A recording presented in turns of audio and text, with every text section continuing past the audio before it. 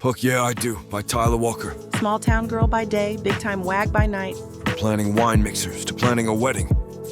Had you told Corey she would be pretending to be married to one of hockey's golden boys, she probably would have asked you if you'd fallen and hit your head on the ice one too many times. But what happens then? Pretending starts feeling real. I'm just saying, the heat between her and Colt could melt the whole rink. Will they crash and burn? Or wind up being endgame?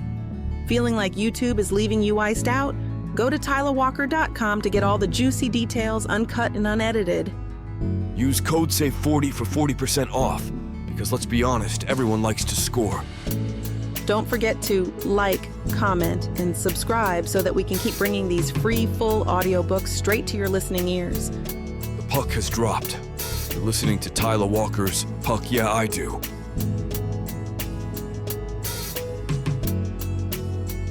Chapter 1. Corey.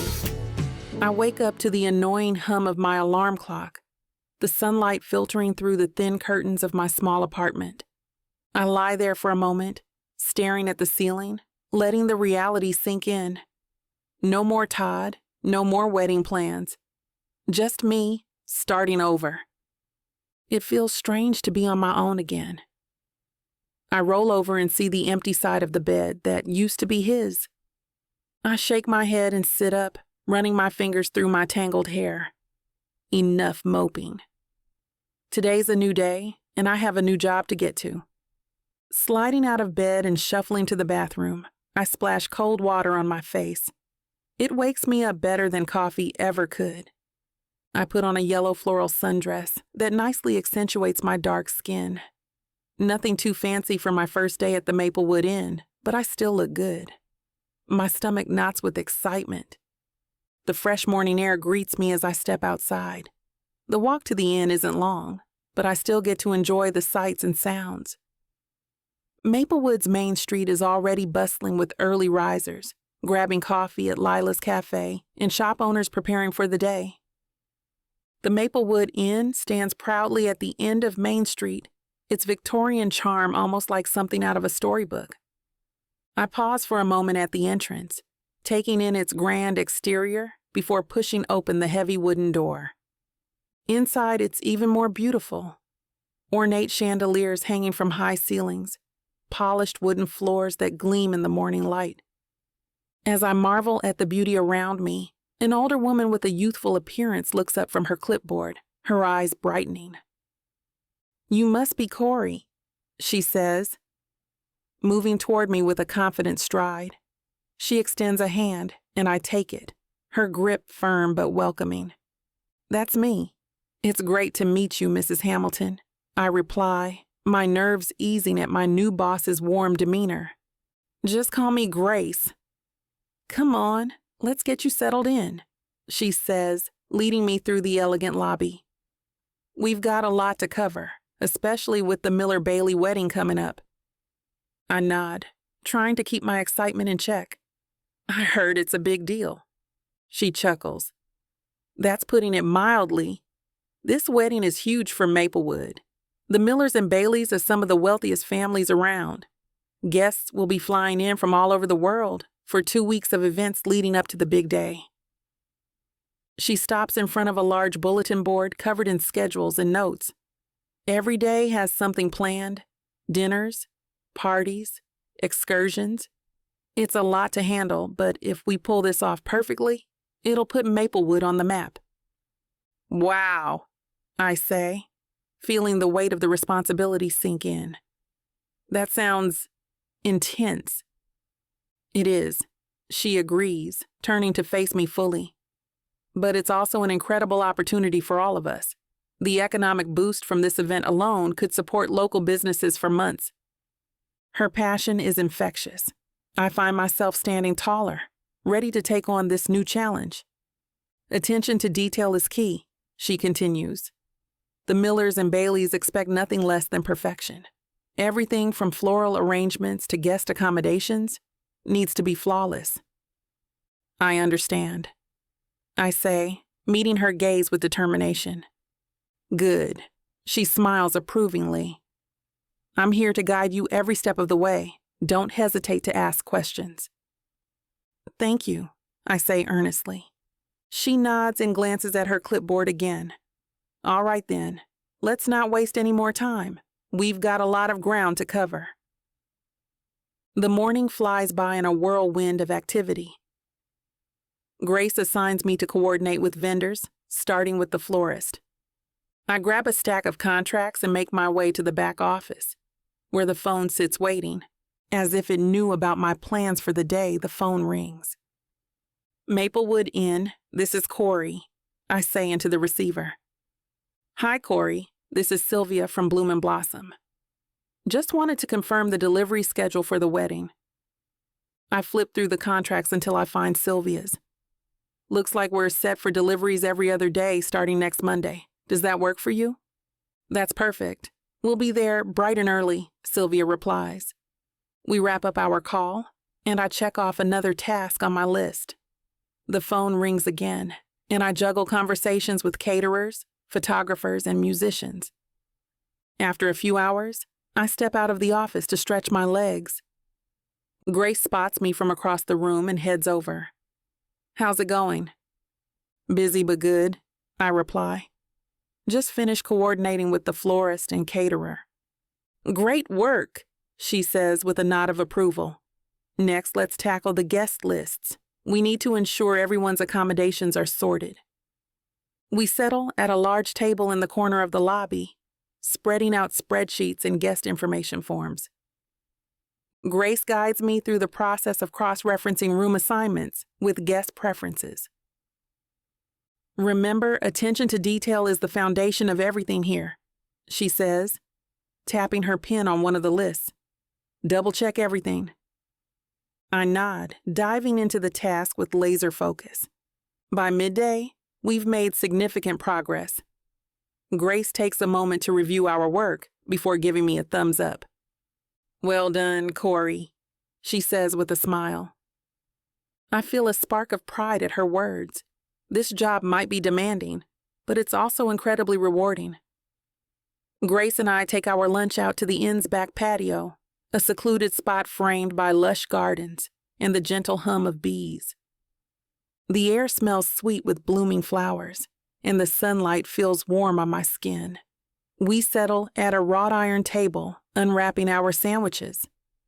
This place is gorgeous, I say, taking a bite. It's hard to believe I get to work here. Grace smiles, leaning back in her chair. It does have its charms. I remember when I first started in this industry, young, eager, and just as starry-eyed as you. I chuckle. I bet you've got some stories. Oh, plenty. She takes a sip of her iced tea, eyes twinkling with nostalgia. I once had to coordinate a wedding where the bride wanted live peacocks roaming the reception hall.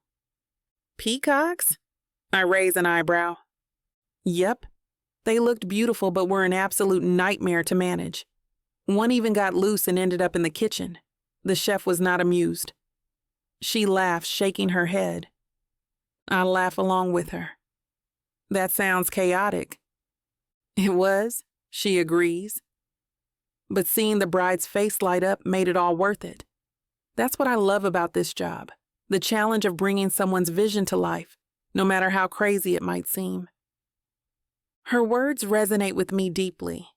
There's something magical about creating moments that people will remember forever. I get that, I say softly. I've always loved organizing things. Parties, school events, even family gatherings. Seeing everyone happy and everything coming together perfectly, there's nothing like it. Grace nods. That passion is what makes a great event planner. It's not just about logistics. It's about heart. We sit in comfortable silence for a moment, enjoying our lunch and the peaceful garden around us. What's been your favorite event to plan? I ask eventually. She thinks for a moment before replying. Probably my sister's wedding. It was my first big project on my own. I poured everything into it. Blood, sweat, and tears. But seeing her walk down the aisle with that smile on her face, It made all the sleepless nights worth it. I smile at the thought. You must have felt so proud. I did, she admits with a nod. And that feeling never gets old, no matter how many events you plan. Hearing Grace's stories fills me with renewed determination. If she can handle peacocks and sleepless nights and still find joy in this work, then maybe I can too. The sun dips low as I finally walk home, a sense of accomplishment buoying my steps. The day was a whirlwind, but I loved every second of it. Grace's mentorship, the buzz of activity, the thrill of planning.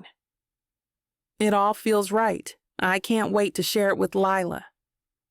I push open the door to her cafe, the familiar scent of coffee and baked goods wrapping around me like a warm hug. My best friend looks up from behind the counter and beams when she sees me. Hey there, how'd it go? She asks, sliding a mug of my favorite chai latte toward me. I take a seat at the counter and wrap my hands around the warm mug. It was amazing. Crazy busy, but so fulfilling. Grace is incredible. Lila leans in, her dark eyes sparkling with curiosity. Tell me everything. I recount the day's events, the calls with vendors, organizing guest lists, even lunch on the patio with Grace's peacock story. Lila listens intently, nodding along. That sounds like you're exactly where you need to be, she says when I finish. I think so, I reply, feeling lighter for having shared my day. Lila hesitates for a moment before speaking again. I hate to bring this up, but Todd stopped by today. My stomach turns at the mention of his name. What did he want? He asked about you, she says softly. Wanted to know how you're doing. Disgust wells up inside me. He needs to leave me alone. Lila reaches across the counter and squeezes my hand. He does. But remember, you're strong and independent now. You don't have to put up with him or his drama. I take a deep breath, letting her words sink in. She's right. I'm not that same person who felt trapped by Todd's manipulations. I'm done with him, I say firmly. Lila nods approvingly. Good. Focus on you and your new job. You're doing great things already. We chat for a bit longer about lighter topics until it's time for me to head home. As I step outside into the cool evening air, I feel a renewed sense of purpose settling over me like a comforting blanket. Back in my apartment, I change into pajamas and crawl into bed, exhaustion mingling with satisfaction from a productive day. For once, my mind isn't racing with worries or doubts. It's filled with plans for tomorrow and excitement for what lies ahead. I close my eyes and drift off to sleep with a smile on my face, ready to embrace whatever comes next. Chapter 2. Colt. The bridge to Maplewood looms ahead, a narrow ribbon connecting the island to the mainland. I ease my rented SUV onto it, rolling down the window to take in the briny air. The town sprawls out in front of me like a picture postcard. Charming shops, winding streets, and the ocean just beyond. My kind of place if it weren't for the whole everyone knows everyone thing. As I pull into the Maplewood Inn's gravel lot, a couple of teenagers whisper and glance my way. Their excitement is almost tangible, but I only flash them a quick smile before grabbing my bag and quickly heading inside. The last thing I need is a selfie going viral right now. The lobby's got this old-world charm. Polished wood floors, plush armchairs, and a fireplace that looks like it's been warming souls for centuries. I approach the front desk where an older man in a bow tie greets me with a warm smile. Welcome to Maplewood Inn. How can I help you? I have a reservation, I say, adjusting my baseball cap lower over my eyes. Colt Miller. He hands me an ornate key. Room 69. Enjoy your stay. I nod and head for the stairs, grateful for the lack of fuss. Once I get there, I take a look around my room. It's nice and cozy with a view of the ocean. Tossing my bag on the bed, I flop down beside it and let out a deep breath. 2 weeks of wedding festivities lie ahead, Jack's big day and all its accompanying hoopla. I glance at my phone. A couple of missed calls from my manager and one from Mom, no doubt wanting to know if I've settled in yet. I unzip my duffel bag and start unpacking. The suits come out first, carefully folded and meticulously selected for the pre-wedding events. I hang them in the closet, making sure they're not creased. A dark gray one for the rehearsal dinner, a navy blue for the welcome party, and a classic black tux for the big day itself. Every outfit is a reminder of the public face I have to put on, even in a place as small as Maplewood. I catch a glimpse of myself in the mirror above the dresser. The man looking back at me seems tired, worn down by endless expectations and appearances. I turn away and continue unpacking, pulling out my casual clothes next. Jeans, t-shirts, a couple of hoodies, clothes that feel like me. My phone buzzes on the nightstand. I glance at it, seeing that it's Mark, my agent. I consider answering, but decide against it. Mark's always got something to say about maintaining my image or capitalizing on opportunities. But this weekend isn't about that. It's about Jack and Amelia. It's about my brother and the new chapter of his life. I toss the phone onto the bed and sit down beside it, running a hand through my hair. The silence in the room feels both liberating and unsettling. No roaring crowds, no flashing cameras, just the distant sound of waves crashing against the shore. With everything now in its place, I survey the room.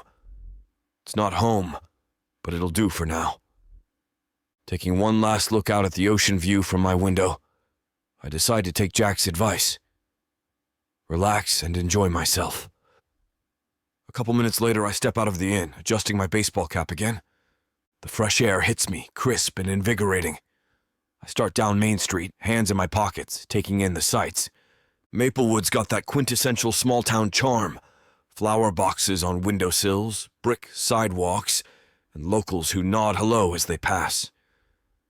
It feels good to be somewhere that doesn't scream Celebrity Central. But I'm not naive. I know it's only a matter of time before someone puts two and two together. For now, I'm enjoying the rare anonymity. The smell of fresh bread and coffee wafts from a nearby diner. My stomach grumbles, reminding me I haven't eaten since breakfast. I push open the door and step inside, greeted by the jingle of a bell. The place is cozy, booths with red vinyl seats, checkered floors, and a counter where a few regulars are perched on stools. It's exactly what you'd expect from a small-town diner, and I love it. Sliding into a booth near the window, I grab a menu more out of habit than necessity. A waitress with a kind smile approaches. "What can I get you?" "Just a black coffee," I say, offering a smile in return. She nods and heads to the counter. I lean back in the booth, watching as life goes on around me. Conversations blend into a low hum. Kids discussing school projects, older folks reminiscing about the good old days. The waitress returns with my coffee, setting it down gently in front of me. "Here you go. Need anything else?" "This is perfect, thanks." She nods again and moves on to another table. I wrap my hands around the mug, feeling its warmth seep into my fingers. Sipping the coffee slowly, I let myself relax. There are no cameras or flashing lights, just the simple pleasure of being another face in the crowd. It's liberating in its own way. A couple at a nearby table glances my way briefly but returns to their conversation without any sign of recognition. I savor the moment, the ordinariness of it all, and remind myself to enjoy it while it lasts. My phone buzzes again in my pocket. Ignoring it for now, I look out the window at Maplewood's Main Street. The town has this timeless quality to it, a place where people take their time and appreciate the little things. For today, at least, I'm just another guy enjoying his coffee in a small-town diner where no one recognizes him. And that's more than enough for me. Walking back to the inn, I fish my phone out of my pocket. Another missed call from Mom stares up at me. Might as well get it over with. I hit the callback button and listen to the ring. Colt, honey. Her voice is bright, but I can hear the underlying concern. Hey, Mom, what's up? I was just thinking about you. How's Maplewood? Is everything okay? Yeah, it's fine. Quiet, which is nice. There's a pause. I can almost hear her formulating her next question. You know, with Jack getting married and all, it makes me wonder when you'll settle down. Here we go. Mom, can we not do this right now? I'm just saying, she continues, undeterred. You're not getting any younger, and being a professional athlete won't last forever. I'm aware. My tone sharpens more than I intended. She sighs, clearly frustrated by my lack of engagement in this topic. I just want you to be happy, Colt. I am happy. It comes out more defensive than reassuring. She softens her tone, trying a different tactic. Have you met anyone special lately? I rub the back of my neck, searching for patience. Mom, I'm focused on my career right now. Relationships aren't exactly a priority. I understand that, but don't you want someone to share your life with? Someone who understands you? I stop walking and lean against a lamppost, staring out at the ocean in the distance. I appreciate your concern, but I've got a lot on my plate with the wedding and everything else. Her voice grows gentle again. Speaking of the wedding, have you decided on your speech yet? Yeah, I've got a few ideas. Mostly about how Jack used to cheat at mini-golf when we were kids. She laughs lightly. Just don't embarrass him too much. Don't worry. I'll keep it PG. We fall into a comfortable silence for a moment before she speaks again. I love you, Colt. I sigh. I love you too, Mom.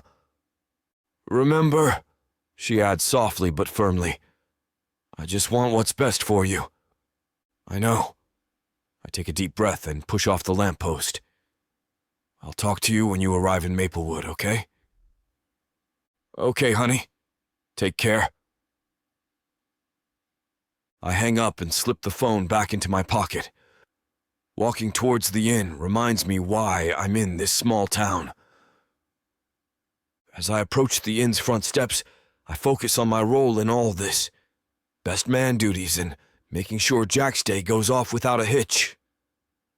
No time for anything else right now. Just family and keeping things simple. I push open the heavy wooden door of the inn and step into the cool, welcoming lobby. The scent of polished wood and old books fills the air, mingling with the faint aroma of fresh flowers from a vase on the reception desk. As I make my way towards the staircase, I spot Jack and Amelia near the fireplace, deep in conversation. Well, if it isn't Mr. Hockey Superstar himself, Jack calls out, grinning as he spots me. He looks every bit the charming groom-to-be in his tailored shirt and casual slacks. Amelia stands beside him, radiant and relaxed. I walk over, shaking my head with a smile. Hey, Jack, Amelia. Amelia's smile widens as she gives me a quick hug. Colt, it's so good to see you. How was your trip? Not bad, I reply. Maplewood's got its charm. Jack chuckles, clapping me on the shoulder. Yeah, it's a nice change from all the craziness. You settle in okay? Yeah, room's great, I say, leaning against the back of a nearby armchair. Jack gives me a playful nudge. So, are you planning on meeting anyone special while you're here? You know, small-town romance and all that? I roll my eyes. Really? You're gonna start with that already? Amelia joins in with a soft laugh of her own. Oh, come on, Colt. You never know what might happen. Small towns are often full of surprises. Yeah, like I'm here for anything other than your wedding, I reply, chuckling. Jack smirks and raises an eyebrow. You never know when love will strike. I shake my head again. more amused than annoyed. I'm good, thanks. Amelia offers an encouraging smile that feels genuine and warm. Just keep an open mind, that's all we're saying. Sure, I say noncommittally, glancing around at the bustling inn staff preparing for another busy day of wedding prep. Jack laughs and changes the subject. Anyway, we've got a lot lined up for you this week. Golf tomorrow morning? Sounds good, I reply, grateful for the shift away from my love life. We chat for a few more minutes about the wedding schedule before parting ways. Jack heads off to handle some last-minute details with Amelia in tow. I watch them walk away for a moment before heading upstairs to my room again. This week is all about Jack and Amelia. Anything else is just background noise. Chapter 3. Corey. I arrive at the local botanical gardens just as the first rays of sunlight filter through the trees, casting a golden glow over everything. The serenity of the place immediately lifts my spirits, a nice change from yesterday's busy introduction to my new job. The scent of blooming flowers mixes with the crisp morning air, creating a sense of calm that I haven't felt in a while. Good morning, Corey, Grace's voice rings out as she approaches, clipboard in hand. Morning, Grace, I reply, giving her a smile. This place is stunning, isn't it? Perfect for today's event, she says, eyes sparkling with enthusiasm. Let's get started. We've got so much to do before the guests arrive. We dive into the setup, arranging tables and chairs, draping linens, and setting up centerpieces. The gardens are coming to life with every touch we add. I lose myself in the work, enjoying the rhythm of it. Can you handle setting up the guest book station? Grace asks, glancing over her shoulder as she ties a ribbon around a bouquet. On it, I say, grabbing the box of supplies and heading to the designated spot. The guest book station is under a canopy of wisteria, its purple blooms hanging gracefully above. I set up the table, arranging pens and the elegant leather-bound book. A light breeze rustles the pages as if inviting guests to leave their mark. While setting up the guest book station, I realize I need help moving some heavy boxes of candles. I scan the area and spot a tall, athletic man nearby, seemingly absorbed in the scenery. He's dressed casually, but I can see that he is fit. He would be able to make easy work of these heavy boxes. Excuse me, I call out, hoping to get his attention. He turns around, and for a moment I'm taken aback by his striking features. Sharp jawline, piercing eyes. Definitely not someone from around here. I would have remembered him. Yes, he responds, a hint of apprehension in his voice. I need some help with these boxes, I say, pointing to the stack behind me. They're too heavy for me to lift on my own. Could you spare a few moments, please? Sure thing, he says, walking over after seemingly sighing with relief. Where do you need them? Just over there by the canopy, I reply, trying not to stare as he easily lifts the first box. His strength is impressive, and I can't help but appreciate the view. So, you're part of the wedding staff? He asks as he sets the box down gently. Yep, I say, grabbing a smaller box to keep myself busy. Second day on the job, actually. He raises an eyebrow. And you're already bossing people around? I laugh. Just taking initiative. Besides, it's not every day a guest with your physique is around to help. Well, technically I'm not just any guest, he says with a smirk that sends a strange thrill through me. Oh? Should I be worried? I tease back. He shakes his head, amused. I'm Colt, here for my brother Jack's wedding. I'm Corey Williams, I say, extending a hand. His grip is firm but warm, and it sends a jolt of unexpected electricity through me. Nice to meet you, Corey, he says, his eyes locking onto mine for a moment longer than necessary. He glances around. I haven't been here long, so I don't know all the attractions. What's your favorite spot in Maplewood? I laugh, thinking of all the places that make this town special. Probably Lila's Cafe, best coffee on the island, hands down. Really? Colt says, stacking another box. I'll have to check it out. I could use a good cup of coffee. You definitely should, I say, nodding enthusiastically. What about you? Do you have any favorite spots here yet? Well, considering I just got here yesterday, he chuckles. I haven't explored much. But I did stop by a diner on Main Street for coffee. Quaint place. That's Maplewood for you, I reply with a grin. Quaint but charming. He looks around the garden, taking in the lush greenery and vibrant flowers. This place is beautiful too. It's like something out of a storybook. Yeah, the botanical gardens are one of my favorite spots, I admit. It's peaceful here, a nice escape from everything. He nods thoughtfully. I can see why you'd feel that way. Sometimes it's good to get away from all the noise. Well, you're not in LA or New York now, I say with a wink. We're more about low-key charm and small-town vibes than bustling streets and late-night entertainment. Low-key sounds perfect right about now, he says softly.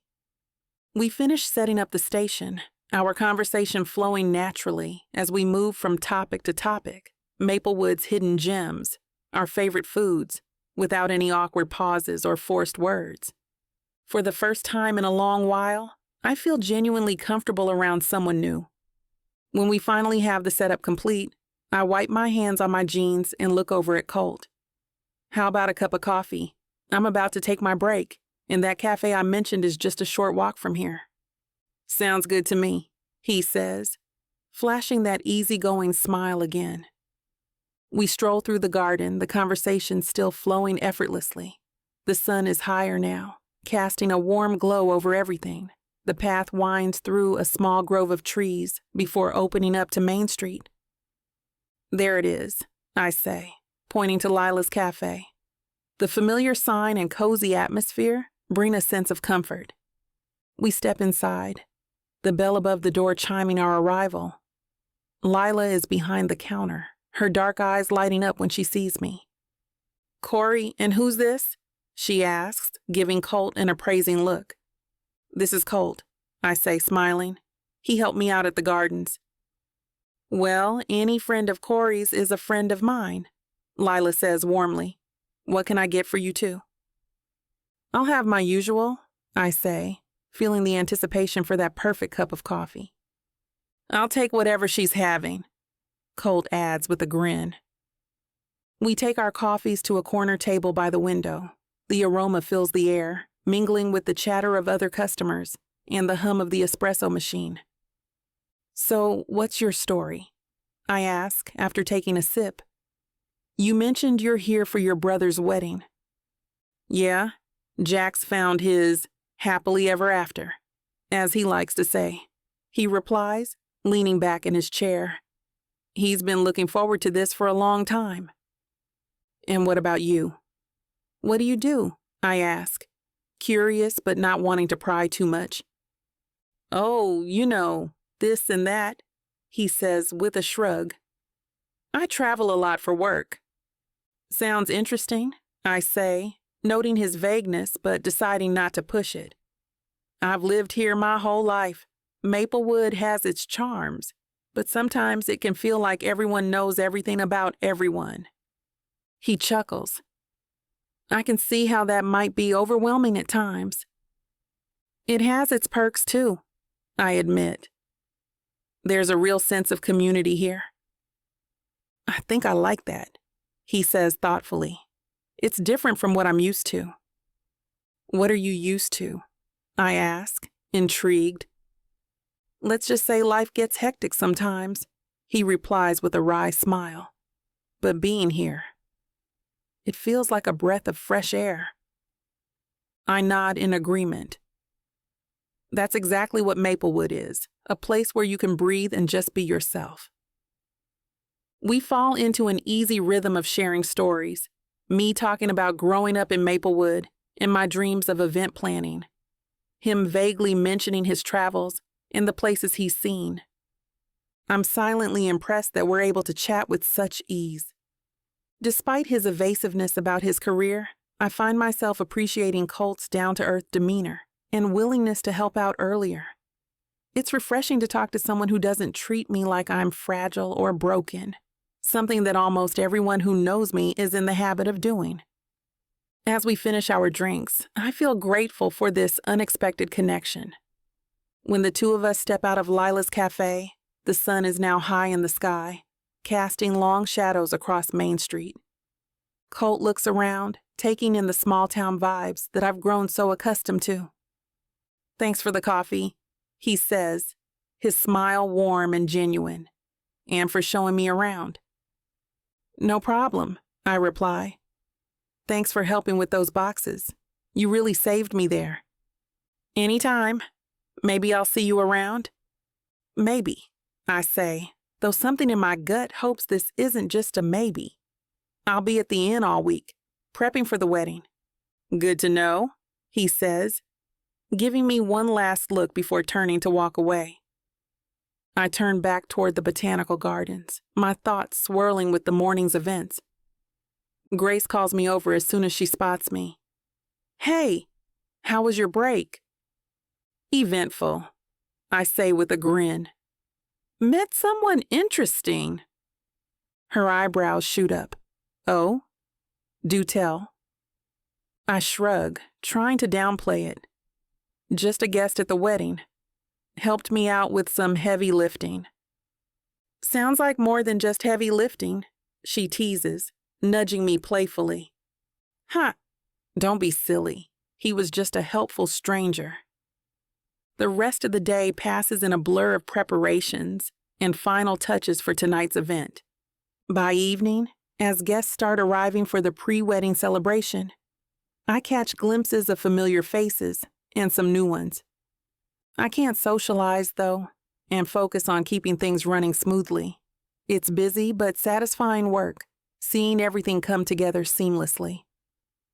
As I move through the crowd, ensuring the guests are happy, I can't help but wonder if Colt is somewhere among the crowd. We wrap up the night with everything going off without a hitch. Grace is especially pleased, hugging me tightly as we say goodnight. Exhausted but content, I head back to my apartment. Before I fall asleep, I can't help but feel that today was more than just another day at work. It was a reminder that sometimes life has unexpected surprises waiting just around the corner.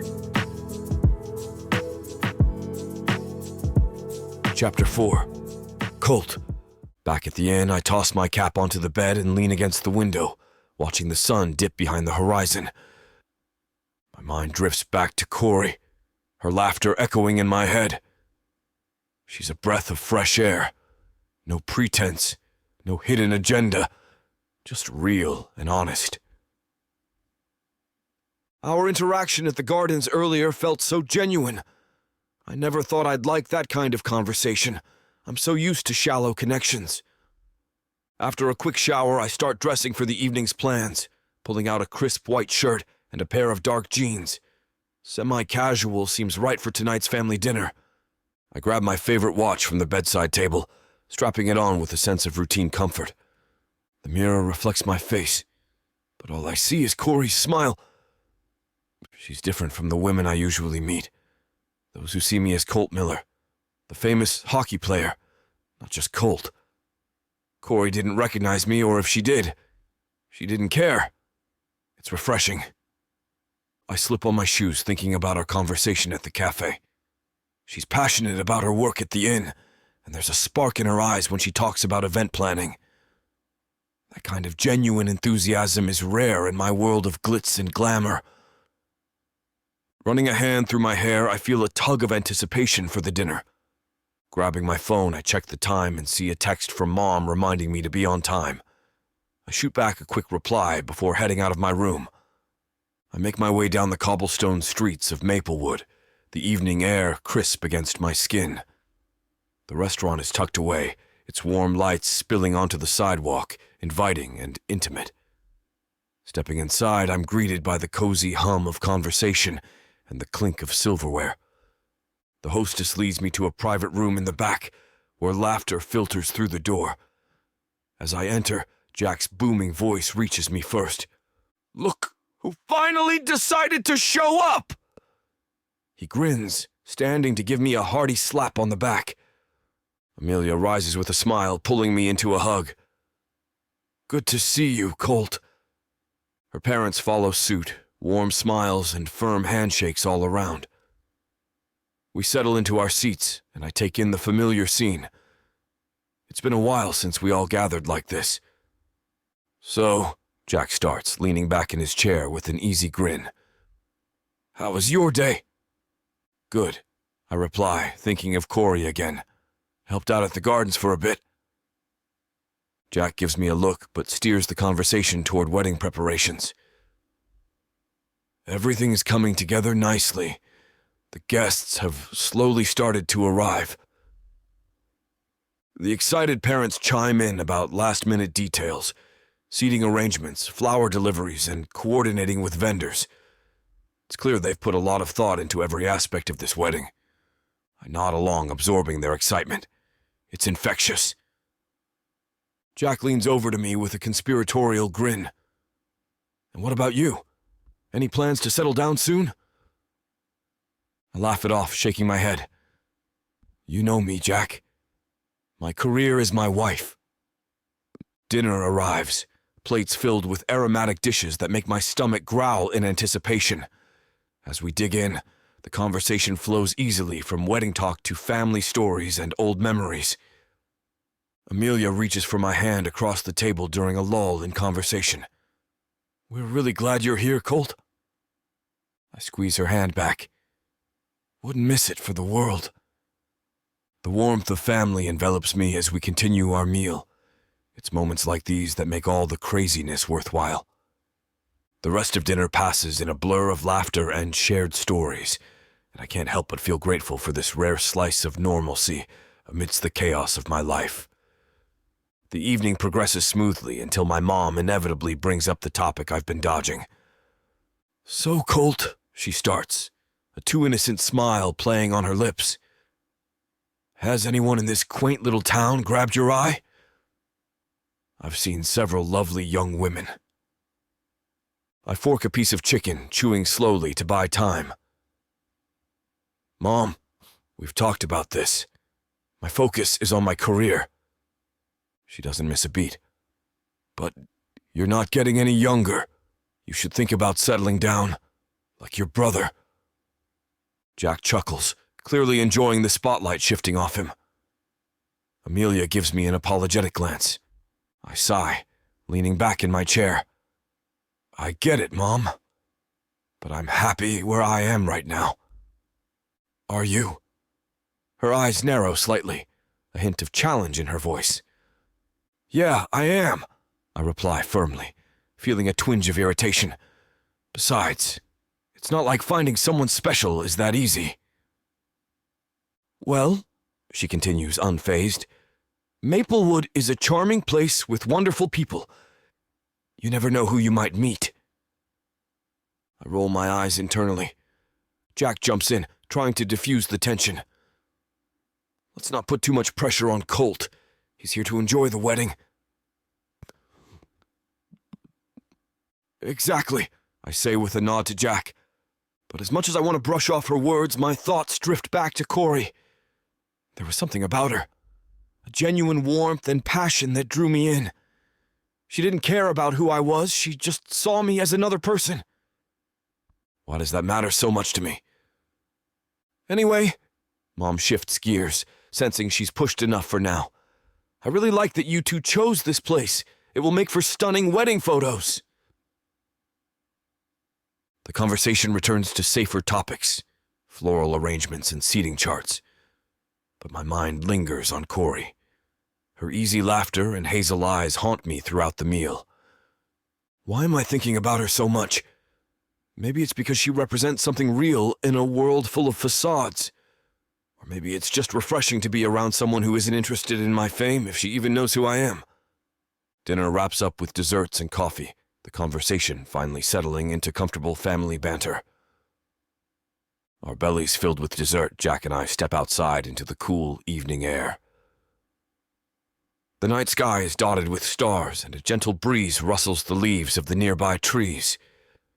We walk a few steps away from the restaurant, giving us a bit of privacy. Jack nudges me with his elbow, a playful grin on his face. "So, little brother, how are you finding Maplewood?" I chuckle, shaking my head.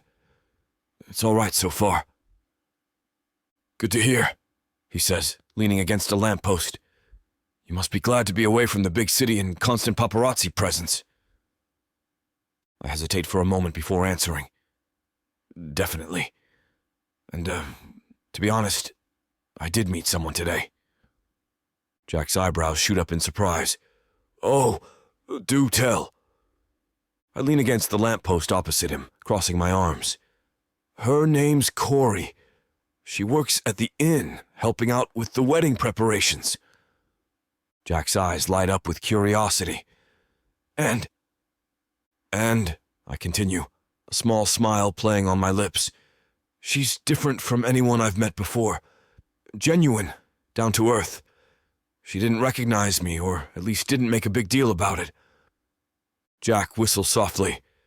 "Sounds like she made quite an impression."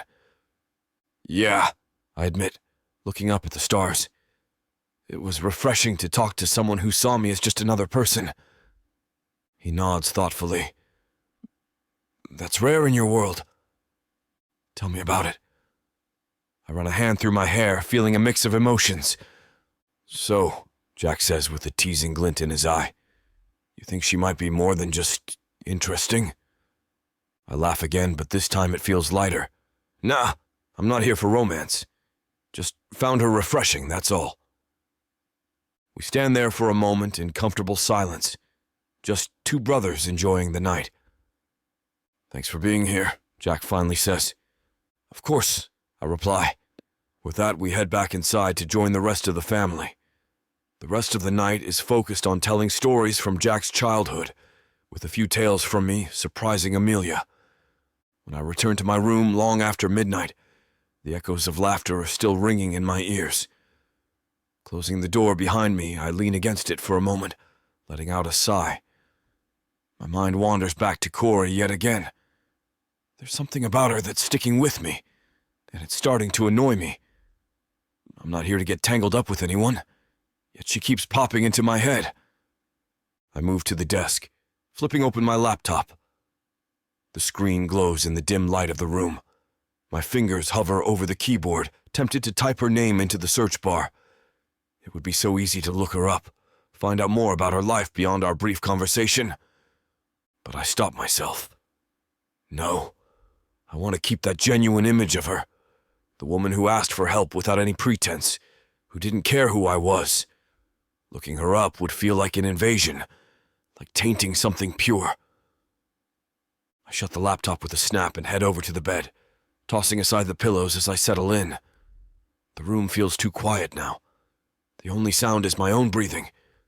Pulling the covers over myself, I stare at the ceiling. Thoughts of Corey swirl in my mind. Her easy smile, the way she laughed when we talked about our favorite spots in town. There was a warmth to her that felt real and unforced. I try to push these thoughts away, focusing instead on the wedding preparations and my role as best man. It's a big honor for me, and I'm going to take it seriously. Finally, I close my eyes, hoping sleep will come soon and give me a break from this relentless curiosity. But even as I drift off, that curiosity and anticipation lingers, leaving me restless in the quiet darkness of my room. Chapter 5. Corey. The next morning, I step into the Maplewood Inn, and the familiar scent of freshly polished wood greets me. Grace is already at the front desk, a smile playing on her lips. "Morning, Corey," she calls out, holding up a glossy sports magazine. "You might want to see this." I walk over, curious. The magazine's cover catches my eye immediately. There, in bold letters, it reads, "Colt Miller. The Predators star forward." And there's Colt, looking every bit the confident athlete I met yesterday. My heart drops into my stomach. Wait, Colt? As in the guy who helped me with the boxes? Grace nods, her eyes twinkling with amusement. Yep, that's him. I take a deep breath, trying to process this new information. He's famous? Very, Grace confirms. NHL star. He's here for the Miller-Bailey wedding. I feel like I've been hit by a truck. Colt, the charming guy who shared coffee and conversation with me yesterday, is a celebrity. Why didn't he say anything? I mutter, more to myself than to Grace. Maybe he enjoyed not being recognized, she suggests with a shrug. It's not every day someone treats him like just another guy. My mind races as I think back to our conversation. He'd been so down to earth, so real. Now I know why he was vague about his profession. He must get tired of people treating him differently because of his fame. Grace puts a hand on my shoulder, pulling me out of my thoughts. Corey, are you okay? I shake my head slightly, trying to clear the fog of confusion and disappointment. Yeah, it's just, I didn't expect this. I know it's probably a lot to take in, Grace says softly, but don't let it change how you see him. I just don't want to get caught up in some media circus, I admit. The thought of paparazzi swarming around Maplewood because of Colt makes my skin crawl. She gives me a reassuring smile. Take it one step at a time. You two barely know each other. No use getting worked up yet. I nod slowly, trying to steady my racing thoughts. One step at a time sounds like good advice right now. Throughout the morning, I struggle to focus on my tasks. My hands move automatically, arranging centerpieces and double-checking the guest list, but my mind keeps drifting back to Colt. Why didn't he just mention something? I mutter to myself for the 100th time. It's like a record stuck on repeat in my head. The thought of him being famous, with all the baggage that comes with it, makes me uneasy. The weirdest thing is, I don't know why I care so much. Grace catches me zoning out for the 3rd time and waves a hand in front of my face. Earth to Corey. I snap back to reality, feeling my cheeks heat up. Sorry, Grace, I'm just distracted. She gives me a knowing look, but doesn't push. Instead, she hands me a clipboard. Can you go over the seating arrangements for tonight's dinner? We need to make sure everything is perfect. As I go through the list of names, my thoughts betray me again. I picture Colt sitting at one of these tables, surrounded by people who see him as nothing more than a star athlete. The idea of dealing with all that attention, being shoved into the public eye, sends a shiver down my spine. I've seen enough celebrity gossip magazines to know how ruthless they can be. A little later, the sun's warmth wraps around me as I walk towards Lila's cafe, hoping a coffee break will clear my head. Halfway there, I see him, Todd. He stands near the entrance of the cafe, his eyes narrowing as they lock onto mine. Great. Just what I need. Corey? He calls out, his voice dripping with false charm. Can we talk? I stiffen but force myself to approach him. Todd, what do you want? I've been thinking. He begins, stepping closer. I made mistakes, but I'm willing to make things right. We can fix this. I can feel my patience slipping away like sand through my fingers. There's nothing to fix. We're over. His jaw tightens, and for a moment I see the old controlling Todd behind his pleading eyes. Come on, Corey. You know we were good together. No, I say firmly. We weren't. Is there someone else? He asks suddenly, suspicion flaring in his eyes. My mind races for an escape route. Yes. I lie without hesitation. There is someone else. Todd looks taken aback, then hurt. For a second, I almost feel sorry for him. Almost. Who? He demands. That's none of your business, I reply sharply. He takes a step back, hopefully getting the message. Fine, he mutters. But you'll regret this. I don't respond, just watch as he turns and walks away.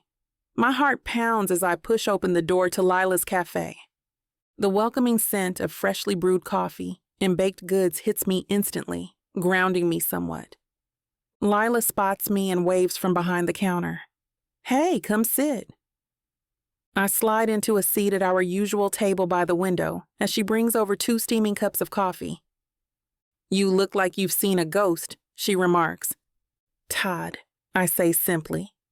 She hands me a steaming cup of coffee and sits back in her chair. What did he want? The usual, wanted to get back together, I say with a roll of my eyes. Lila scoffs. That guy doesn't know when to quit. I told him I was seeing someone else just to get rid of him, I admit sheepishly. Lila raises an eyebrow. Someone else? Her eyes widen.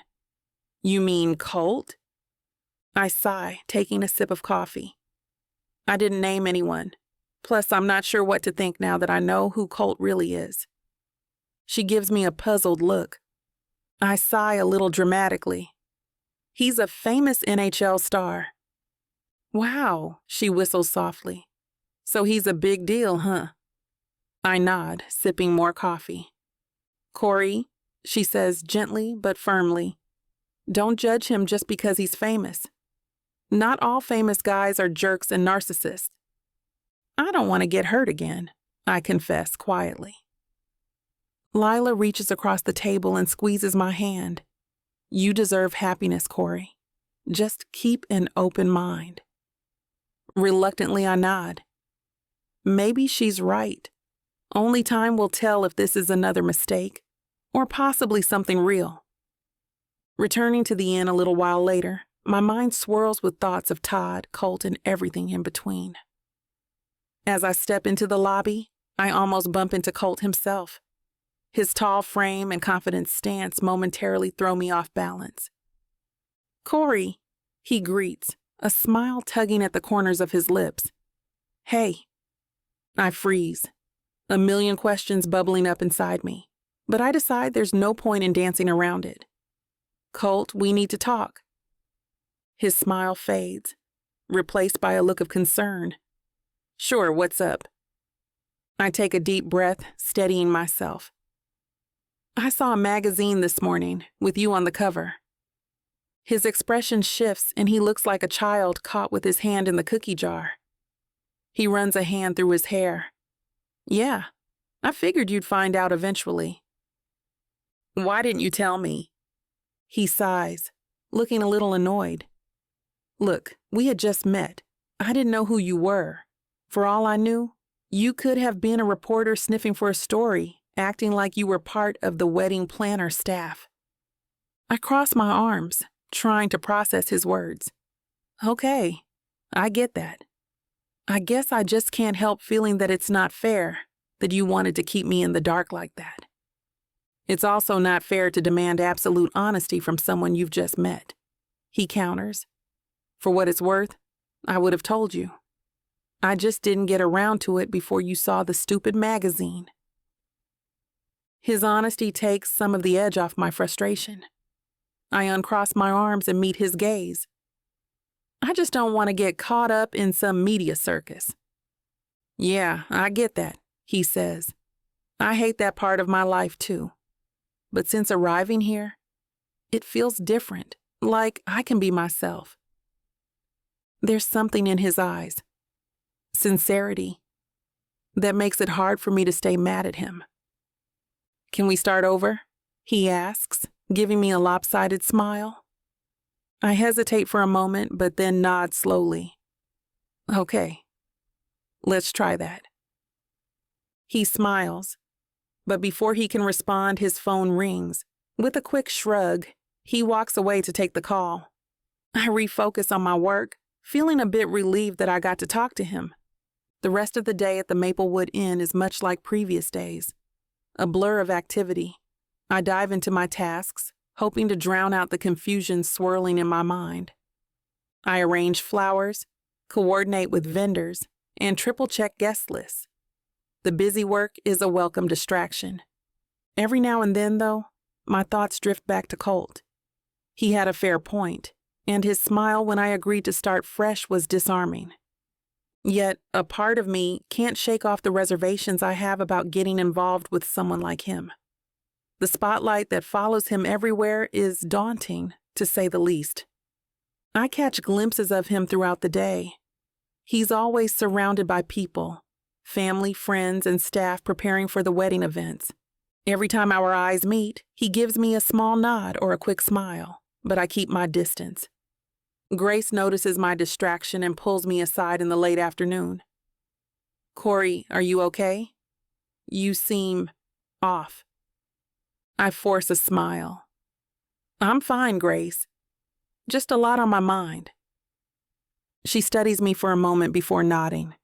"If you need to talk, I'm here."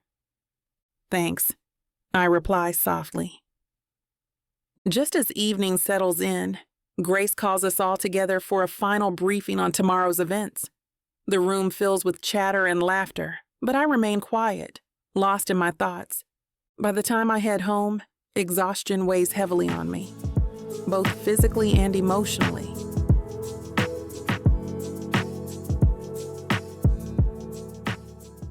I thought I was getting a fake marriage, but I didn't know my story was being told by Miss Tyler. This isn't just any fake marriage, now is it? No, you introduced me to the devil. Come on, girl, Jacob isn't that bad. Oh, I love Jacob. His family, on the other hand. Beggars can't be choosers, Nyla. You should be grateful I even let Jacob Stone look your way. I just wanted to save my granddaddy. Is that so bad?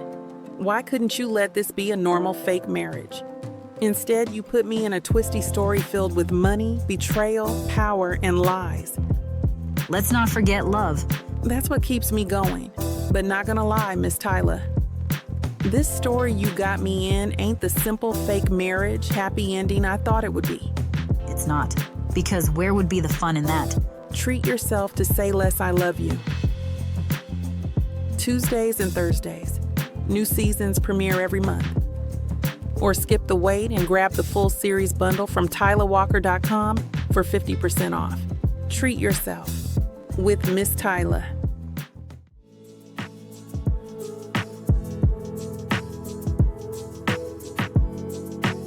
Chapter 6.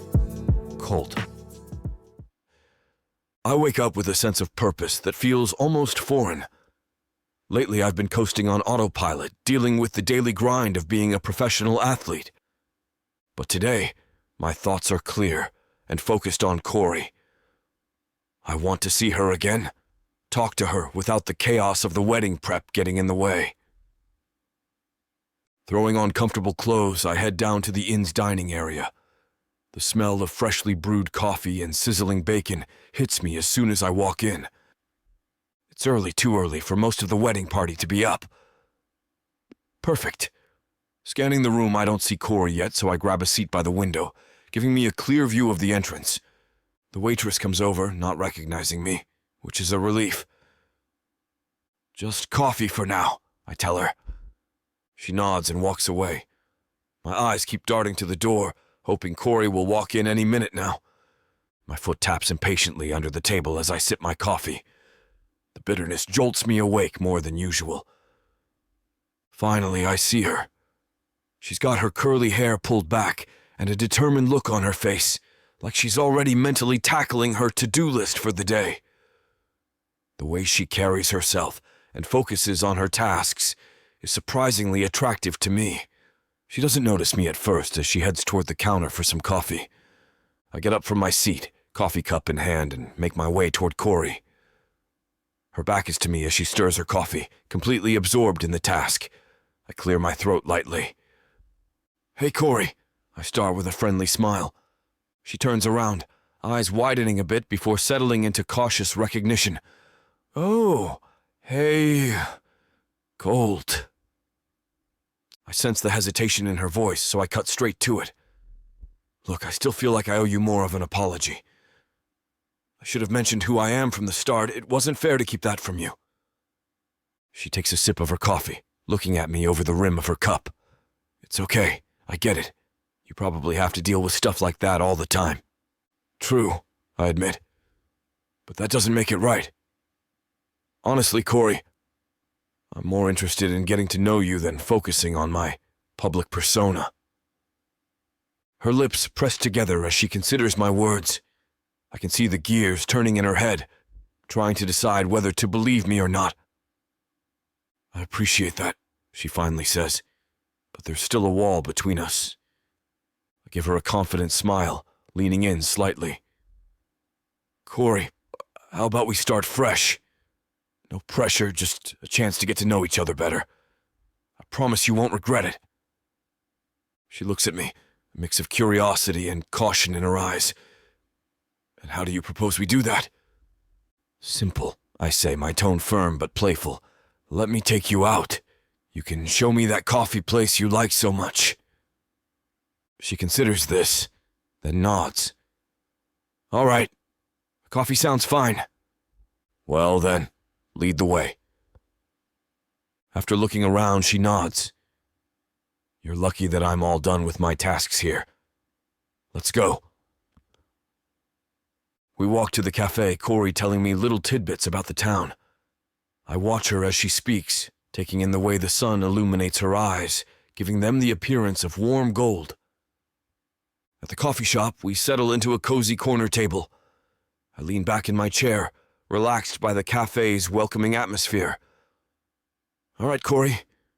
Tell me something interesting about yourself. What do you do when you're not bossing around strangers? I like to paint, but it's been a while since I dedicated some time to it. I raise an eyebrow. Yeah? Why? This is proving easy. Getting someone to talk about themselves is one of the best ways to make a lasting impression. Her eyes dart away and she shrugs. Just been too busy lately. I can sense there's more to it, but our coffee arrives, stopping me from probing further. I'd love to see your work sometime. She laughs softly. We'll see about that. The conversation flows easily, and I can tell she's enjoying herself. As we finish our drinks, I lean back and say, I had a great time, Corey. How about we do this again sometime?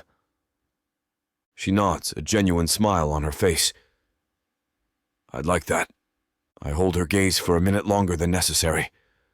Tell me more about you. She doesn't look away, but instead meets my gaze with a smile. I like that.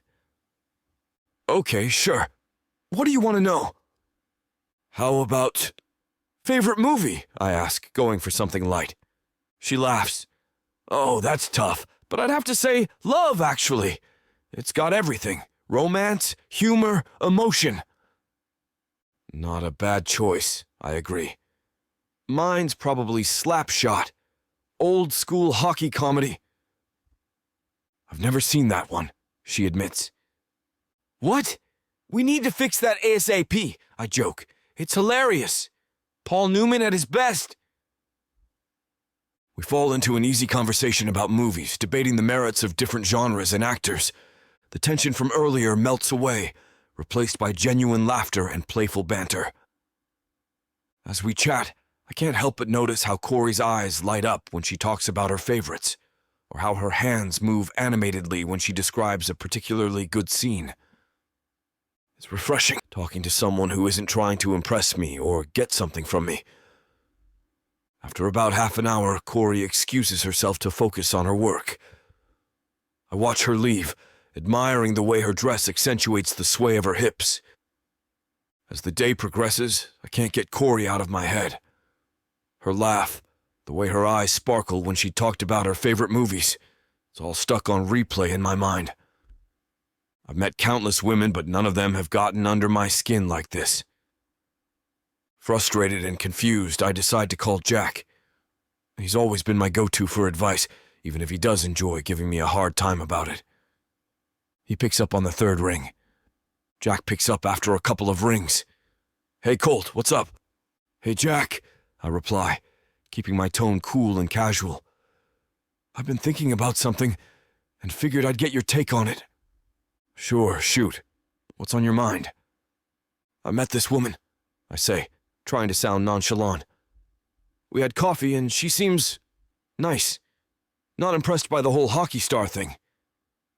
Actually, she was kinda pissed when she found out who I was. Jack laughs. Sounds like she's got some spunk, so what's the problem? She just got out of a relationship. Said she's not looking to jump into anything. Ah, he says knowingly. And let me guess, that's just making you want her more? Oh, piss off, I grumble. Look, Colt. His voice turns serious. If you really like this girl, be patient. Show her the real you, not the hockey star. I know you're not the romantic kind, but it might be time to rethink your attitude. Let's not get ahead of ourselves. Just want to know how to keep things smooth while making a good impression. All right, Jack says, still amused. Just don't overthink it. Thanks, Jack. No problem. And little bro, he adds, his tone teasing. It's about time you found someone worth pursuing. Mom will be thrilled. Shut up. I roll my eyes, though he can't see me, and hang up. I'm sipping coffee in the inn's lobby when someone wearing a blazer from the local high school approaches me. His eyes light up with recognition, and I brace myself for the usual fan interaction. Colt Miller? I can't believe it. He extends his hand. I'm Coach Larson from Maplewood High. He makes small talk, sharing the team's achievements, but I don't catch everything, listening with half an ear. He clears his throat nervously. Look, I know it's a lot to ask, but the team would flip if you could stop by for one of our practices. I'm about to politely decline when I catch sight of Corey across the room. She's arranging flowers, completely focused on her task. An idea strikes me. You know what? I'd love to, I say, shaking his hand firmly. When's your next practice? His face breaks into a huge grin. Really? That's fantastic! The kids will be thrilled! As we hash out the details, I can't help but glance over at Corey. This could be my chance to show her I'm more than just a famous face. Chapter 6. Colt. I wake up with a sense of purpose that feels almost foreign. Lately, I've been coasting on autopilot, dealing with the daily grind of being a professional athlete. But today, my thoughts are clear and focused on Corey. I want to see her again, talk to her without the chaos of the wedding prep getting in the way. Throwing on comfortable clothes, I head down to the inn's dining area. The smell of freshly brewed coffee and sizzling bacon hits me as soon as I walk in. It's too early for most of the wedding party to be up. Perfect. Scanning the room, I don't see Corey yet, so I grab a seat by the window, giving me a clear view of the entrance. The waitress comes over, not recognizing me, which is a relief. Just coffee for now, I tell her. She nods and walks away. My eyes keep darting to the door, hoping Corey will walk in any minute now. My foot taps impatiently under the table as I sip my coffee. The bitterness jolts me awake more than usual. Finally, I see her. She's got her curly hair pulled back and a determined look on her face, like she's already mentally tackling her to-do list for the day. The way she carries herself and focuses on her tasks is surprisingly attractive to me. She doesn't notice me at first as she heads toward the counter for some coffee. I get up from my seat, coffee cup in hand, and make my way toward Corey. Her back is to me as she stirs her coffee, completely absorbed in the task. I clear my throat lightly. Hey, Corey, I start with a friendly smile. She turns around, eyes widening a bit before settling into cautious recognition. Oh, hey, Colt. I sense the hesitation in her voice, so I cut straight to it. Look, I still feel like I owe you more of an apology. I should have mentioned who I am from the start. It wasn't fair to keep that from you. She takes a sip of her coffee, looking at me over the rim of her cup. It's okay, I get it. You probably have to deal with stuff like that all the time. True, I admit. But that doesn't make it right. Honestly, Corey, I'm more interested in getting to know you than focusing on my public persona. Her lips press together as she considers my words. I can see the gears turning in her head, trying to decide whether to believe me or not. I appreciate that, she finally says, but there's still a wall between us. I give her a confident smile, leaning in slightly. Corey, how about we start fresh? No pressure, just a chance to get to know each other better. I promise you won't regret it. She looks at me, a mix of curiosity and caution in her eyes. And how do you propose we do that? Simple, I say, my tone firm but playful. Let me take you out. You can show me that coffee place you like so much. She considers this, then nods. All right. Coffee sounds fine. Well then, lead the way. After looking around, she nods. You're lucky that I'm all done with my tasks here. Let's go. We walk to the cafe, Corey telling me little tidbits about the town. I watch her as she speaks, taking in the way the sun illuminates her eyes, giving them the appearance of warm gold. At the coffee shop, we settle into a cozy corner table. I lean back in my chair, relaxed by the cafe's welcoming atmosphere. All right, Corey. Tell me something interesting about yourself. What do you do when you're not bossing around strangers? I like to paint, but it's been a while since I dedicated some time to it. I raise an eyebrow. Yeah? Why? This is proving easy. Getting someone to talk about themselves is one of the best ways to make a lasting impression. Her eyes dart away and she shrugs. Just been too busy lately. I can sense there's more to it, but our coffee arrives, stopping me from probing further. I'd love to see your work sometime. She laughs softly. We'll see about that. The conversation flows easily, and I can tell she's enjoying herself. As we finish our drinks, I lean back and say, I had a great time, Corey. How about we do this again sometime? She nods, a genuine smile on her face. I'd like that. I hold her gaze for a minute longer than necessary. Tell me more about you. She doesn't look away, but instead meets my gaze with a smile. I like that. Okay, sure. What do you want to know?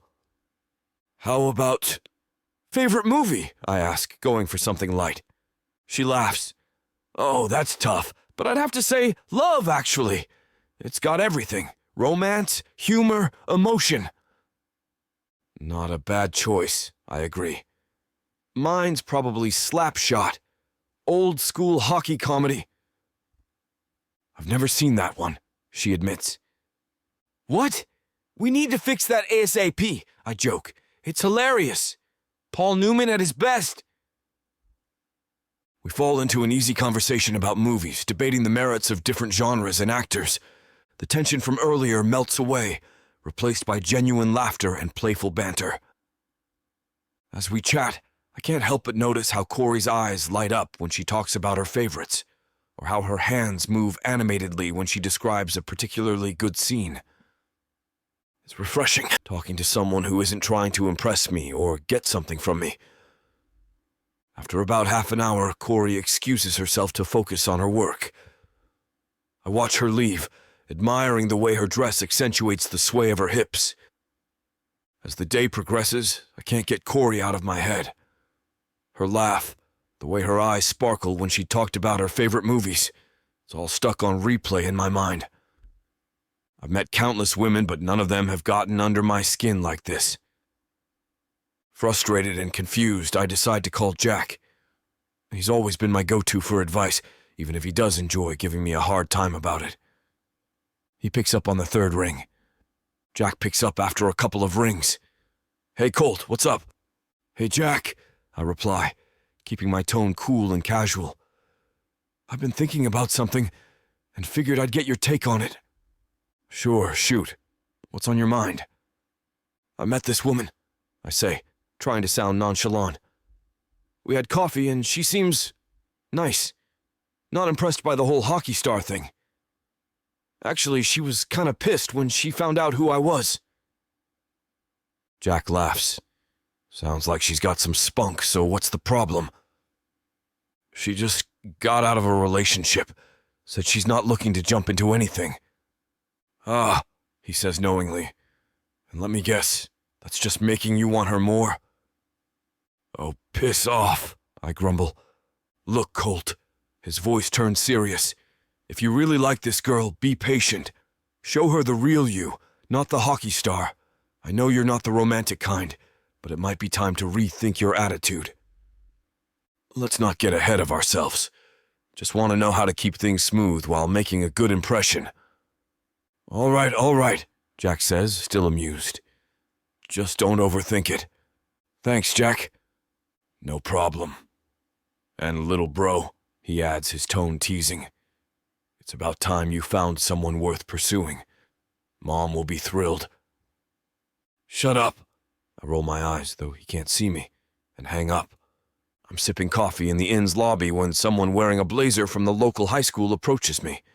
His eyes light up with recognition, and I brace myself for the usual fan interaction.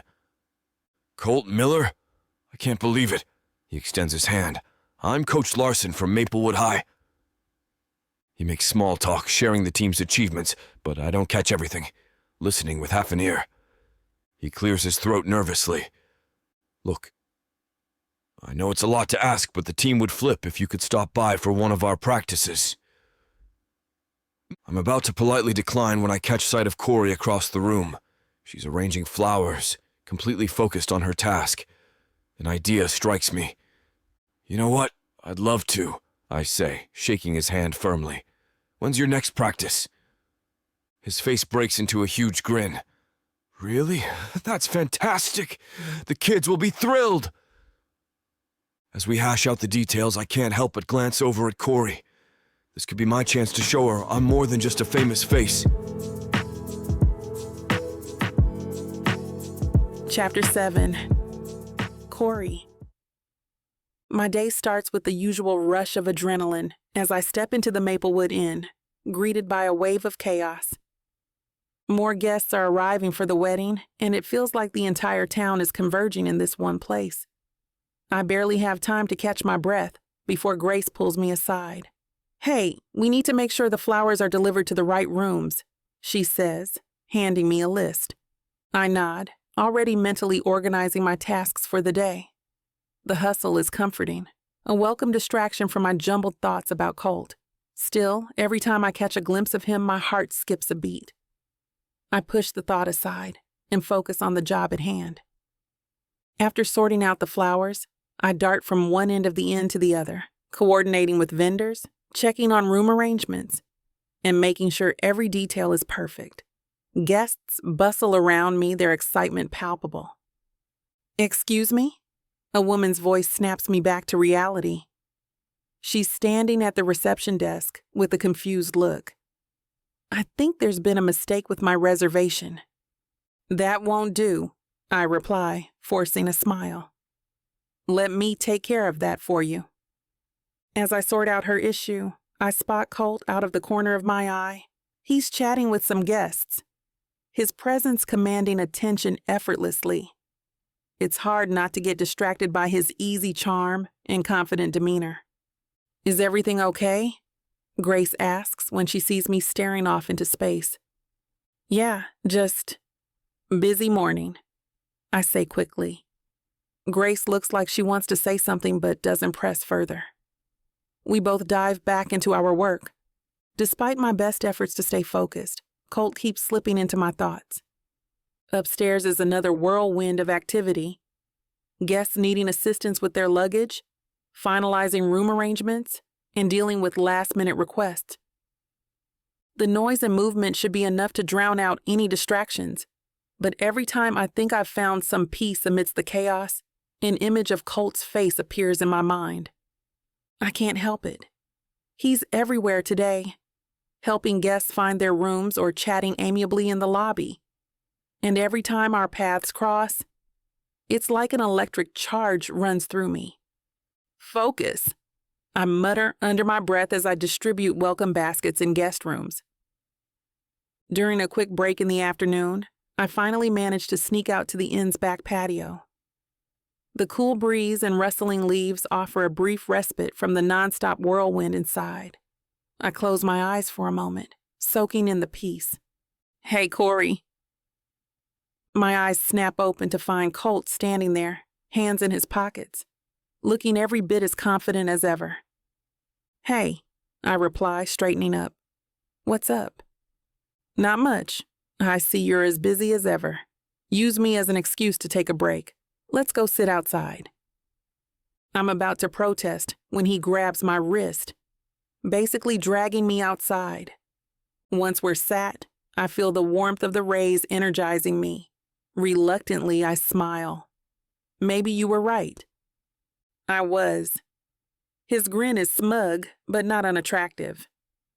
He looks into my eyes in an intense way that makes my heart race. His eyes drift to my mouth for a second, and I have to resist licking my lips, overly aware of his gaze. When he looks back into my eyes, there's a hint of mischief that I can't pretend doesn't excite me. How's your day been so far? It's been good, just busy with work as you could see. How about yours? It's been quiet. I'm not used to such peace, to be honest. I smile. Maplewood is a very peaceful place, which is likely why your brother and his bride chose it for their wedding. Yeah, he nods. Speaking of my brother's wedding, I was actually hoping to talk to you about something. He leans in closer, his expression more serious than I've seen before. I need to ask you something. I nod, curiosity piqued. Okay. Look, my family's been on my case about settling down. They're relentless, especially during big events like this wedding. I nod slowly, trying to grasp where this is going. I know it sounds crazy, he continues, locking eyes with me, but I need a favor. Would you consider being my fake date for the wedding, just to get them off my back? I blink, stunned. Your fake date? Yeah, he says quickly. Just for the main wedding events, you'd be helping me out a lot. I take a moment to process this unexpected proposition. It's not every day someone asks you to be their pretend girlfriend. Why me? Because you're genuine, he replies without hesitation. And I trust you not to turn this into some crazy media stunt or circus. His sincerity takes me by surprise. This is definitely not what I expected when I woke up this morning. And, he adds with a cheeky smile, I'll pay you for your time. Consider it a job. I cross my arms, weighing the offer.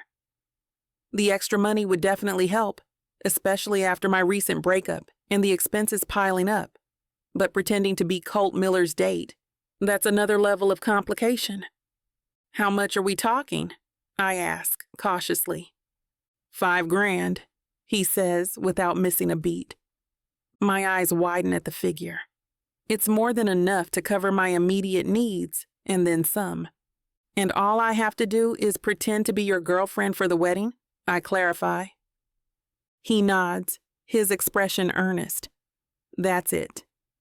I take a deep breath, still grappling with the idea. The money is tempting, but diving into this kind of charade is risky. I need some time to think about it. I finally say. Of course. Colt replies smoothly. Take all the time you need. With that, he turns and heads back inside, leaving me alone with my thoughts and an unexpected decision hanging in the air. I can't stop thinking about Colt's proposal as I finish up my tasks at the inn. $5,000 just to pretend to be his date? It sounds simple enough, but I know nothing about pretending. And there's the Todd factor. He's been sniffing around more than I'd like. After work, I head straight to Lila's cafe. The delicious smell of fresh coffee and baked goods calms my nerves a bit. Lila is behind the counter, serving a customer with her usual warm smile. Lila, I need to talk to you, I say as soon as she's free. She looks at me curiously. Sure, what's up? I pull her aside to one of the small tables in the corner and spill everything about Colt's proposal. Her eyes widen in surprise. You're kidding me, she says, shaking her head. He really offered you $5,000? Yeah, I reply, feeling the weight of it all again. but it feels weird, right? Lila leans back in her chair thinking. It's a lot of money, Corey, and let's face it, you've been wanting to get Todd off your back. I know, I sigh, but pretending to be Colt's girlfriend? It's insane. Look, she says firmly, you could use the money, and who knows, maybe you'll actually enjoy yourself. I chew on my lip, still unsure. Later that evening, Grace is still at the inn when I find her in her office. She looks up from her paperwork as I walk in. Hey, Grace, can we talk? She nods and motions for me to sit down. I explain Colt's offer, watching her reaction closely. She muses when I'm done. It's definitely unconventional, but it's not unheard of, especially for celebs. You think I should do it? I ask, hoping for some clarity. Grace gives me a measured look. It could be good for you, Corey. You're cautious by nature. This might be an opportunity to step out of your comfort zone. I consider her words carefully. Both Lila and Grace make good points. The money would be a huge help, and maybe this could finally push Todd away for good. Okay, I say slowly, but there have to be rules. Grace smiles approvingly. Smart move. Back at my apartment that night, I call Colt. Hey, he answers on the first ring. I'll do it, I say before I can second guess myself again. But we need clear ground rules. Of course, he replies smoothly. We can discuss them in person. Meet me at Lila's Cafe in 15 minutes. I hang up feeling anxious. This is going to be interesting, no doubt about it. I arrive at Lila's Cafe just as the sun starts to set, casting a warm glow over the small island town. Colt is already there, sitting at a corner table with 2 steaming mugs in front of him. He looks up as I approach, a genuine smile spreading across his face. Hey, he greets me, standing up slightly before settling back down. Got you a coffee. Hope that's okay. Perfect, I reply, sliding into the chair across from him. We sit in comfortable silence for a moment, the noise of the cafe filling the gaps. I take a sip of my coffee, letting the warmth spread through me. So, I start, placing my mug down. About this whole fake date thing. Colt leans forward, his expression serious. You're right. We need to set up our boundaries. Definitely. I agree. First off, this has to stay strictly professional. No crossing any lines. He nods. Agreed. No kissing or anything like that unless absolutely necessary for appearances. I feel a little relieved that he's on the same page. Right. And we should probably have a signal if things get too uncomfortable or if we need to bail on a situation. Good idea, he says thoughtfully. How about if either of us says we need some air, that's our cue? I nod, liking the simplicity of it. Works for me. We continue outlining our boundaries. No late-night texts unless it's an emergency, no sharing personal details that aren't necessary for the act, and definitely no getting involved with each other's friends or family beyond what's required. Despite the seriousness of our conversation, there's an undeniable ease between us. Colt's confident demeanor does little to ease my nerves, but there's something about the way he looks at me, like he genuinely respects me, that makes this whole arrangement seem a bit less crazy. All right, I say, standing up from the table. I guess we're doing this. Guess we are, Colt replies with a grin. Thanks, Corey. This means a lot. Yeah, well, don't make me regret it, I joke, trying to lighten the mood. I won't, he assures me, his tone sincere. We walk out of the cafe together, and as we part ways on Main Street, I can't help but glance back at him. He catches my eye and gives me a small wave before turning the corner. The excitement of what's to come mingles with my anxiety, creating a whirlwind of emotions that I'm not entirely sure how to handle. Chapter 8. Colt. I wake up with a grin plastered on my face, feeling an unusual surge of optimism. My mind races with thoughts of Corey and our fake date arrangement. There's a strange excitement building in my chest, like I'm on the verge of something new and unpredictable.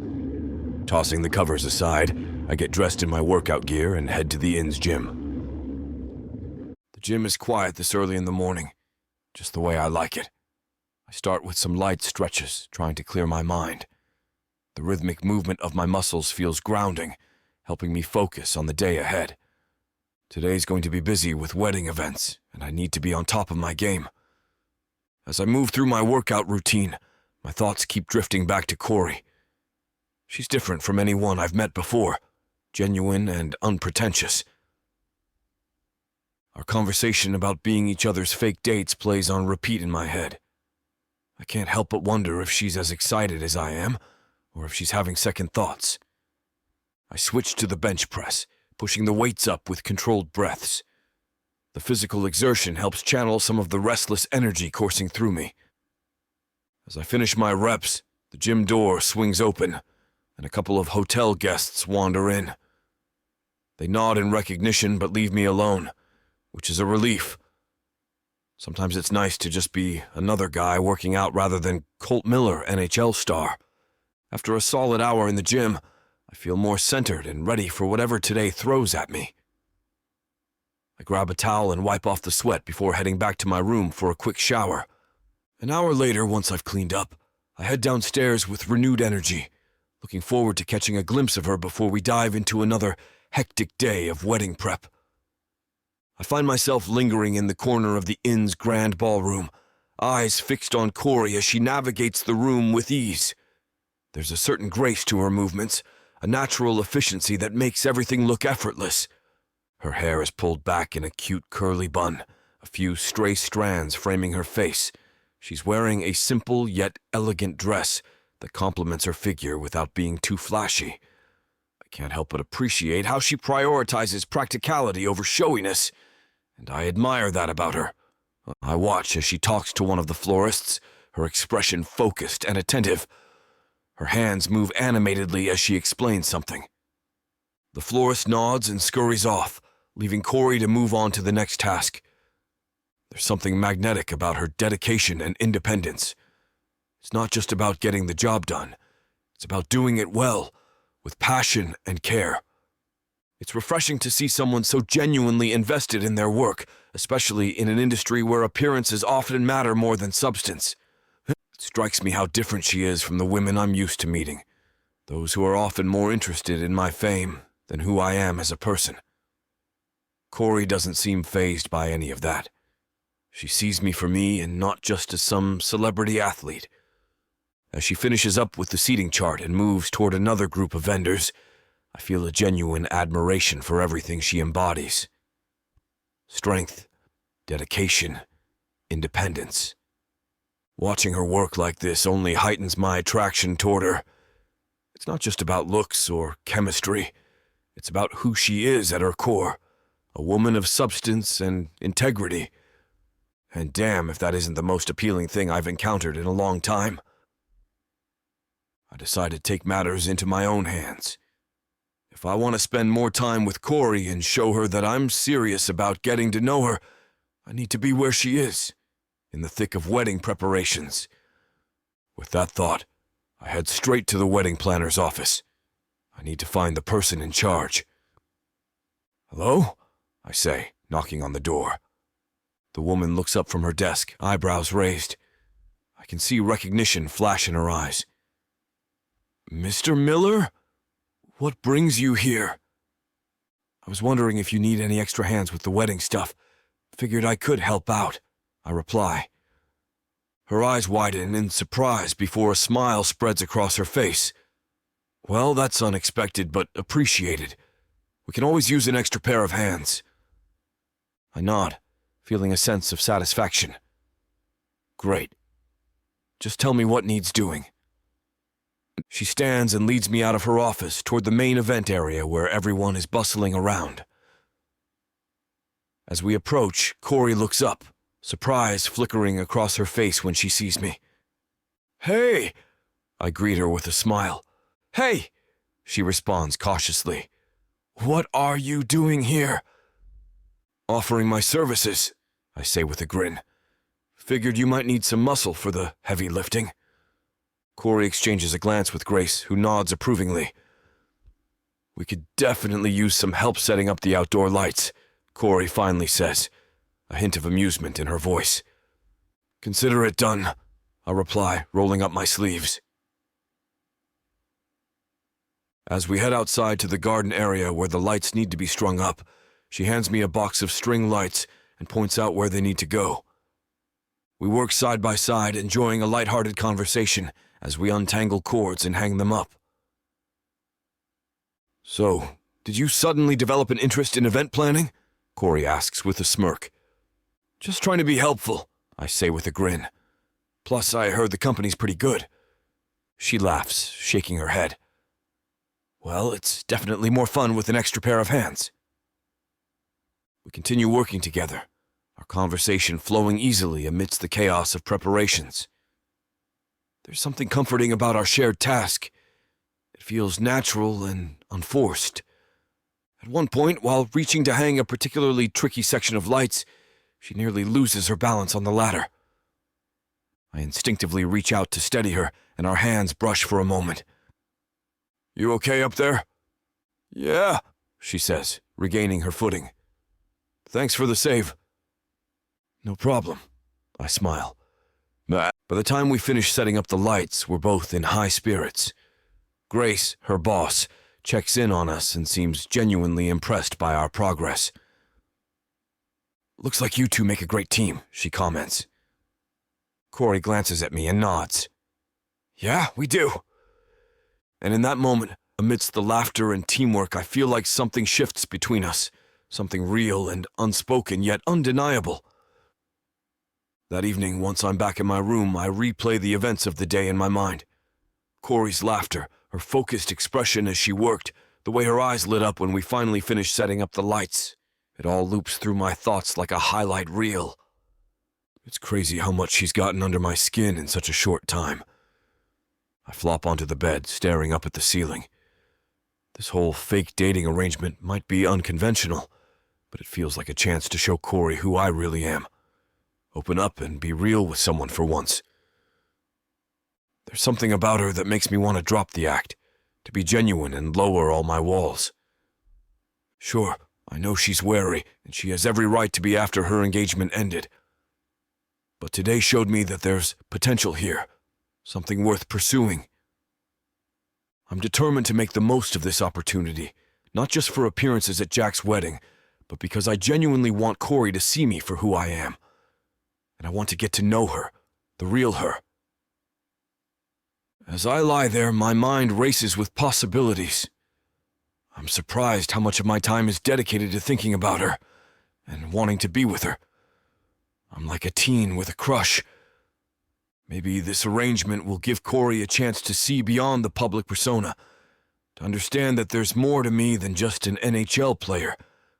I want her to see the guy who loves small towns and simple pleasures, who values genuine connections over superficial interactions. I know better than to rush things. She needs time and space to process everything. But I'm willing to wait and show her through actions rather than words. With those thoughts swirling in my head, I drift off to sleep, eager for what tomorrow will bring. Chapter 9. Corey. The Maplewood Inn buzzes with excitement as non-family guests start arriving. The lobby fills with chatter, and I can't help but feel a flutter of nerves. These people traveled from all over, and I want everything to be perfect. "Hey, Corey, can you help me with changing the seating chart? There are some guests who won't make it." Grace's voice cuts through the hum of voices.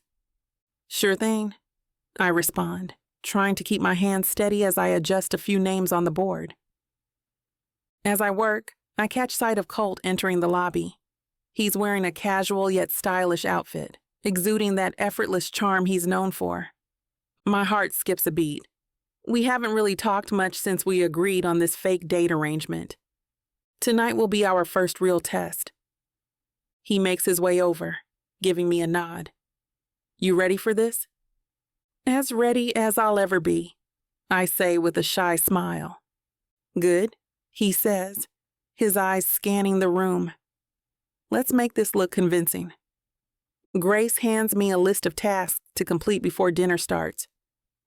Corey, we need to make sure the guests have everything they need in their rooms.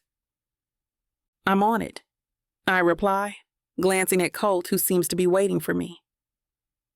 We head up to the guest rooms together, carrying welcome baskets filled with local treats and wedding itineraries. We drop off the last basket and head back downstairs where guests are milling about, some sipping cocktails while others chat animatedly. Colt leans in closer, his presence grounding me. Remember our plan? I nod. Stick together. Be friendly, but not too friendly. Exactly. He gives me a reassuring pat on the back before stepping away to greet some incoming guests. As more people arrive, I'm pulled into various conversations about wedding details and Maplewood's charm. Every now and then, I spot Colt across the room, always aware of where he is, even if we're not together at that moment. As the sun dips below the horizon, the guests gather for dinner in the inn's grand dining room. I catch a glimpse of Colt through the crowd, and my breath hitches. He's wearing a tailored suit that fits him perfectly, exuding confidence and ease. I can't deny the rush of emotions that wash over me as he strides toward me. I'm wearing an emerald lace and satin dress with short sleeves. My black stilettos are already a bit uncomfortable, but I have to fit in with the guests who are dressed to the T. Corey, you look wonderful, he says with a warm smile, extending his arm. Shall we? I take his arm. Let's do this. We walk into the dining room together, and I can't help but notice the curious glances from some of the guests. Colt's presence commands attention, and I remind myself to stay composed. We're playing our parts as a couple tonight, and I want to make sure we do it flawlessly. Dinner progresses smoothly, and Colt effortlessly falls into conversation with those around us.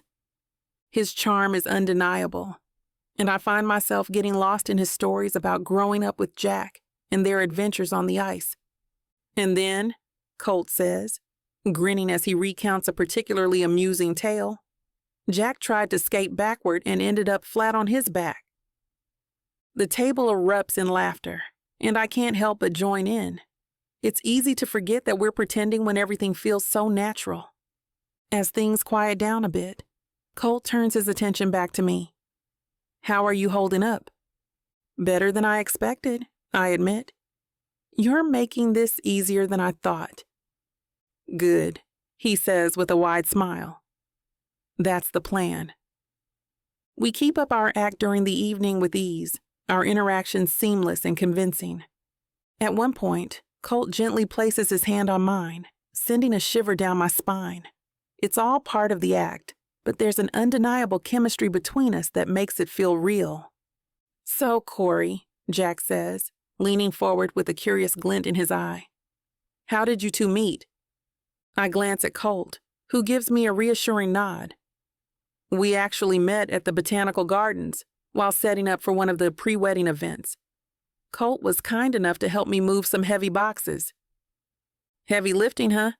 Jack chuckles. Sounds like my brother. Amelia, Jack's fiancée, smiles warmly. It's lovely to see Colt so invested in the wedding preparations.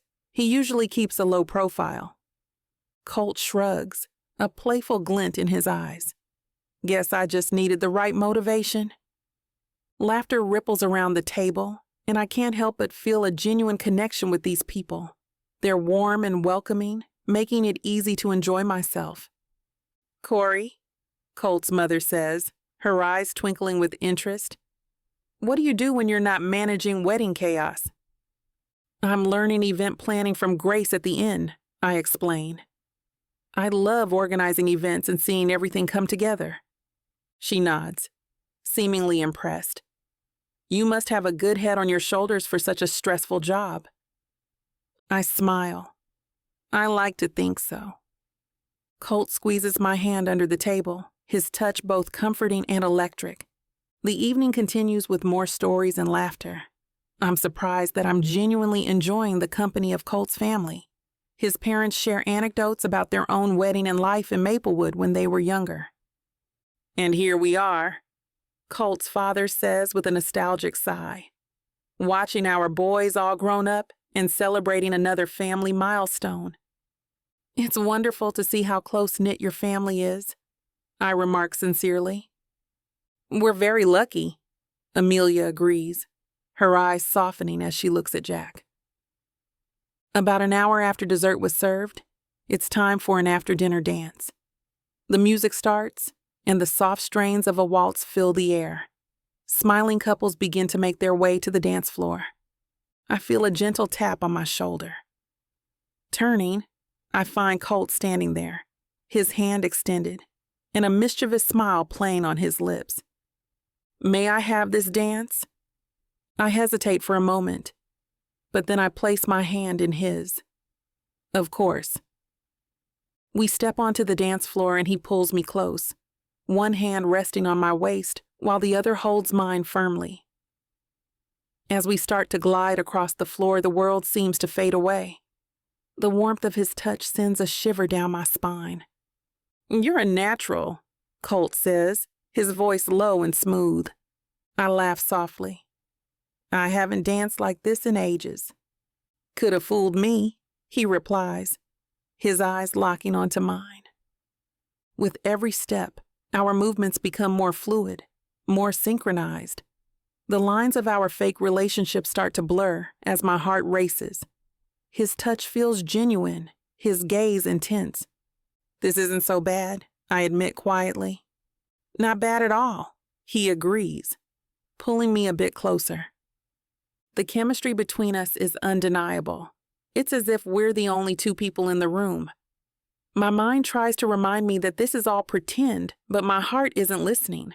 I can feel every beat of it as it pounds in my chest. You're full of surprises, Colt murmurs. How so? I ask, curious.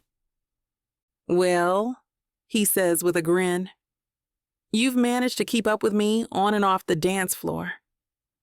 I smile back at him. You're not so bad yourself. As we continue to dance, I begin to lost in the moment. The way he looks at me makes it hard to remember that this is just an arrangement. Every spin and step brings us closer together until there's barely any space between us. The song begins to wind down, but neither of us seems ready to let go. Colt's eyes search mine as if looking for something deeper. I can feel my resolve weakening with every second we stay connected. When the music finally stops, we remain in each other's arms for just a heartbeat longer than necessary before reluctantly stepping apart. After the dance, Colt and I step outside, the cool night air a welcome relief from the warm buzz of the reception.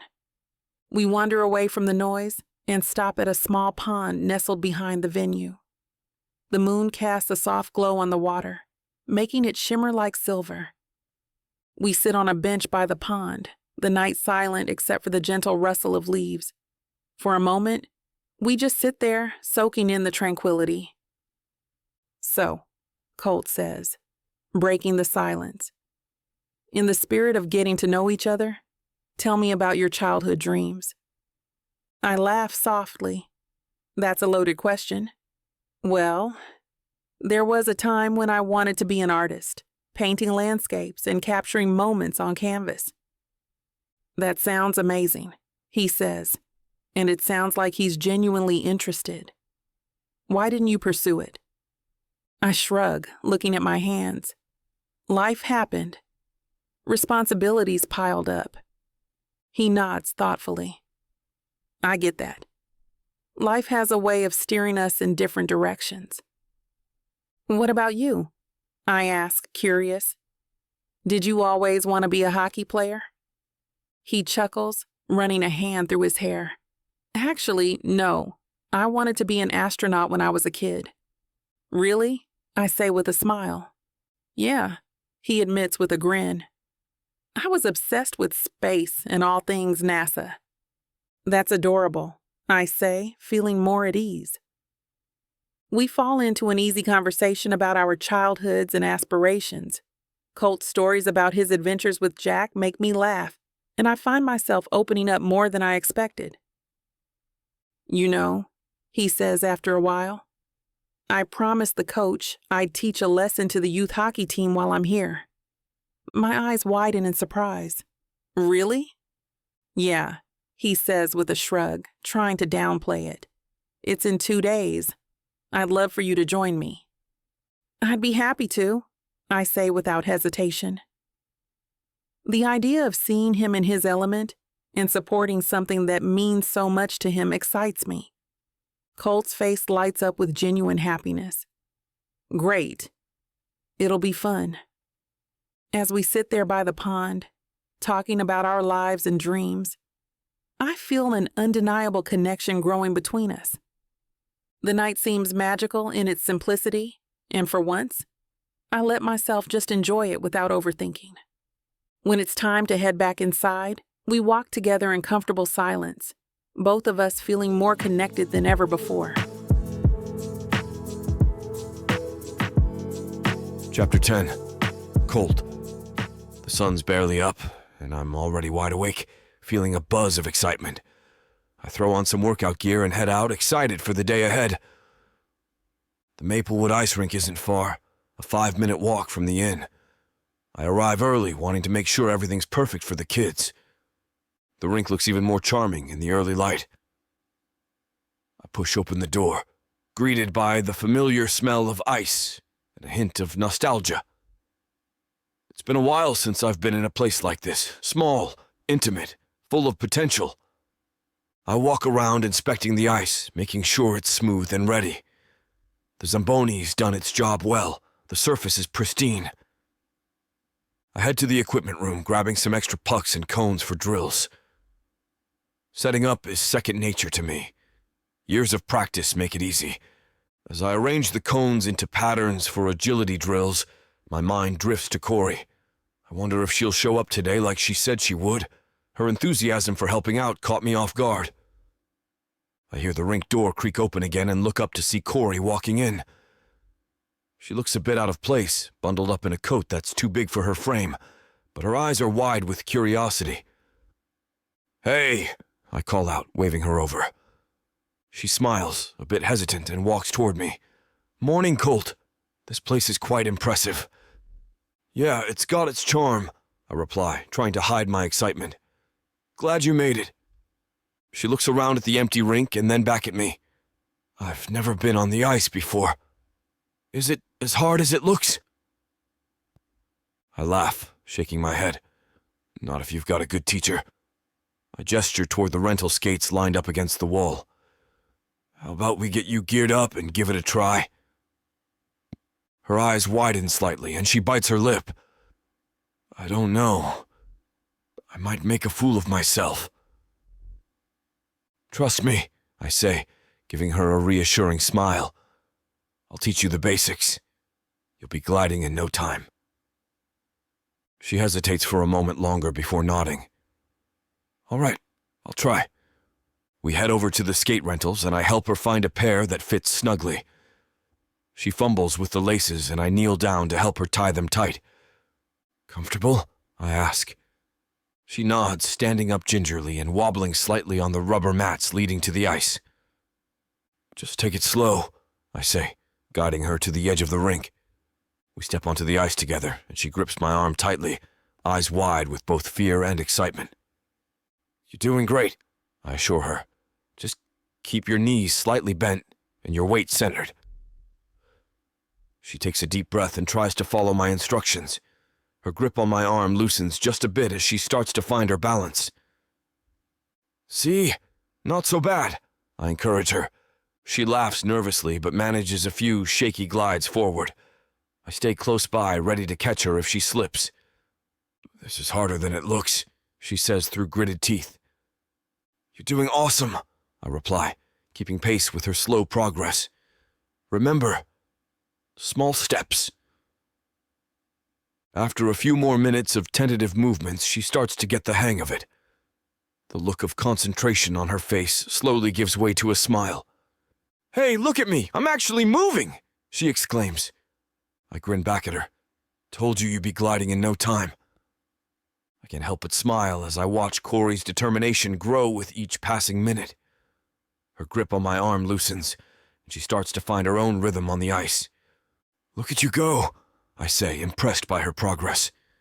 "You're a natural." She laughs, a sound that echoes through the empty rink. I don't know about that, but it's not as terrifying as I thought it would be. I skate backward in front of her, holding both her hands now. "Ready to try a little faster?" Her eyes widen. "Faster? I'm barely staying upright as it is." "Come on, trust me," I tease, giving her hands a gentle squeeze. "I won't let you fall." She takes a deep breath and nods. "All right, hotshot. Show me what you got." I start to pick up the pace, pulling her along gently. She lets out a surprised squeal but keeps her balance. "That's it," I encourage. "You're doing great." As we glide across the ice, I can't help but notice how her eyes light up with excitement. It's infectious and makes me grin like an idiot. "Okay, Mr. NHL star," she says, a mischievous glint in her eye. "How about you show off some of those fancy moves?" I raise an eyebrow. "You sure? I wouldn't want to make you feel bad about your beginner skills." She swats at my arm playfully. "Oh, please, I think my ego can handle it." Chuckling, I let go of her hands, making sure she's steady before I skate a few feet away. "All right, you asked for it." I push off, picking up speed as I circle the rink. With a quick turn, I transition into skating backward, then into a series of crossovers. I can hear Corey's excited whoops as I build up to a simple jump. As I land and glide back towards her, she's clapping, a huge smile on her face. "Okay, I'll admit it. That was pretty impressive." I bow dramatically. "Why, thank you. I try." She rolls her eyes, but her smile doesn't fade. "Don't let it go to your head." I skate close to her again, offering my arm. "How about we take another lap together? I promise to keep the showboating to a minimum." She links her arm through mine, her touch sending a jolt through me. Deal. We take another lap, this one slower, and make small talk. About half an hour later, I watch as the kids file onto the ice, their excitement palpable. Their eyes are wide, darting between me and their friends, barely able to contain their energy. I smile, remembering when I was in their shoes, dreaming of making it big. "All right, gather round," I call out, my voice echoing through the rink. They huddle close, hanging on my every word. "Today we're going to work on some fundamentals. But first, who can tell me what's the most important thing in hockey?" A chorus of answers rings out. "Scoring! Checking! Winning!" I shake my head, grinning. Those are all great, but the most important thing is having fun. Remember that, and everything else will follow. I lead them through some warm-up drills, demonstrating proper form for skating stance and stick handling. It's second nature to me now, but I remember how challenging it was at first. "Keep your knees bent," I remind them as we practice crossovers. "It'll give you better balance and more power." As we move into puck-handling drills, I can see some of the boys struggling. I skate over to one who's visibly frustrated. "Hey, bud, what's your name?" "Tommy," he mumbles, avoiding eye contact. "Well, Tommy, you're doing great. It just takes practice." I kneel down to his level. "Want to know a secret? When I was your age, I couldn't keep the puck on my stick for more than 2 seconds. His eyes widen in disbelief. "No way." "Really, but I kept at it. Here, let me show you a trick." I demonstrate a simple technique for better stick control, and soon Tommy's face lights up as he gets the hang of it. As the session progresses, I mix in some fun games to keep their energy up. We play a modified version of tag on ice, incorporating stick handling and passing. The rink fills with laughter and shouts of excitement. Throughout it all, I catch glimpses of Corey watching from the sidelines, She's smiling, and I can't help but feel a surge of pride. This is my world, and sharing it with her, even from a distance, feels right. As the last of the kids file out, their excited chatter fading, I turn to Corey with a grin. How about we have the rink to ourselves for a bit? Her eyes widen. Really? Is that allowed? I wink, pulling out my wallet. It is when you know the right people. All right, hot shot, Corey says, stepping onto the ice with newfound confidence. We glide across the smooth surface, the empty rink amplifying the sound of our blades cutting through the ice. She's improved since this morning, but she's still a bit wobbly. You're doing great, I encourage, skating backward in front of her. Just remember to keep your knees bent. She nods, concentrating hard. Suddenly her skate catches on a rough patch and she pitches forward with a yelp. I react instantly, catching her before she hits the ice. I've got you, I murmur, my arms wrapped around her waist. We're close, so close I can see the flecks of gold in her brown eyes. My hero, she jokes, but her voice is breathy, and I can feel her heart racing against my chest. I help her straighten up, but I don't let go completely. We start moving again, this time side by side, my hand resting lightly on the small of her back. You know, she says after a while, I never thought I'd enjoy ice skating this much. I chuckle. It grows on you? We make a few more laps, our movements becoming more in sync with each circuit. As we skate, I can't help but notice how natural this feels. The way she leans into me when we turn, the sound of her laughter echoing through the empty rink. It all feels like it's meant to be. Eventually, we decide to call it a day. As we're taking off our skates, Corey bumps her shoulder against mine. Thanks for this, Colt. It was really nice. I smile, warmth spreading through my chest. Anytime. How about I walk you home? She nods and we head out into the cool late afternoon air. We walk in comfortable silence. The moon shines down on us, illuminating our way. When we reach her front 60 door, I hesitate.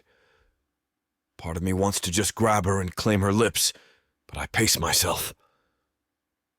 After a moment, I speak, deciding to keep it simple. I appreciate that you spent the afternoon with me. I'm glad I did. She smiles. Well, I should go and get ready for tonight. I nod, giving her a lopsided smile. Me too, probably. See you later, hot shot, she jokes before closing her apartment door.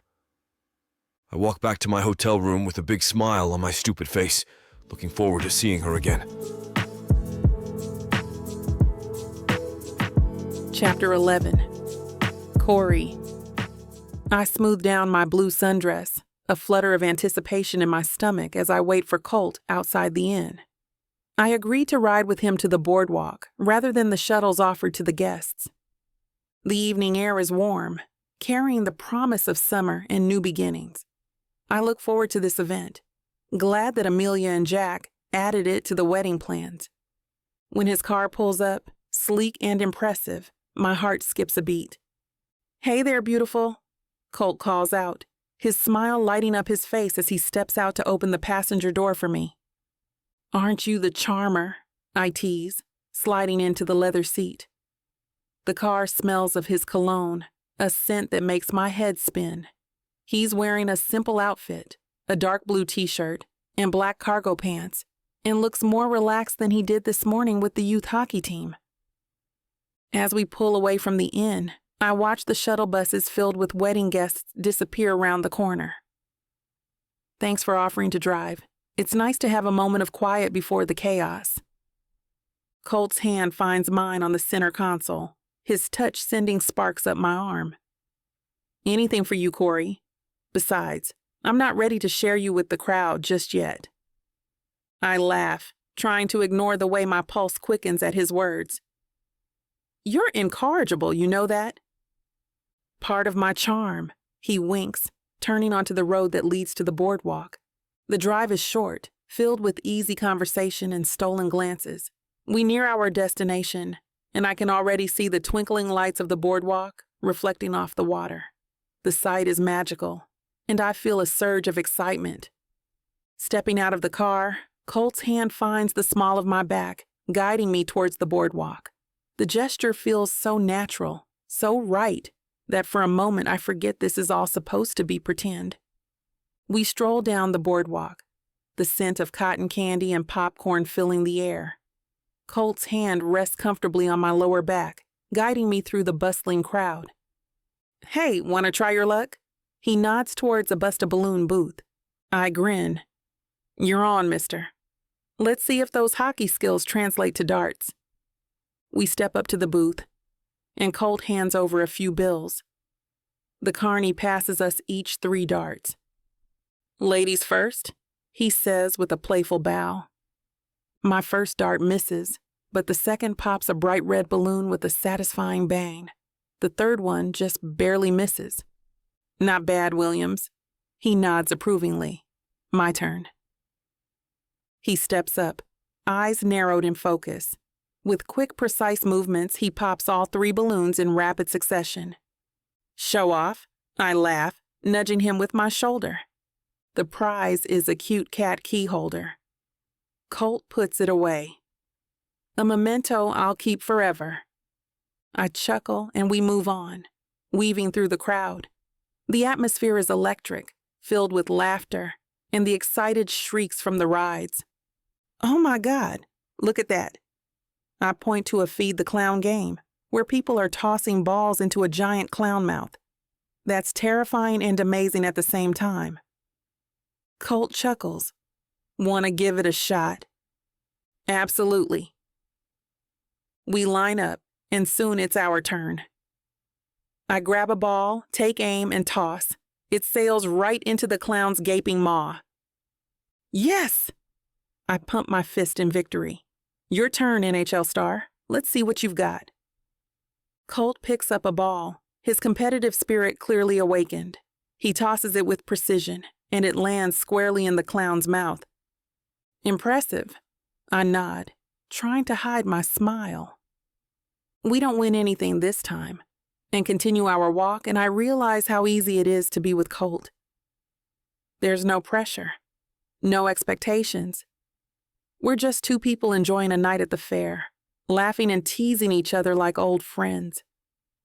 I can't help but laugh as he drags me towards the ring toss booth, his enthusiasm infectious. The booth is adorned with colorful stuffed animals of all sizes, their glassy eyes seeming to watch us as we approach. "Step right up, folks. 3 rings for $5? The carnival worker calls out, his voice carrying over the din of the fair. Colt slaps a 20 on the counter. "Give us 12 rings, he says, a mischievous glint in his eye. "I'm feeling lucky tonight." I raise an eyebrow at him. "Arrogant much?" He winks at me. "Just wait and see, Williams." The carnival worker hands us the rings, and Colt offers me the first throw. I aim, frowning in concentration, and let the ring fly.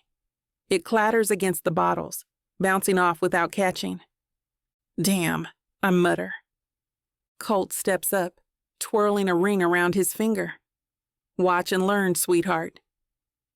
He tosses the ring with a flick of his wrist, and it sails through the air, landing perfectly around the neck of a bottle. My jaw drops.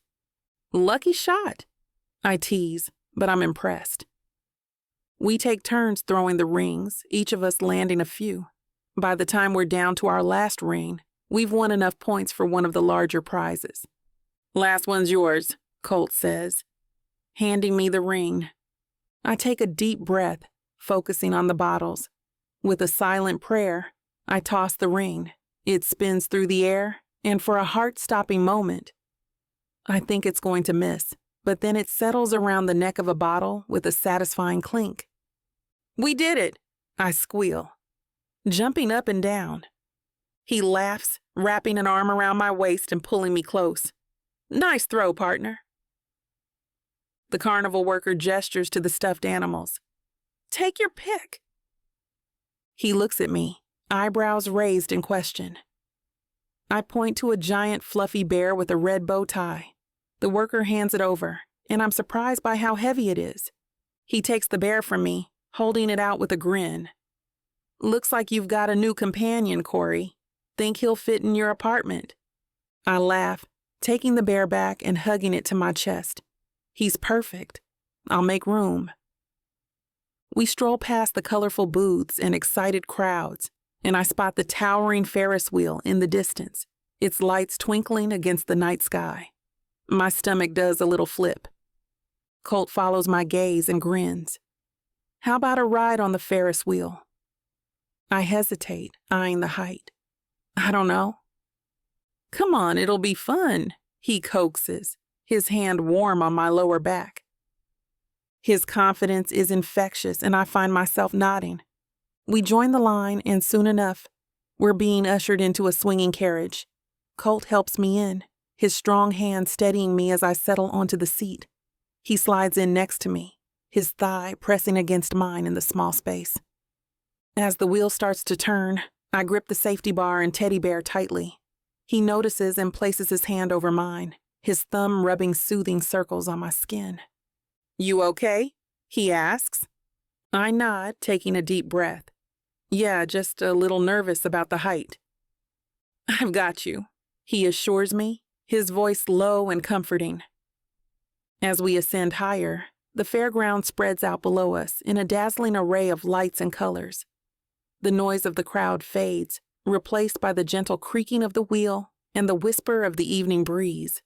Wow, I breathe, momentarily forgetting my fear as I take in the view. It's beautiful up here. Colt's arm slips around my shoulders, pulling me closer. Not as beautiful as you. I turn to look at him, ready to roll my eyes at the cheesy line, but the sincerity in his gaze stops me. In the soft glow of the Ferris wheel lights, his eyes are impossibly blue, filled with warmth and something else I can't quite name. For a moment, we just sit there, suspended high above the world, lost in each other's eyes. The pretense of our fake relationship seems to fall away, leaving something real and fragile in its place when I look away. As our carriage reaches the top of the Ferris wheel, it comes to a gentle stop, swaying slightly in the breeze. The twinkling lights of Maplewood stretch out before us, a sea of stars beneath our feet. I feel Colt shift beside me, his arm still warm around my shoulders. It's breathtaking up here, I murmur, my earlier fear forgotten. He nods, his eyes reflecting the lights around us. It is. You know, sometimes I wish I could just disappear into a view like this. His words surprise me. What do you mean? He sighs, running a hand through his hair. The fame, the constant attention, it can be overwhelming. Don't get me wrong, I love hockey, but sometimes I wonder what it'd be like to just be normal. I feel a rush of empathy. That must be tough.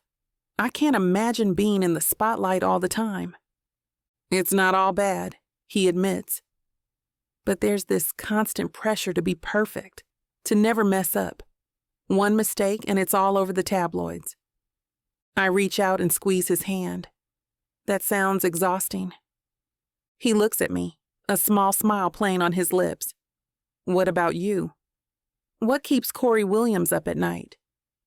I take a deep breath, surprised by how easy it is to open up to him.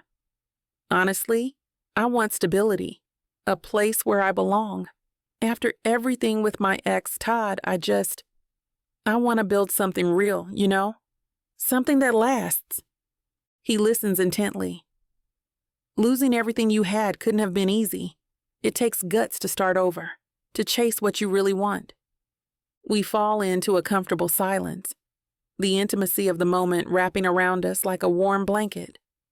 You know, Corey, I think you might be the most real thing in my life right now. My heart skips a beat at his words. I look at the view in front of us again, words failing me in the moment. As the Ferris wheel starts moving again, I realize that something has shifted between us. This conversation, high above the world, has brought us closer in a way I didn't expect. Colt helps me out of the carriage, his hand lingering in mine. "Thank you," he says quietly. "For listening, for understanding." I smile up at him, feeling a warmth spread through my chest. Thank you for sharing and listening to me as well. The night comes to a quiet but satisfying end, and I return to my apartment holding the giant teddy with a light heart. You won't know what hit you, baby. I'm going to take you, break you, and make you mine. And when I'm done, you're... Now hold on just a minute. What? I got something to say. What's the meaning of this? Now you may be some fine-looking white boy, Got that right, baby. It takes hard work. and you might got the money, Fat stacks, baby, to spoil you with. but that doesn't mean I'm going to give it up to you without a fight. A fight? You want some limp wilting flowers? Go to historical romance, baby. But you want sassy and spicy strong black queens that tame their alpha male bad boys? I think our listeners do. Then you go on and look at Miss Tyla's Bougie Brides and Billionaires audio bundle. 50 hours of me whispering the most romantic things in your ears. Fake marriages, alpha male billionaires, strong black women, steamy scenes that will make your eyes roll back. And everything wrapped up in a happily ever after that will put you in an afterglow. Use code SAVE40 to get 40% off this bundle and any other digital product in Miss Tyla's store. Unabridged and uncut. Just like you, You're gonna have to find out. Tyla Walker Romances. Escape your life with sassy romance.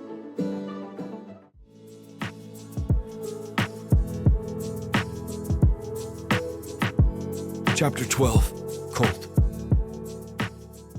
I wake up with a smile on my face, memories of last night's fair flooding my mind. Corey's laugh, the way her eyes lit up when we won that ridiculous bear, the quiet moment we shared on the Ferris wheel. She consumes all my thoughts. Damn, I'm in deep. I've met countless women, been on more dates than I care to remember, but none of them have ever made me feel like this. Corey's different. She's real, genuine. No bull, no hidden agendas. I know I'm fixated on how real she feels, but I just can't seem to help myself. I head down to the gym, hoping a workout will clear my head.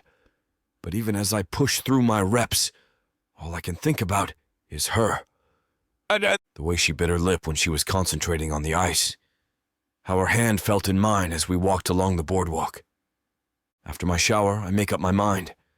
I need to see her again. Not just for our fake dating arrangement, but because I genuinely want to spend time with her. I want to know everything about her. Her hopes, her fears, what makes her tick. I shoot Corey a text, asking if she's free for a walk around the lake. When my phone buzzes with her agreement a little while later, I can't help but grin. We meet at the lakeside, and I'm struck again by how beautiful she is, even in simple jeans and a t-shirt. No fancy clothes or makeup needed. Just Corey. "Hey," I say, giving her a lopsided smile. "Ready to stretch those legs?" "Lead the way, hockey star," she teases, falling into step beside me. As we walk, the conversation flows easily. I find myself opening up about my family, something I rarely do with anyone outside my inner circle. "Jack and we've always been close," I tell her, kicking a pebble along the path. "He's not just my brother. He's my best friend. Always has my back, you know?" Corey nods, her eyes warm. "That must be nice, having someone who really gets you." "Yeah, it is. What about you? Any siblings?" She shakes her head. "Only child, but I had big dreams growing up. Wanted to be a famous chef, open my own restaurant." "Yeah. What happened?" Corey shrugs, smiling. "I also wanted to be a ballerina, a vet, and a painter. Life happened, I guess. Got engaged young, put those dreams on hold. Now here I am, starting over, still in the place I grew up. I feel a surge of protectiveness. It's not too late, you know, to chase those dreams." "I'm working on that," she says, her smile brighter this time. We continue our walk, trading stories about our childhoods. I tell her about the time Jack and I flooded the basement trying to build an indoor hockey rink. She shares how she used to sneak into the kitchen at night to experiment with recipes. With each story, every shared laugh, I feel myself falling harder. This isn't just attraction anymore. I've never been the type of guy who falls in love. Not like this. My previous relationships were all pretty shallow, just ways to pass the time. Never before have I felt connected to another human the way I do with Corey. Everything about her, from her smooth, dark skin to the way her hands animatedly talk with her when she speaks, messes with my mind and heart. We come across a small dock jutting out into the lake, its weathered planks a testament to countless summer days. Want to take a break? I ask, nodding towards the dock. She smiles. Sure. We make our way to the end of the dock and sit down, our legs dangling over the edge. The water laps gently against the wooden posts, creating a soothing rhythm that calms my soul. I spot a few flat stones nearby and pick one up, turning it over in my hand. Without a word, I flick my wrist and send the stone skipping across the water's surface.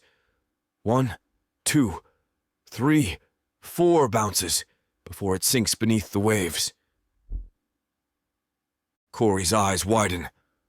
Wow, how'd you do that? I can't help but grin at her enthusiasm.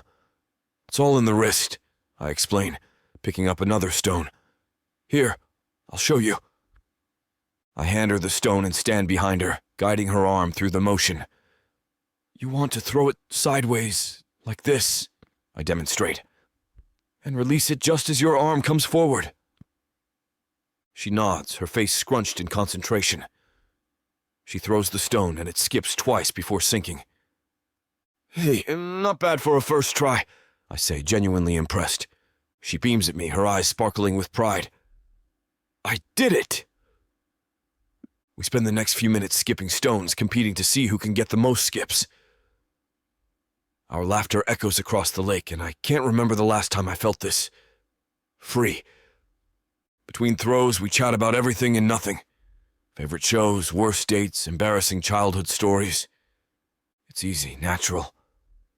Like we've known each other for years. As the sun begins to disappear behind the horizon, painting the sky in shades of orange and pink, I feel a sudden urge to be closer to her. Without overthinking it, I reach out and take her hand in mine. Her fingers intertwine with mine, soft and warm against my calloused palm. We start walking back towards town, hand in hand. The silence between us is comfortable, filled with unspoken words and shared glances. I can feel the electricity crackling between us like static in the air before a storm. This is nice, Corey says softly, breaking the silence. I squeeze her hand gently. Yeah, it is. As we walk, I can't help but marvel at how natural this feels for something that started as just an act. There's no pretense here, no act for the cameras or the public. It's just us, two people enjoying each other's company. The town comes into view, lights twinkling in the gathering dusk. I find myself slowing our pace, not wanting this moment to end. She matches my stride, and I wonder if she feels the same reluctance to return to reality. We slow to a stop outside the inn, our hands still linked. I turn to face her, drinking in every detail of her face. We stand there for a moment, neither of us wanting to be the first to let go. Finally, with a soft squeeze, she releases my hand. Good night, Colt, she says, her voice barely above a whisper. Good night, Corey, I reply, watching as she turns and heads into the inn. I stand there for a moment longer, my hand still tingling from her touch. As I finally turn to leave, I can't wipe the smile off my face. I head back to the inn, my mind still buzzing from our time together.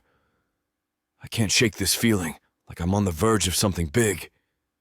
Something life-changing, even. Chapter 13. Corey. I rush into Lila's cafe, my mind a whirlwind of thoughts. The familiar scent of coffee and freshly baked pastries wraps around me, but it does little to calm my racing heart. "There you are?" Lila calls out from behind the counter. "I was starting to think you'd stood me up." "Sorry, I'm late," I mumble, sliding onto a stool. "I got caught up with some wedding stuff." Lila raises an eyebrow, a mischievous glint in her dark eyes. "Wedding stuff, huh? Or were you too busy daydreaming about a certain hockey player?" I feel heat creep up my neck. "Lila?" She laughs, sliding a steaming mug of coffee in front of me. "Oh, come on. You can't fool me, Corey. You've got that look." "What look?" I ask, taking a sip of coffee to hide my embarrassment. "That dreamy, far-off look, the one that says you're thinking about someone special." She leans in closer, her voice dropping to a conspiratorial whisper. "Someone tall, blue-eyed, and famous, perhaps?" I groan, burying my face in my hands. "Is it that obvious?" "Only to your best friend," she says, patting my arm. "So spill. What's going on with you and Mr. NHL?" I take a deep breath, finally meeting her gaze. "I don't know, Lila. It's just, I can't stop thinking about him. And I know it's crazy, right? We're just pretending to date for the wedding, but every time we're together, it feels so real." Her expression softens. "That doesn't sound crazy at all. It sounds like you're falling for him." "But that's the problem," I exclaim, frustrated. "I can't fall for him. He's Colt Miller, for crying out loud. He's rich, famous, and probably has women throwing themselves at him all the time. And I'm just me." "Hey," she says firmly, grabbing my hand. "Don't sell yourself short. You're amazing, Corey. And if Colt can't see that, then he's the one missing out." I squeeze her hand, grateful for her unwavering support. "Thanks, Lila. But what am I supposed to do? This whole fake dating thing is getting more complicated by the day." Her words hang in the air between us, and I feel a surge of emotions washing over me. She's right, of course. She always is. But the fear of getting hurt again still lingers. A persistent whisper in the back of my mind. "I know you're scared, Corey," Lila says, her voice gentle but firm, pulling me from my thoughts. "But think about how far you've come since Todd. Remember how broken you were when you called off the engagement? Look at you now." I take a deep breath, letting her words sink in. It's true. The woman I was just a few months ago feels like a stranger now. "You picked yourself up, found a new job, and you're absolutely killing it," Lila continues, her eyes shining with pride. "You're stronger than you give yourself credit for." "But what if I'm not ready?" I whisper, voicing the fear that's been gnawing at me. She squeezes my hand. "Maybe you're not. But that's the thing about life, my dear friend. It doesn't wait for us to be ready. Sometimes we just have to take the leap and trust that we'll figure out how to fly on the way down." Her words resonate within me, stirring something I thought I'd lost. Hope, courage, the desire to take risks again. "You deserve happiness, Corey," she says softly. "And if Colt makes you happy, then why not give it a shot? You're not the same person you were with Todd. You're wiser, stronger, and you know what you want now." I nod, feeling a weight lift off my shoulders. "You're right. I am stronger now. And maybe it's time I start acting like it." She grins, her whole face lighting up. "That's my girl. Now go get your hockey player." I laugh, feeling lighter than I have in weeks. "Thanks. I don't know what I'd do without you." "Probably make terrible life decisions," she teases, winking at me. "Now go on, get out of here. You've got a fake relationship to turn real." As Lila and I continue our heart-to-heart, the cafe door swings open, and a hectic flurry of activity bursts in. My stomach drops as I recognize the unmistakable click of cameras and the eager chatter of paparazzi. Oh no, I mutter under my breath, instinctively ducking my head. Her eyes widen, and without missing a beat, she springs into action. "This way," she whispers, guiding me behind the counter. I crouch down, my back pressed against the cool metal. The smell of coffee grounds fills my nostrils as I try to steady my breathing. "Can I help you, gentlemen?" Lila's voice rings out, cool and professional. "We're looking for a young black woman who hangs out here a lot," one of them says. "Word is she's dating Colt Miller. Got any comments?" My stomach churns. How did they find out so quickly? "Sorry, I don't know anyone by that description." Lila lies smoothly. "Now, unless you're here to order something, I'm going to have to ask you to leave. You're disturbing my customers." I hear grumbling and the shuffling of feet. Lila's stern voice cuts through again. "No photos inside the cafe, please. It's against our policy." More grumbling follows, and then the bell above the door jingles. I hold my breath, waiting. "Coast is clear, superstar," Lila says after a moment. I stand up slowly, my legs shaky. "Thank you," I breathe out, feeling a rush of gratitude for my friend. She pulls me into a tight hug. "That's what friends are for. You okay?" I nod against her shoulder, overwhelmed by her unwavering support. As we pull apart, I see the concern in her eyes. I knew Colt was famous, but I didn't expect this," I stammer. Lila squeezes my arm. "It's a lot to handle, I know. But remember what we just talked about? You're strong enough for this, Corey. And you've got me in your corner, always." Her words wash over me, steadying me. I take a deep breath, feeling my resolve strengthen. "You're right, I can handle this. We can handle this." I spend the rest of the afternoon at the Maplewood Inn, helping Grace with the final wedding preparations. My mind keeps drifting to Colt and the paparazzi incident at the cafe, making it hard to focus on the task at hand. "Corey, could you pass me that box of place cards?" Grace's voice snaps me back to reality. "Oh, sure," I say, handing her the box. "Sorry, I was just..." Grace gives me a knowing look. "Thinking about Colt?" I feel my cheeks warm. "Is it that obvious?" She chuckles, setting down the place cards. "Only to someone who's been watching you moon over him for days. Want to talk about it?" I hesitate for a moment. Then the words come tumbling out. "It's just, everything's happening so fast. I like him, I really do. But then there's the whole fame thing. Paparazzi showed up at Lila's cafe today, looking for me." Her eyes widen. "Oh, honey, that must have been scary." I nod, feeling a lump form in my throat. It was. And it made me realize that being with Colt means dealing with all of that. I'm not sure if I'm ready for it. She places a comforting hand on my shoulder. "It's a lot to take in, I'm sure. But let me ask you this. When you're with Colt, how do you feel?" I think about our time at the fair, the easy conversations, the way my heart races when he's near. Happy, I admit. Excited, like I can be myself. "That's not something to take lightly," Grace says softly. "Look, Corey, I've seen a lot of couples come through this inn.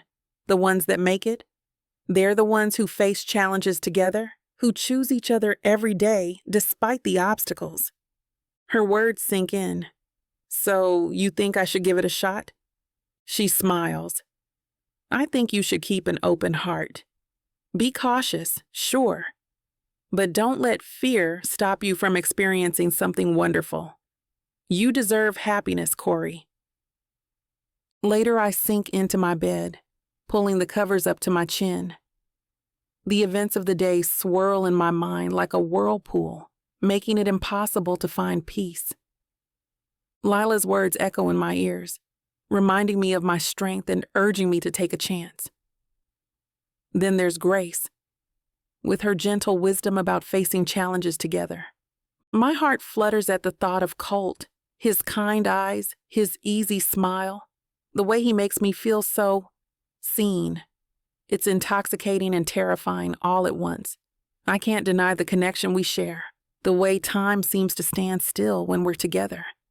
But then the image of the paparazzi bursting into Lila's cafe flashes through my mind, sending a shiver down my spine. Is that what my life would be like with Colt? Always looking over my shoulder, never having a moment of peace? I roll over, burying my face in my pillow. Todd's face appears unbidden, a reminder of the last time I opened my heart. The pain of that betrayal still stings, a dull ache that warns me to be careful. But Colt isn't Todd. He's shown me nothing but kindness and respect. He makes me laugh, challenges me, and supports me in a way I've never experienced before. I sit up, hugging my knees to my chest.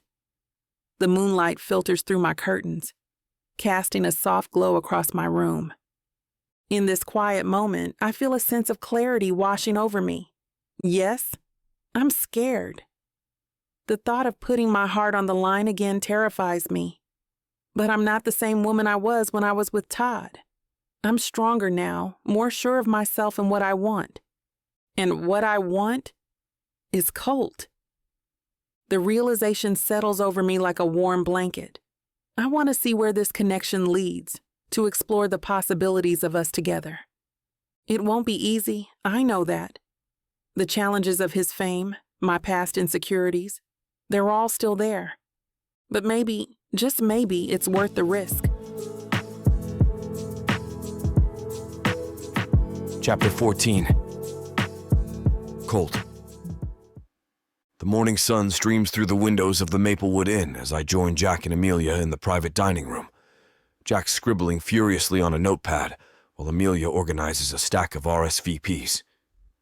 "Morning, guys," I greet, grabbing a chair and sitting down. "What's on the agenda?" Jack looks up with a grin. "Morning, bro. We're just going over some last-minute details. Can you help us make some calls to confirm the guest list?" "Sure thing," I reply, taking a sip of my coffee before picking up the phone. As we work through the list, the conversation flows easily. Jack jokes about how many people they had to invite, and Amelia laughs about the endless fittings for her dress. It feels good to be here, surrounded by family and excitement. Amelia pauses from her task and glances at me with a warm smile. "Colt, you seem really happy lately. What's your secret?" I shrug casually, just enjoying some time away from the rink and all the media craziness. She raises an eyebrow, clearly not buying it but lets it slide. "Well, whatever it is, it suits you." Jack chuckles, nudging me playfully. Maybe my little brother is finally settling down. I roll my eyes but can't help grinning. Don't get ahead of yourself. We continue working through the tasks at hand, each of us focused but still enjoying each other's company. During a lull in the preparations, Jack nudges me with his elbow and nods toward the door. "Got a minute?" "Sure," I reply, setting down my phone. We step out onto the inn's back patio, the cool morning air refreshing against my skin. The hustle and bustle of wedding prep fades into the background. Jack leans against the railing, looking out over the gardens. "So, how are things with you and Corey?" I shove my hands into my pockets, feeling a bit exposed. "What do you mean?" He turns to face me, his expression serious yet gentle. "Have you forgotten our talk? Plus, I've seen the way you look at her. I'm actually surprised that no one else has seen the way you forget about the rest of the world when you're around her." I sigh, running a hand through my hair. "She's been through a lot. I don't want to rush her or screw things up." He nods, his gaze steady. "True connections are rare, Colt. Like I told you. When you find someone who makes you feel like this, you've got to hold on tight and fight for it." His words hit me hard, even more than before. I've always admired Jack's ability to cut through the noise and get to the heart of things. I lean against the railing next to him, staring at the flowers swaying gently in the breeze. I just don't want my fame to mess things up, I admit quietly. It won't, Jack says firmly. Just keep being honest with her. Show her that she's spending time with you, not the man the hockey world has put on a pedestal. I take a deep breath, feeling a weight lift off my shoulders. Jack's right. And Corey, she's worth it. Thanks, I say, looking over at him with a grateful smile. He claps me on the shoulder. Anytime. We head back inside to rejoin Amelia and continue with the last-minute wedding arrangements, and I feel a renewed sense of purpose. Jack's words echo in my mind, reminding me of what truly matters. We settle back into the dining room and Amelia joins us, setting down a tray of sandwiches and salad. She's always been a calming presence, with a way of making everything seem manageable. So, she says, grabbing a sandwich and taking a seat. Let's talk about love in the spotlight. Her eyes sparkle with mischief, but there's a depth to her tone that grabs my attention. I glance at Jack, who's nodding like this is exactly what I need to hear. Being an actress has its perks and its pitfalls, Amelia begins, her voice steady. I've had my share of media frenzy and public scrutiny, but when it comes to relationships, the key is honesty. I lean forward, genuinely interested. How do you manage it? The constant attention around your love life? She takes a bite of her sandwich, considering her words. It's not easy, but Jack and I have always been open with each other. We don't let the public dictate our private lives. Jack nods in agreement. We make our own rules, he adds. Amelia smiles at him before turning back to me. Corey seems like someone who values authenticity. If you're honest and genuine with her, she'll see the real you, not just the celebrity. I chew on her words. It's simple advice, but powerful. I guess I've been trying to protect her from all that, I admit. And that's noble, Amelia says softly. But she deserves to know who you really are. The good and the bad. Jack chimes in, his tone serious. You can't shield her from everything, Colt. Relationships are about facing things together. And I look between them, feeling a warmth spread through my chest. They make it sound so achievable. Amelia reaches across the table, placing a hand on mine. If you've got something special with Corey, don't let fear hold you back. Her touch is comforting, grounding me in the moment. I nod slowly, letting their advice sink in. Thanks, Amelia, I say sincerely. You both have given me a lot to think about. She squeezes my hand before letting go. I'm happy to help. We're family now. Jack grins and claps me on the shoulder again. And family looks out for each other. Conversation shifts back to wedding details and guest lists, but Amelia's words stay with me. Honesty and genuineness. That's what Corey needs from me. And that's what I'm determined to give her. I relax in my room after helping Jack and Amelia, their words stuck in my mind like glue. And I know I have to act. Corey deserves more than just words. She deserves to feel special and appreciated. With that in mind, I decide to plan a few thoughtful gestures, starting with something simple. A little while later, I stop by Lila's cafe. It's a quiet afternoon, and the place has a chill vibe. I spot Lila behind the counter, and she gives me a curious look as I approach. Hey, Lila, I greet her. I need your help with something. Sure thing, she replies, leaning forward with interest. What's on your mind? I want to do something nice for Corey, I explain. I was thinking of surprising her with her favorite coffee and a note. Lila's eyes twinkle with approval. That's sweet of you. She loves a caramel macchiato with an extra shot. Perfect, I say, pulling out my wallet. And can you include this note? I hand her a small piece of paper where I've scribbled a simple message. Been thinking about you a lot lately. Lila nods, taking the note and preparing the drink. A few minutes later, she hands me the coffee with the note tucked neatly inside the sleeve. Good luck, she says with a smile. Thanks, I reply, feeling a sense of anticipation as I head back to the inn. I find Corey in the lobby, busy organizing guest lists and schedules.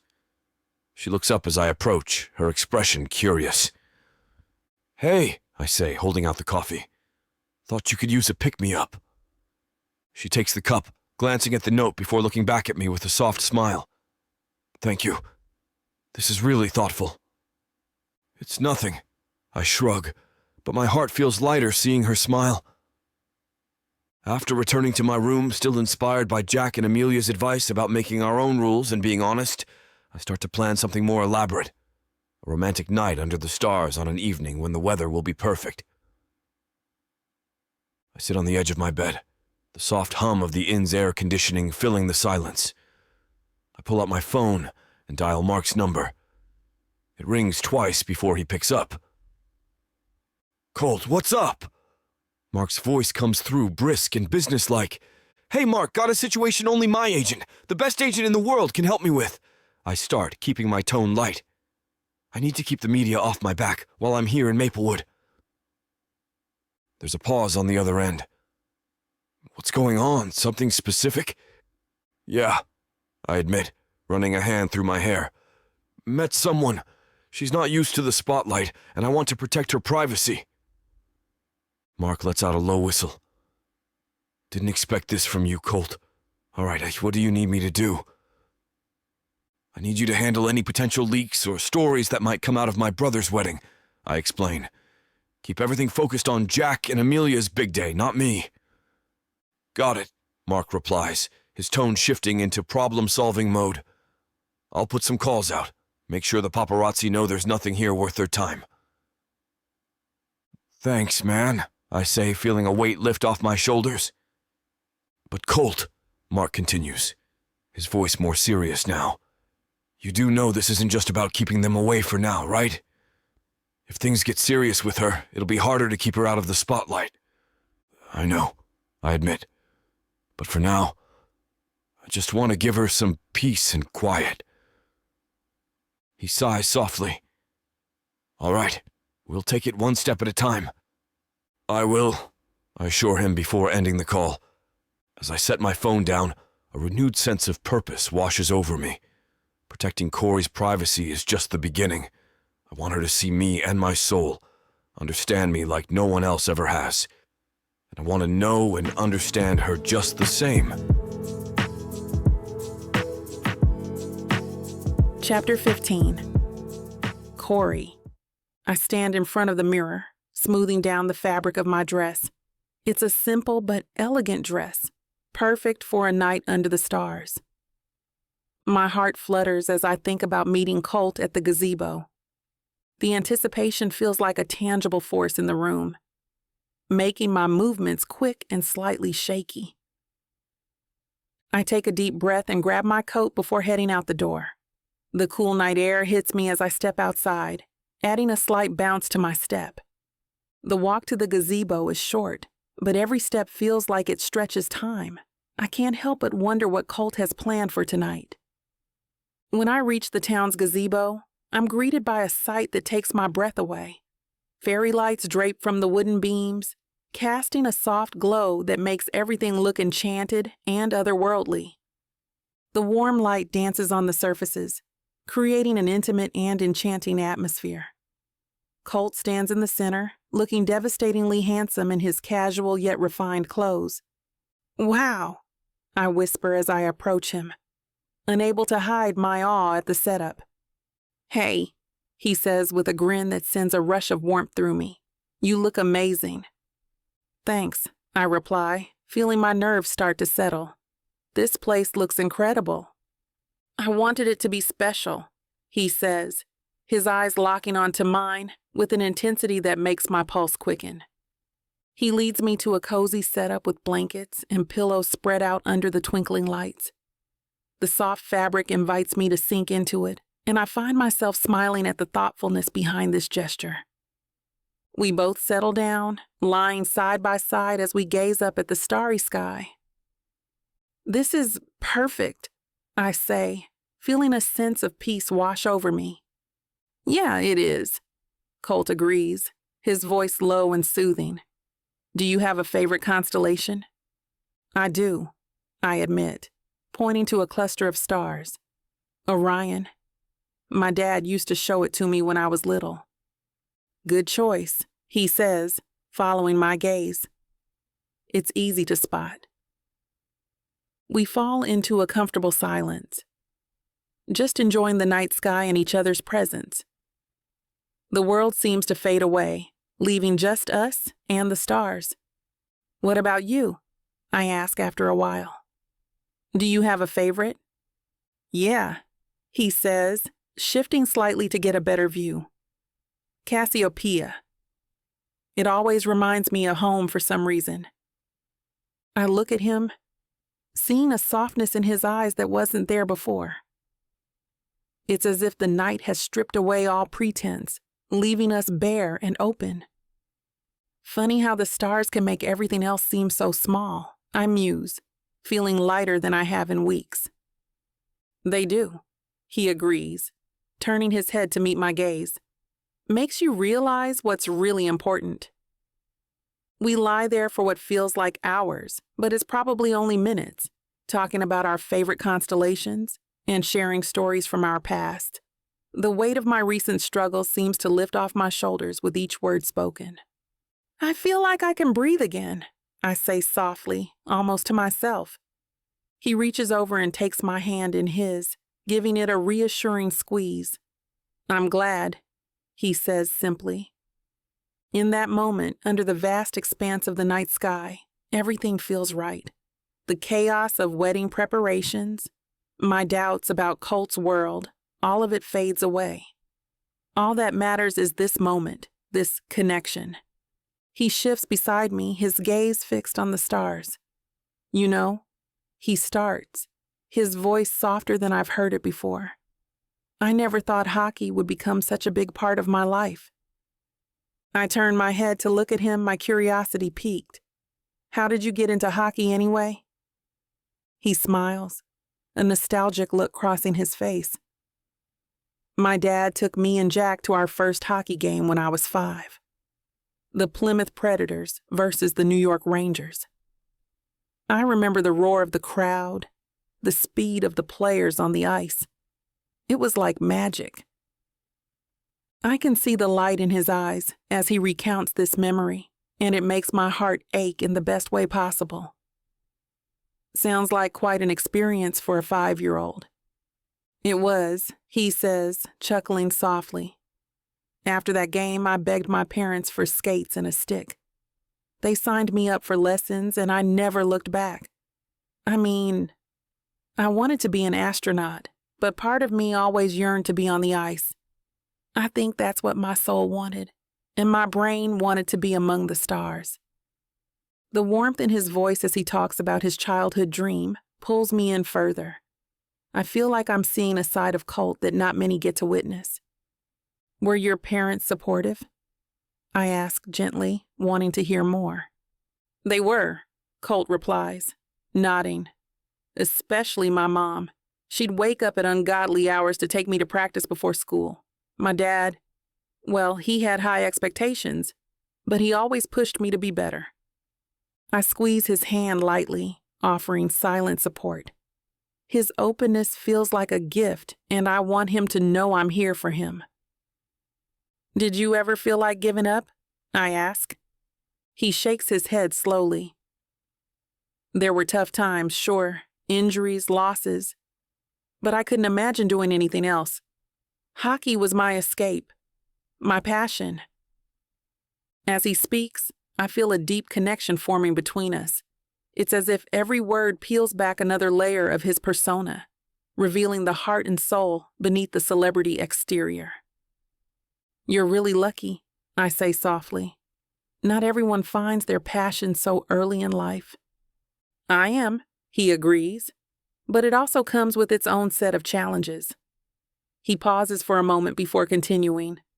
Sometimes it's hard to know who really sees you for who you are and not just what you do.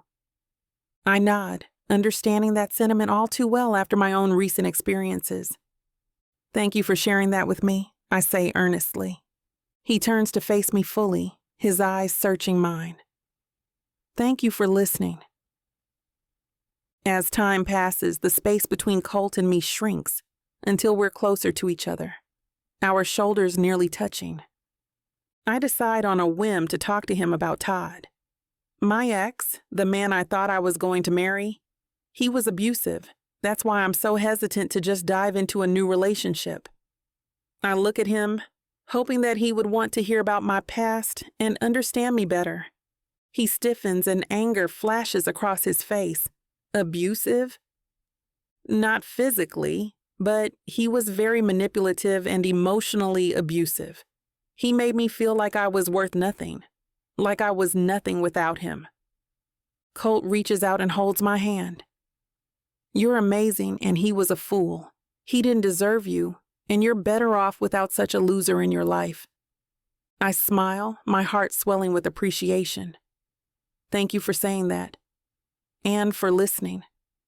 He nods, and for a moment it looks like he wants to say something, but he looks up at the stars instead. There's a serenity in his eyes that mirrors how I feel right now. Content, peaceful, connected. The weight of the world seems to have lifted, leaving only this moment for us to share. His hand reaches over, his fingers lightly brushing against mine, before he gently lifts my hand to his lips. The touch is soft, almost reverent. His lips press against the back of my hand, sending shivers down my spine and making my breath hitch.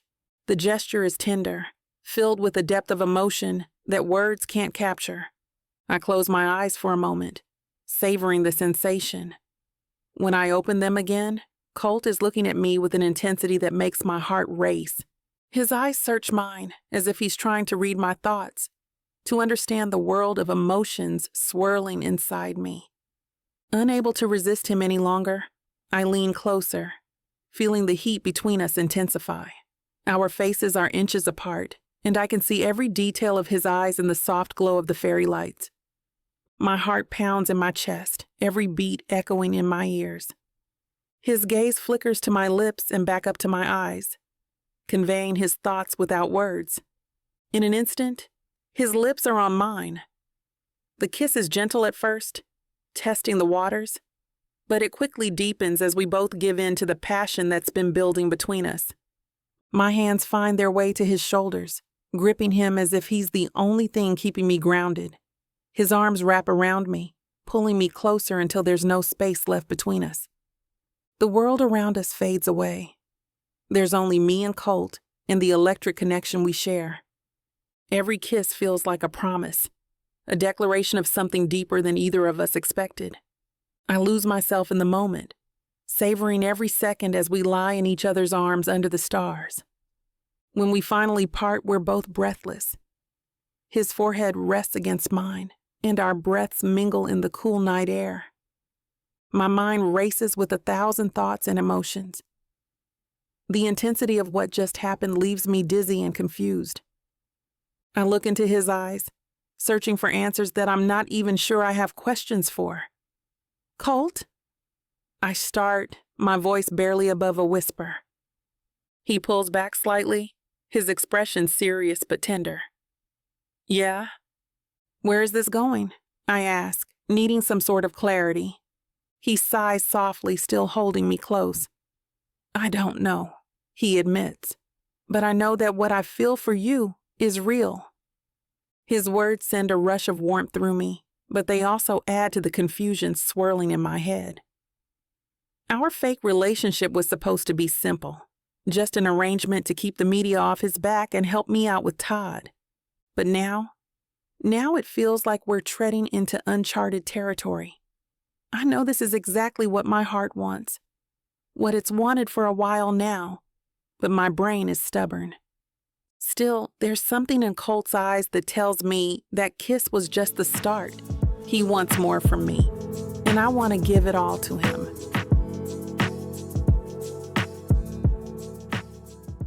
Did you see this? Jacob Stone, billionaire playboy, scores again. Your grandfather's condition is declining rapidly. You need to make a decision. Will you do the experimental treatment? How am I going to pay for it?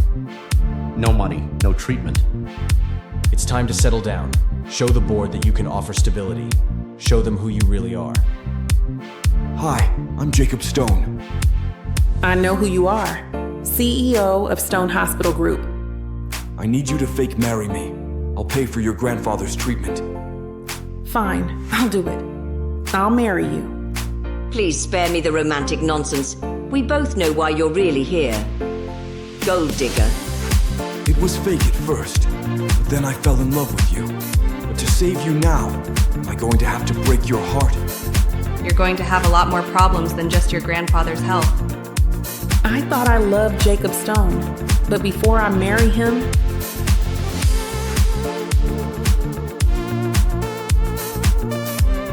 I'm gonna have to destroy him.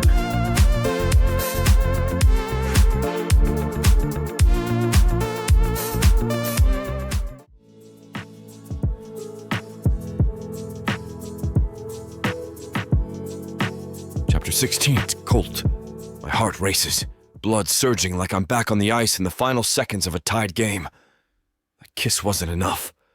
It's like tasting something you didn't know you craved until it's gone. I need more. And judging by the way she looks at me, she does too. I lean over her on the soft blankets, the fairy lights casting a glow around us. Her eyes sparkle invitingly, sending a shiver of desire down my spine. My fingers trace the outline of her lips, feeling their softness, watching as her breath hitches. That sound, that tiny gasp, tells me everything I need to know. I lean in again, capturing her mouth with mine again. This kiss is different, deeper, hungrier. My hand moves to cradle her neck, pulling her closer. Her hands find my chest, fingers gripping my shirt as if she's afraid I'll pull away. I won't. Our lips move in sync, every kiss building on the last. Her scent surrounds me, something sweet and floral that makes my head spin. I look down at her, grinning with satisfaction at how affected she is. Her eyes are half closed, pupils dilated with desire. She licks her lips, and I can't help but imagine all the things I want to do to her. I kiss her again, this time letting my hand glide down her arm, feeling the goosebumps that my touch leaves behind. She arches into me, a soft moan escaping her lips and vibrating against mine. The world outside this gazebo fades away. It's just us. No media frenzy, no wedding chaos. I shift slightly to get a better angle and deepen the kiss further. She responds eagerly, matching my intensity. Every second that passes ignites a fire between us that's impossible to ignore. When we finally pull back for air again, both of us are breathless. Her eyes lock onto mine, searching for something. Maybe reassurance, or maybe just confirmation that this isn't a dream. Her breath is ragged as I trail kisses down her neck, savoring the soft taste of her skin. I grin with satisfaction when I feel her pulse quicken under my lips, the silent expression of her desire sending a thrill through me. My hand tangles in her hair, feeling its silky strands slip through my fingers. "Colt," she whispers, her voice barely audible but dripping with want. I smile against her neck, the sound of my name on her lips like music. I continue my journey down to the spot where her shoulder and neck meet, pausing there to savor the moment. Her scent is intoxicating, and I breathe it in deeply before making my way back up, my kisses intense and fiery. Her hands clutch at my shoulders, nails digging in just enough to leave a red mark. The sensation sends a jolt of electricity through me, and I groan softly against her skin. I can feel every shiver that runs through her body, every tremble that tells me she's as lost in this as I am. When I finally make it back to her lips, we collide with an urgency that wasn't there before. This kiss is intense and all-consuming, a silent conversation between our souls. Her fingers thread through my hair, pulling me even closer as if she can't get enough. I can't either. I'm lost in the sensation of her. Her taste, her touch, the way she fits perfectly against me. She breaks away for just a second to catch her breath, and I take the opportunity to look at her face. Her eyes are half closed, lips swollen from our kisses. She's beautiful, stunningly so. You're breathtaking, I murmur against her lips before diving back in. She moans softly into my mouth, the sound driving me wild. Our movements become more frenzied, our kisses and touches fueled by a fire that now burns white hot. It's like we're trying to memorize each other's bodies with every caress. The world outside this gazebo could be burning down for all I care. Right now, there's only Corey and this electrifying connection between us. I pull back slightly, breathing fast, and rest my forehead against hers. Do you have any idea what you do to me? I ask, my voice a low growl. Her eyes flutter open, and she looks at me. Show me, she whispers, her voice barely more than a breath. That's all the permission I need. I shift us so she's lying back on the blankets, and I hover over her, my body pressing down just enough to feel every curve and contour of hers. I kiss her again, deeper this time, letting my hands explore the length of her body. Every touch elicits a reaction, a gasp, a moan, a shiver that spurs me on. Her hands aren't idle either. They roam over my back, gripping my shoulders, pulling me closer. I can feel her nails digging in, and the slight pain only heightens my desire. I trail kisses down her neck, savoring the way her skin feels beneath my lips. I move lower, my mouth finding the hollow of her collarbone, the curve of her shoulder. She arches into me, her body a perfect arch of desire. I take my time, savoring every inch of her, memorizing the way she feels beneath me. The night air is cool, but we're both burning up, lost in the heat of the moment. When I finally make my way back up to her lips, I can see the same hunger reflected in her eyes. I take off my shirt and can't help but grin when she runs her hands appreciatively over my muscles. Like what you see. She nods without making eye contact, focused on caressing my chest. Something about the way her skin contrasts my pale chest turns me on even more. We kiss again, and it's like the world falls away, leaving just the two of us in this perfect moment. Her hands grip my hair, once again pulling me closer, and I respond by deepening the kiss, letting all the passion and desire I feel for her pour into it. I pull down the strap of her dress, revealing more of her skin. I want to see all of you. She suddenly pushes me back so I'm on my knees in front of her. Here, she whispers and removes her dress, lifting it over her head. I stare at her body for a few seconds. It's perfect. Her smooth, dark skin is highlighted by the lights around us, and I feel all my resistance crumble away.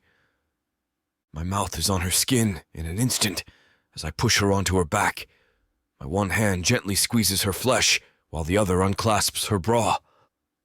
When I've got the last piece of fabric between our chests out of the way, she shyly looks at me.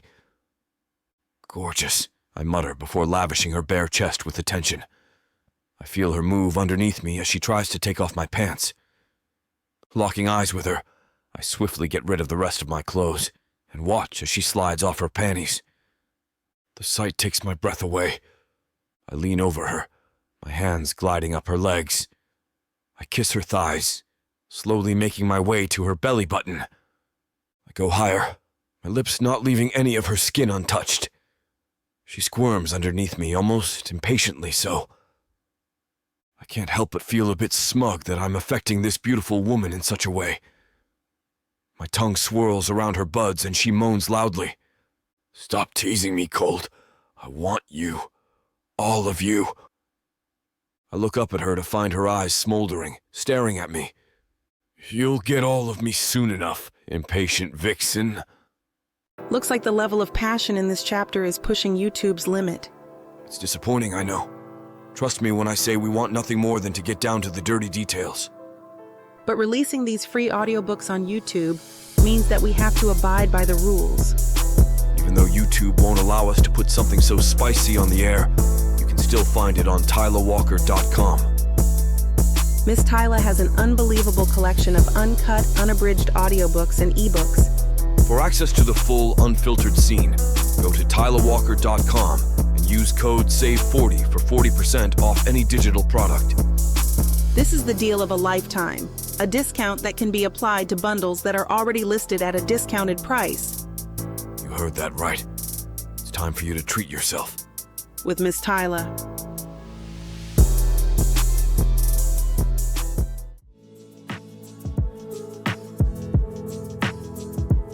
Chapter 17.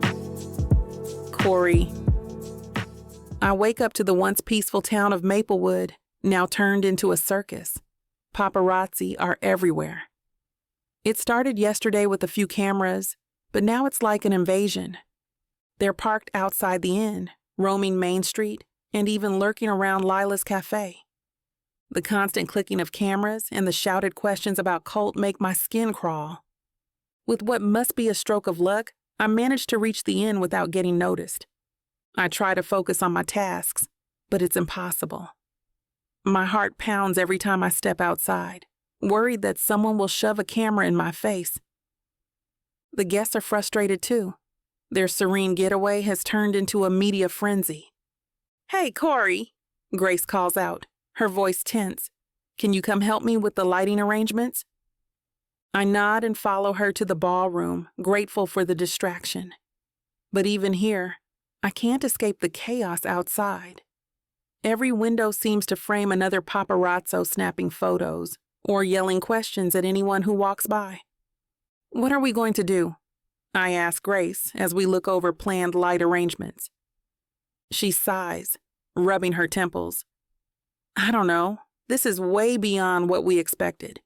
We just have to keep things running smoothly inside."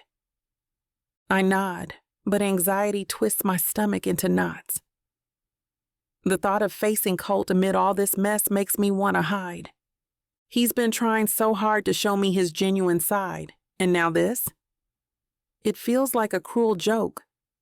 Thinking of Colt reminds me of last night, and my stomach does a happy flip. It was amazing. I hate that the paparazzi are spoiling what should have been a really nice day. The flash of cameras blinds me the moment I dare to step out of the inn. They're relentless, their questions cutting through the morning air like knives. Corey, are you and Colt dating for real? How do you feel about being with an NHL star?"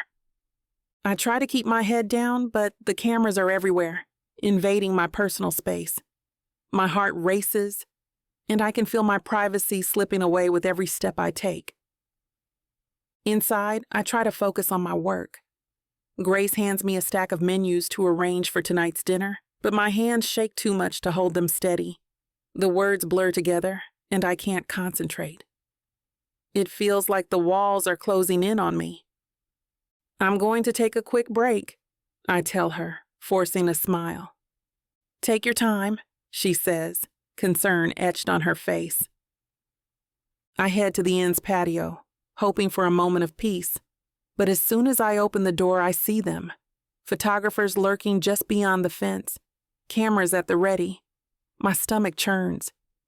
"Corey, how long have you been seeing Colt? Is this just a fling or something serious?" Their voices are sharp, accusatory. I try to ignore them and sit down at one of the patio tables, but it's no use. They don't stop. Like a tsunami wave, their questions keep coming, relentless and unforgiving. I can feel tears pricking at the corners of my eyes, but I blink them back. I won't give them the satisfaction of seeing me break. Inside, I'm crumbling. Taking a deep breath, I stand up and head back inside the inn. The noise fades behind me as the door closes, but it doesn't silence the turmoil in my mind. Grace looks up as I walk back in. "Are you okay?" she asks softly. "I'll be fine," I lie. "Just need to get back to work." But as I return to my tasks, the weight of their scrutiny hangs over me like a dark cloud. It's not just affecting my work, it's affecting me. I'm rearranging the table arrangements in the ballroom when I hear his voice. "Todd." My heart skips a beat, and not in a good way. Corey, we need to talk. I look up, and there he is, standing in the doorway. The sight of him makes my stomach churn. He looks the same as always, but something about his presence feels more oppressive today. What do you want? I try to keep my voice steady. He steps closer, his eyes pleading. I want another chance. I'm taken aback, almost laughing at the absurdity of it. Have you not seen all the pictures? The paparazzi? Everyone in the world knows what's going on. His eyes narrow slightly. You mean with Colt Miller? A celebrity? Seriously, Corey? Yeah, seriously, I say, crossing my arms over my chest. I've moved on. He takes another step forward, his expression shifting from regret to anger. You're really going to replace me with some hockey star? It's not about replacing you. I snap back. It's about finding someone who respects me, who doesn't try to control me. His face reddens with anger. So this is it? You're just going to throw away everything we had for some famous guy you barely know? I feel my temper rising. We didn't have anything worth keeping. You were controlling and manipulative. And if you think I'm going to take you back just because you're suddenly sorry, you're delusional. Todd's fists clench at his sides, and for a moment, I wonder if he might lash out, but then he takes a step back, shaking his head. This must be a bad joke, he mutters. You're making a huge mistake. No, I say firmly. The mistake was staying with you for as long as I did. He stares at me for a moment longer before turning on his heel and storming out of the room. The door slams behind him, echoing. I take a deep breath, trying to steady myself. Later, I find myself at Lila's cafe after sneaking out of the inn, miraculously escaping the chaotic paparazzi. The comforting aroma of coffee and pastries momentarily soothes my frayed nerves. Lila spots me immediately and waves me over to our usual corner. Rough day? She asks, her eyes filled with concern. You have no idea. I sigh, sinking into the chair. The paparazzi are everywhere. It feels like I can't breathe without a camera in my face. Her face hardens. They've been out of control since yesterday. I've had to chase them away from the front of the cafe a few times already. And Todd, I continue, shaking my head in disbelief. He showed up at the end today, acting like he deserves another chance, like everything he did doesn't matter. Her expression turns protective. That guy seriously needs to back off. It's been over for months. I know, right? I reply, feeling the weight of it all pressing down on me. He's relentless, and it's making everything so much harder. Listen, you've come so far since breaking things off with him. Don't let him drag you back into that mess. I know, I murmur, looking down at our hands. But it's just overwhelming. The paparazzi, Todd, everything with Colt. What about Colt? She asks gently. I take a deep breath, trying to gather my thoughts. He's been amazing, really. We've really connected. But all this media attention is making me second-guess everything. I don't know if I can handle being in the spotlight like this. Lila nods thoughtfully. It's a lot to deal with. No doubt about that. But what does your heart say? My heart? I repeat, feeling a little lost. Yeah, she says with a soft smile. What do you really want? Forget about the cameras and Todd. What does Corey want? I close my eyes for a moment, trying to drown out the noise in my head. When I think about Colt, the way he looks at me, the way he makes me laugh, I feel something deep and undeniable. I want to see where things go with Colt, I admit quietly. But it's scary. Of course it is, she agrees. But sometimes the scariest choices are the ones worth making. I look up at her, feeling a little lighter for the first time today. You're right, I say, feeling a renewed sense of determination. Always am, she replies with a wink. Her unwavering support means everything to me right now. With her by my side, maybe, just maybe, I can navigate this storm and come out stronger on the other side. The entire day I avoid Colt like the plague. Every time I see him around the inn, I duck into another room or find some excuse to be elsewhere. It's not that I don't want to talk to him. I do. But the weight of everything feels too heavy right now. The paparazzi, Todd, my own insecurities. It's all too much. By the time evening rolls around, I'm mentally and physically exhausted. My bed looks more inviting than ever, but even as I crawl under the covers, my mind refuses to shut off. I toss and turn, replaying the day's events in my head. The paparazzi's relentless questions still echo in my ears, and Todd's angry face is burned into my memory. How did everything get so complicated so quickly? I sigh and turn over, staring at the ceiling. The room feels suffocatingly quiet compared to the chaos outside. It should be comforting, but it only makes me feel more isolated. My phone buzzes on the nightstand, and I glance at it reluctantly. It's a message from Colt. "Hey, haven't seen you all day. Everything okay?" I don't know how to respond. How can I explain that I'm drowning in all this? That every time I think about him, I feel both exhilarated and terrified? Instead of replying, I turn my phone face down and bury myself deeper into the blankets. The truth is, I'm scared of what this relationship with Colt could mean for my already fragile sense of stability. Scared of being hurt again, scared of letting someone in only to watch them walk away. And then there's Todd, always lurking in the background like a bad memory that refuses to fade. His sudden reappearance has thrown me off balance, stirring up old wounds that were just starting to heal. I close my eyes and take a deep breath, trying to find some semblance of calm amidst the storm raging inside me. But it's no use. My thoughts are too jumbled. Lila's words echo in my mind. Sometimes the scariest choices are the ones worth making. Right now, it doesn't feel like a choice. It feels like an impossible puzzle with no solution in sight. Eventually, exhaustion wins out over anxiety, and I drift off into a restless sleep, feeling more lost than ever before. Chapter 18. Colt. My phone vibrates non-stop on the nightstand, the screen lighting up with a barrage of calls and messages. Mark's name flashes again. I can't avoid him forever. "Yeah, Mark?" I answer, my voice rough with frustration. "Colt, did something happen since we last spoke? The media seems to be having a field day. They want details about your new partner." I pinch the bridge of my nose, trying to keep my temper in check. It's none of their damn business. You know how this works. They're not going to back off until they get something. You need to make a statement or do an interview. "Not happening," I snap. "I'm not dragging Corey into this circus."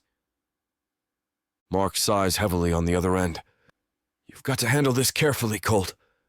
If you don't give them something, they'll just keep digging. And if they don't find anything interesting, they're going to make stuff up." I hang up without another word and toss the phone onto the bed. It rings again almost immediately, but I ignore it. I glance out the window, watching a couple of paparazzi hovering near the entrance of the inn. This is exactly what I wanted to avoid for Corey. She deserves better than this chaos. Part of me wants nothing more than to go out there and beat the daylights out of everyone I find with a camera. But I can't. My career and future would be ruined. I step out of the inn, ready to face another day of media madness. That's when I spot him. Some guy with a smug look on his face, marching straight towards me. Great. Another reporter looking for a scoop. "Hey, superstar," he sneers. "We need to talk about Corey." I freeze. Who the hell is this guy? "Look, pal, I don't know who you are, but name's Todd. Corey's ex-fiancé." He smirks, and I feel my blood start to boil. I'm here to tell you to back off. I chuckle, unfazed. Is that so? Todd steps closer, his voice low and taunting. You think you know her? Please. Corey can't handle this life. The cameras, the attention. It'll eat her alive. She's not cut out for it. I grit my teeth, anger surging through me. This asshole doesn't know the first thing about Corey. I step forward, looking down on him. I don't even have to say anything. The flicker of fear in his eyes says it all. A physical fight won't end well for him. You're wasting your time, Todd continues, taking a step back. Once the novelty wears off, you'll move on to the next pretty face. And Corey, she'll be left picking up the pieces.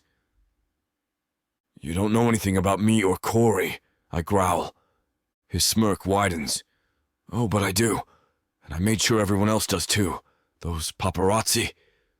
I tipped them off. Corey needs to see what she's getting into with you. I did her a favor, and when she's ready to crawl back to me, I'll be waiting with open arms. Something inside me snaps. I swing my fist, connecting with his jaw with a satisfying crunch. He stumbles back, clutching his face. The cameras click furiously around us, capturing every moment of the altercation. I close the distance between us and grab him by his shirt, lifting him off his feet. You stay away from Corey, I spit out, voice low with anger, or you'll regret it. Todd glares at me through watery eyes, but doesn't say another word. I let go of him, and he stumbles awkwardly. He backs away slowly, still holding his jaw. The paparazzi surround me, shouting questions and snapping photos like hyenas, circling their prey. I push through them, heart pounding in my chest. This isn't over, not by a long shot. But for now, I need to get out of the horde of cameras' sight. When I get back to my room, I sit down, rubbing my chin. I need to come up with a plan of action. The best man for this situation has to be my agent, and I quickly arrange a meeting with him. I meet Mark at a quiet corner table in the Maplewood Inn's ballroom a little later. The low hum of conversation around us offers a semblance of privacy. He looks up from his phone, his expression a mix of concern and irritation. Colt, you've got to get ahead of this, he starts, not wasting any time. Yeah, I know, I mutter, sinking into the chair opposite him. But I'm not throwing Corey under the bus. He leans forward, his voice dropping to a conspiratorial whisper. We need to play this smart. Use the narrative to our advantage. What are you suggesting? My tone is wary. I don't trust where he's going with this. We spin it, Mark says, eyes gleaming with the thrill of strategy. We make it about you being a protective boyfriend. The punch was about defending Corey's honor. The public eats that stuff up. I shake my head, feeling my frustration rise. No way. Corey's already dealing with enough crap because of me. I'm not turning her life into a spectacle. I punched that bastard because I was itching to do so since I heard about his existence. Mark sighs heavily, rubbing his temples like he's dealing with a stubborn child. Colt, think about your image. You can't afford a scandal right now. It could affect your next season. My image? I lean forward, my voice low and dangerous. I don't give a damn about my image, if it means dragging Corey through the mud. Mark leans back, clearly frustrated, but trying to keep his cool. Look, if we don't give them something to satiate their hunger, they'll keep digging until they find something worse. We need to control the narrative here. I'm not using her, I say firmly. Find another way. That's what you get paid for. Mark studies me for a moment, probably weighing his options. Finally, he nods slowly. All right, we'll handle it differently then. Good. I relax slightly, but still feel the tension thrumming through my veins. But you need to lay low for a bit, Mark continues, his tone more conciliatory now. Let things cool down before making any public appearances. I nod, knowing he's right about that at least. Fine by me. And Colt, Mark adds as I stand to leave. Try to avoid punching anyone else in the meantime. I give him a tight smile and walk away, feeling the weight of the world on my shoulders, but more determined than ever to protect Corey from the chaos swirling around us. That night, after searching the entire inn for her, I finally find her sitting alone on a bench in the garden. The paparazzi has been mercifully chased off by Grace and her security team. "Hey," I say softly, sitting down next to her on the bench. She glances at me, her eyes guarded. "Hi, Colt." I struggle to find the right words. "Listen, I'm sorry about all this chaos. I never meant for any of this to happen." She nods slightly but doesn't respond. The silence between us feels heavy, loaded with unspoken thoughts and fears. "Corey, I need you to know that my feelings for you are real," I say, my voice low and earnest. "This isn't just some act or publicity stunt. I care about you." She turns to look at me. "How can I be sure, Colt? How can you be so sure? Everything's happened so fast, and now there's all this attention." I reach for her hand, relieved when she doesn't pull away.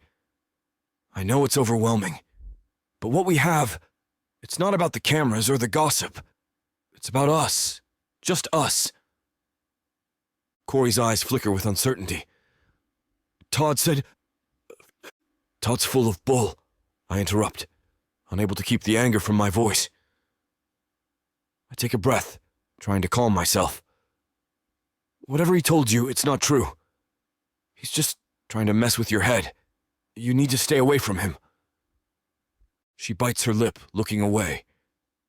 "But the fight, the paparazzi, is this what life with you would always be like?" "No, not always. It's just crazy right now because of the wedding and everything. It'll die down, I promise. Todd wanted that to happen, and he's screwing with you." She remains silent, her brow furrowed in thought. I can see the conflict in her eyes, the battle between her feelings and her fears. "I know this is a lot to handle," I say, sighing, "but I'm here and I'm not going anywhere. We can face this together if you'll let me." She meets my gaze, and for a moment I see a flicker of the connection we shared under the stars. But then she looks away again, her walls still firmly in place. I get the feeling that she needs a little space, so I let her hand go. "I'll talk to you later. Rest tonight and try to forget about Todd and everything else." She smiles slightly, but there's no joy in her eyes. I walk back to my room, my mind racing with frustration and determination. The look in Corey's eyes haunts me. I can't let her slip away, not when I finally found someone real in this fake world of mine. Slamming the door behind me, I pace the floor, running my hands through my hair. I need to do something, anything to prove to her that this isn't just some fleeting romance or publicity stunt. "Damn it," I mutter, kicking off my shoes. The pressure's building inside me, a desperate need to make things right. I grab my phone, scrolling through my contacts. There's got to be someone who can help, someone who can make these bastards back off and give Corey some peace. My thumb hovers over Mark's name, but I hesitate. No, he'd just try to spin this into another PR move. That's not what Corey needs right now. I toss the phone on the bed and continue pacing. What would Jack do?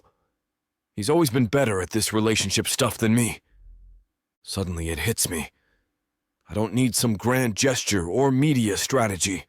I need to show Corey what a life with me will be like away from the spotlight. Just us. I grit my teeth as I stare out of the window. Tonight, the view doesn't make me happy. It makes me think of everything I stand to lose. And that ticks me off. Screw Todd. And screw the media. No one is taking Corey and our possible future from me. Chapter 19. Corey. I rush down the sidewalk, my heart pounding in my chest. The click of cameras and shouts of paparazzi follow me like a swarm of angry bees. I clutch my bag closer, ducking my head to avoid their invasive lenses. "Corey, over here. Are you and Colt getting married? How long have you been together?" Their questions blur together, a noise I can't escape. A photographer steps directly in my path, his camera inches from my face. I flinch back, nearly stumbling off the curb. "Please, just let me through," I plead, but my words are drowned out by more shouted questions. I pick up my pace, practically jogging the last block to the inn. The paparazzi match my speed, their persistence both impressive and terrifying. As I reach for the inn's door handle, a hand grabs my arm. I whirl around, coming face to face with a leering photographer. "Just one quote, sweetheart," he says, his breath hot on my face. I wrench my arm free and practically dive through the inn's entrance. The heavy door swings shut behind me, muffling the chaos outside. I lean against it, breathing hard, my whole body shaking. "Oh, thank God," I whisper, sliding down to sit on the floor. The silence of the inn's lobby wraps around me like a warm blanket. I close my eyes, willing my racing heart to slow. For a moment, I just sit there, relishing the quiet and safety. Finally, I stand on shaky legs. Work? I need to focus on work. Maybe if I immerse myself in wedding preparations, I can forget about the hungry eyes and greedy cameras waiting for me outside. It works, and my mind doesn't have time to dwell on anything but the arrangements. After work, I take a deep breath, hurry out the door, and make my way home. The paparazzi are still outside the inn, seemingly waiting for me. The security team that Grace hired gets them to back off, and I rush home, panicked and sweaty. I stop at my front door. There is a bouquet of red roses sitting on the doormat. My stomach drops. Todd. Again. I grab the flowers and hurry into my place before the paparazzi can catch up with me. Tossing my keys aside, I snatch up the card, nestled among the blooms. "Corey, I miss you. Please give us another chance. Love, Todd." I crumple the note, fighting the urge to scream. This is the third time this week he's left flowers. The constant barrage of texts and voicemails is bad enough, but now he's invading my space too. My phone buzzes. Another message from Todd. "Did you get the flowers? Can we talk?" I type out a response, fingers flying across the screen. "Leave me alone, Todd. It's over. Deal with it." But I can't bring myself to hit send. What if it just provokes him more? Deleting the message, I sink onto the couch, head in my hands. I'm tempted to tell him the truth, that Colt and I aren't really together. Maybe then he'd back off. But even as I consider it, I know it's a bad idea. Todd might just see it as an opening, a chance to worm his way back into my life. The irony isn't lost on me. For months after our breakup, Todd couldn't have cared less about winning me back. Now that he thinks I'm with someone else, someone famous no less, suddenly I'm irresistible again. I grab a pillow, burying my face in it to muffle a frustrated groan. What happened to my quiet life? A few weeks ago, my biggest worry was learning the ropes at my new job. Now I've got paparazzi stalking me and an ex who won't take no for an answer. My gaze drifts to the window. Outside, the sun is setting over Maplewood, painting the sky in lovely soft pinks and oranges. I used to love sitting here, watching the day fade into night. Now I'm half afraid I'll spot a camera lens peeking through the trees. All I want is peace, to wake up without wondering who's waiting to ambush me outside my door. To go to work without dodging questions about my love life. To come home without finding reminders of a relationship I've long since outgrown. The paparazzi's endless harassment continues the rest of the week, wearing me out and fraying my nerves. As I step outside after another day of intensive planning, they're on me within minutes. I'm barely able to reach Main Street without them at my heels. I'm at my breaking point. The constant flashes, the endless questions, the invasion of privacy. It's all too much. As I step out of the inn, a sea of cameras surrounds me. "Corey, how does it feel to date a celebrity?" Are you pregnant? Is the wedding off? Something inside me snaps. I whirl around, facing the nearest photographer. Back off, I shout, my voice cracking. Don't you vultures have anything better to do? Get a real job and leave me alone. The words leave my mouth before I can stop them. For a moment, there's stunned silence. Then the cameras start clicking even faster, capturing my outburst. Horrified, I clap a hand over my mouth. Oh God, what have I done? This'll be all over the tabloids by dinner. I can see the headlines now. NHL star's new girlfriend loses it. My eyes burn with unshed tears as I push through the crowd. I need to get away to find somewhere safe, somewhere familiar. Lila's Cafe.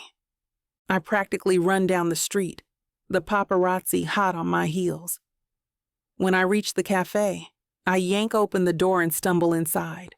The security guard Lila hired blocks the entrance, keeping the photographers at bay.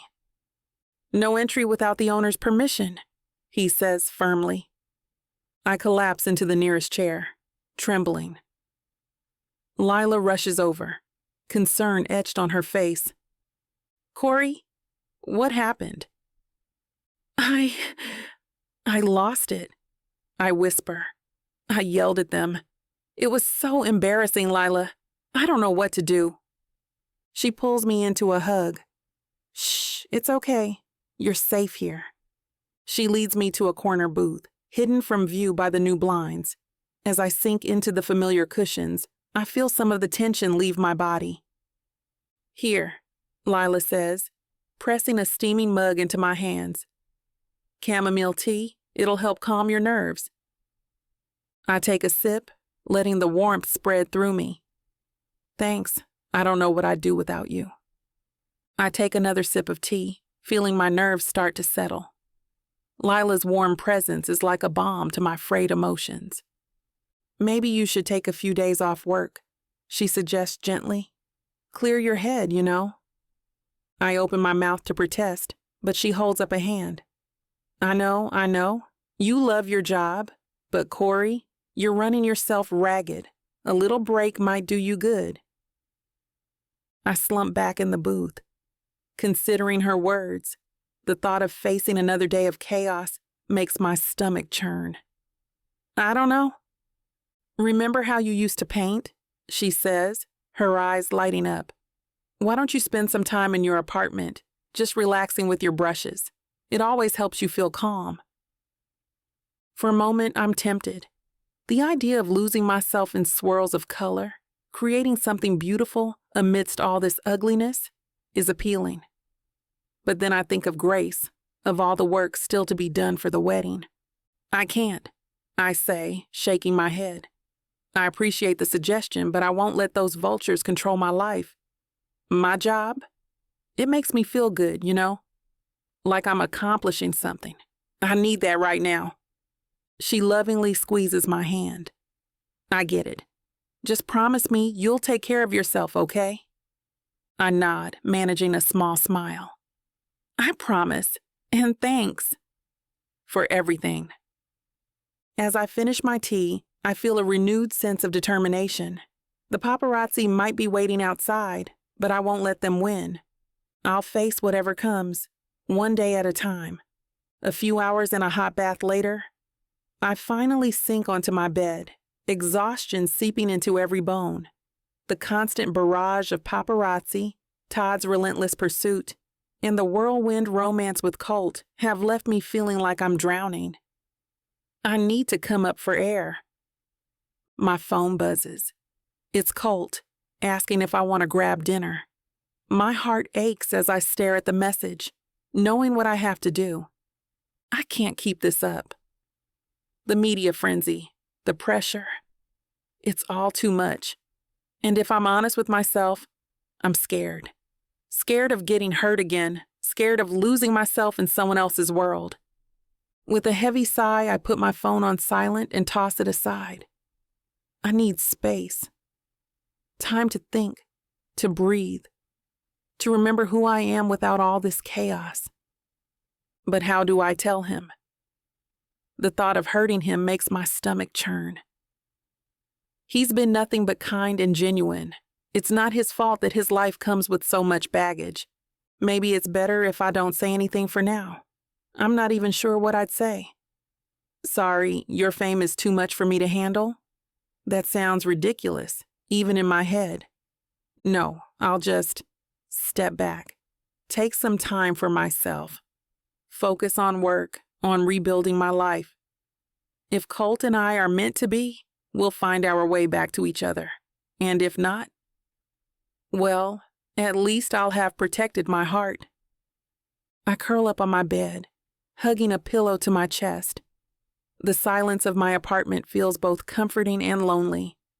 I already miss Colt's easy laugh, the way his eyes crinkle when he smiles. But I have to do this. For my own sanity, for my own heart. Tomorrow, I'll throw myself into work. I'll avoid the areas I know Colt might be. It'll be hard, but it's necessary. I need to find myself again before I can even think about being with someone else. At least I'm doing this before we get really serious. You think you can catch me? You think you can tame me? Oh, I know I can. And you know it too, baby. I gotta tell you, you're not the first to try. But don't worry, baby. I'll be the last.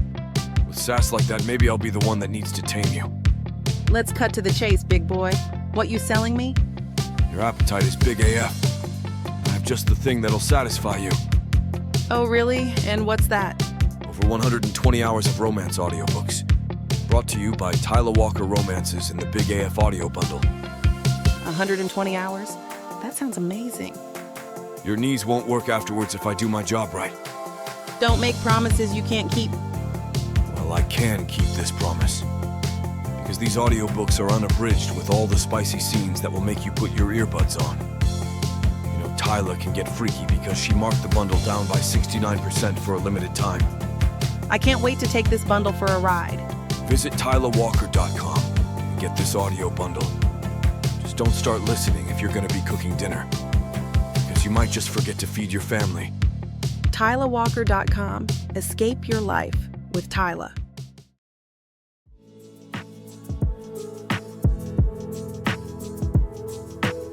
Chapter 20. Colt. I stand in front of the mirror, adjusting my collar for the 100th time. Corey has avoided me long enough. It's time we talk face to face. I've given her space, but enough is enough. The wedding will be over before we get to be alone again if things continue this way. I grab the note I've written for Corey, reading it over one last time. Corey, I know things have been crazy lately. Meet me by the lake at 8. Just you and me. No cameras, no baloney. I want to talk. Colt.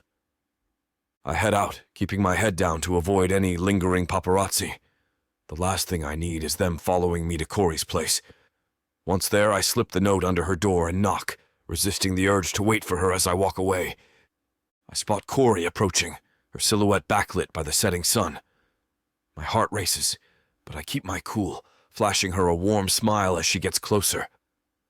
Hey, you made it, I say, keeping my voice steady. Corey nods, a hint of hesitation in her eyes. Yeah, I did. I gesture to the picnic I've set up by the water's edge. Hungry? We sit down and I start unpacking the food. The silence between us is heavy, but I'm determined to break through it. Look, Corey, I begin, handing her a plate. I know things have been crazy lately, but I want you to know that none of that changes how I feel about you. She meets my gaze, her eyes searching mine. Colt, No, let me finish. I interrupt, not wanting her doubts to even be voiced. What we have, it's real. At least for me, it is. All this media nonsense, it doesn't matter. What matters is us. She takes a deep breath. But the paparazzi, Todd? It's all so overwhelming. I reach out, taking her hand in mine. I know, and I'm sorry you've been caught up in all this. But I promise you, I'll protect you. From the paparazzi, from Todd, from anyone who tries to come between us. You can't control everything, Colt, she says softly. Of course I can, I say with a grin. I'm Colt Miller, the NHL star. I can fight for what matters. And you matter, Corey, more than anything. I see a flicker of something in her eyes. Hope, maybe? I'm scared, she confesses. You don't have to be. Not when you're with me, I reply, looking into her eyes. Plus, I think what we have is worth being scared for. Don't you? Corey squeezes my hand, a small smile playing on her lips. Maybe you're right. I watch as Corey's shoulders visibly relax, the tension melting away. It's like seeing the sun break through storm clouds. Man, I didn't realize how much I'd missed her smile. So, tell me about your day, I say, popping the cork on the champagne. The sound echoes across the lake and Corey jumps a little. I can't help but chuckle. Didn't mean to startle you here. I pour her a glass, our fingers brushing as I hand it to her. Corey takes a sip, her eyes widening. This is good. Only the best for you, I wink, and she rolls her eyes, but I catch the hint of a smile. We dig into the food, and I'm relieved to see her actually eating. The past few days have been rough on both of us, but especially her. You know, I say between bites, I've been thinking about taking up figure skating. What do you think? I could rock those sequined outfits. Corey nearly chokes on her champagne, a laugh escaping her. Oh, God, please don't. The world isn't ready for that. Hey, I've got the legs for it, I protest, flexing dramatically. She's full-on giggling now, and the sound is music to my ears. I reach for the dessert box, pulling out a chocolate-covered strawberry. Here, try this, I say, holding it out to her. Corey hesitates for a moment, then leans forward, taking a bite. A bit of chocolate smears on her lip, and without thinking, I reach out to wipe it away. Our eyes lock, and for a moment, the world stands still. Thanks, she murmurs. I clear my throat, suddenly aware of how close we are. Anytime. We finish our picnic, but I don't want to let her go yet. How about coffee? I'll make a mean cup of joe. She laughs. Lila's coffee is the best, but I'll try yours. I grin. Great, let's go. I have to prove my coffee-making skills immediately. We pack up the picnic basket, and I lead Corey back to my hotel room, my heart pounding with anticipation. The night air is cool against my skin, nothing like the warmth I feel whenever I'm near her. As we walk, our hands brush against each other, sending jolts of electricity through my body. Once inside, I head to the coffee maker, grateful for something to do with my hands. Make yourself comfortable, I say, gesturing to the couch. She settles in, tucking her legs beneath her. The silence between us is thick with unspoken words and desires. I focus on the task at hand, the familiar routine of making coffee grounding me. With 2 steaming mugs in hand, I join her on the couch. Our fingers touch as I pass her the cup, and I swear I can feel sparks. We sip our coffee in silence, stealing glances at each other over the rims of our mugs. The tension in the room is palpable. I can't take my eyes off her, the way her hair falls around her face, the curve of her lips as she drinks her coffee. Everything about her draws me in. I set my mug down on the coffee table, unable to pretend any longer. Our eyes lock, and in that moment, I know. She wants more than coffee. Hell, so do I. So badly. Without hesitation, I reach for her cup, gently taking it from her hands and placing it next to mine. Her eyes never leave mine. I lean in, cupping her face with my hand. Her skin is soft under my touch, and I can feel her pulse quicken. In one swift motion, I close the distance between us, capturing her lips. The kiss is electric, passionate, and I can feel my self-control slipping. My hands tangle in her hair as hers grip my shirt, pulling me closer. The taste of coffee lingers on her lips, but all I can focus on is the feel of her against me. Ending the kiss, I get up and take her hand, leading her to the bed. Without a word, she slips off her blouse. I pick her up, gently laying her down on the bed. "I crave you," she whispers as she looks up at me. Those 3 words send me spiraling into a deep desire I can't put into words. I take off our clothes, tossing them aside, and kiss her until we're breathless. And that's where we're going to put a pause on pleasure. Looks like the rest of this chapter is just too naughty to put on the air. As much as we'd love to share every little detail, we've got to stick to YouTube's guidelines to keep these free audiobooks coming. They've got some rules about what we can show, and we wouldn't want to risk losing the chance to bring you more content. As frustrating as it is to build the tension only to be interrupted, Miss Tyler always knows how to make it up to you. You can find the full, uncut scene over at tylerwalker.com. With an entire library of unabridged audiobooks and ebooks, Miss Tyler's collection is waiting for you. If you use code SAVE40, you'll get 40% off any digital product, even on bundles that are already discounted. So don't let the fun stop here. Head over to tylerwalker.com and treat yourself with Miss Tyler.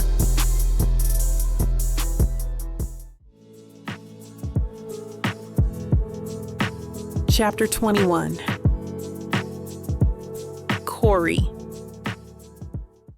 I wake up in the early morning hours. The sun hasn't even shown itself yet.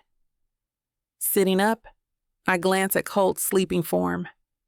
He looks so peaceful. I quickly get dressed and leave him a note on the bedside table before rushing to my place. A brief shower before I go to work will help me keep a straight face so Grace doesn't notice anything. During the walk home, I feel lighter than I have in days. The memory of last night with him still fresh in my mind. His touch, his words, the way he looked at me.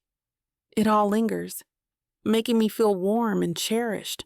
I'm grateful that he took the time to talk to me alone, and I don't regret how the night ended between us. Connecting with him like that felt like the most natural thing in the world. It felt right. As I get ready for work, I catch myself smiling in the mirror. It's been a while since I've felt this content. Reality harshly crashes back as soon as I step outside my apartment. The click of cameras and shouts from the paparazzi assault my senses. "Corey, over here. Just give us something." "Are you and Colt official?" "How does it feel dating a hockey star?" I duck my head and hurry to my car, trying to ignore the flashes and questions. I usually prefer to walk, but the situation forces me to abandon that pleasure. The drive to the Maplewood Inn is mercifully short, and I take a deep breath before heading inside. Grace greets me with a wide smile. "Good morning, Corey. You're looking refreshed today." I feel my cheeks heat up. "Thanks, Grace." I clear my throat and try to quickly change the subject. "What's on the agenda?" We dive into wedding preparations, and I throw myself into the work. After weeks of preparation, it's surprising how much still needs to be finalized and double-checked before the big day.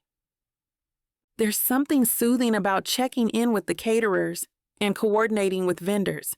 It's familiar, controllable, unlike the chaos swirling around my personal life. But even as I focus on tasks, I can't completely shut out the world beyond the inn's walls.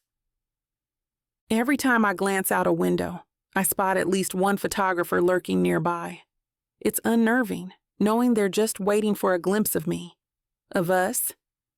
I shake my head, trying to dispel the anxiety creeping in.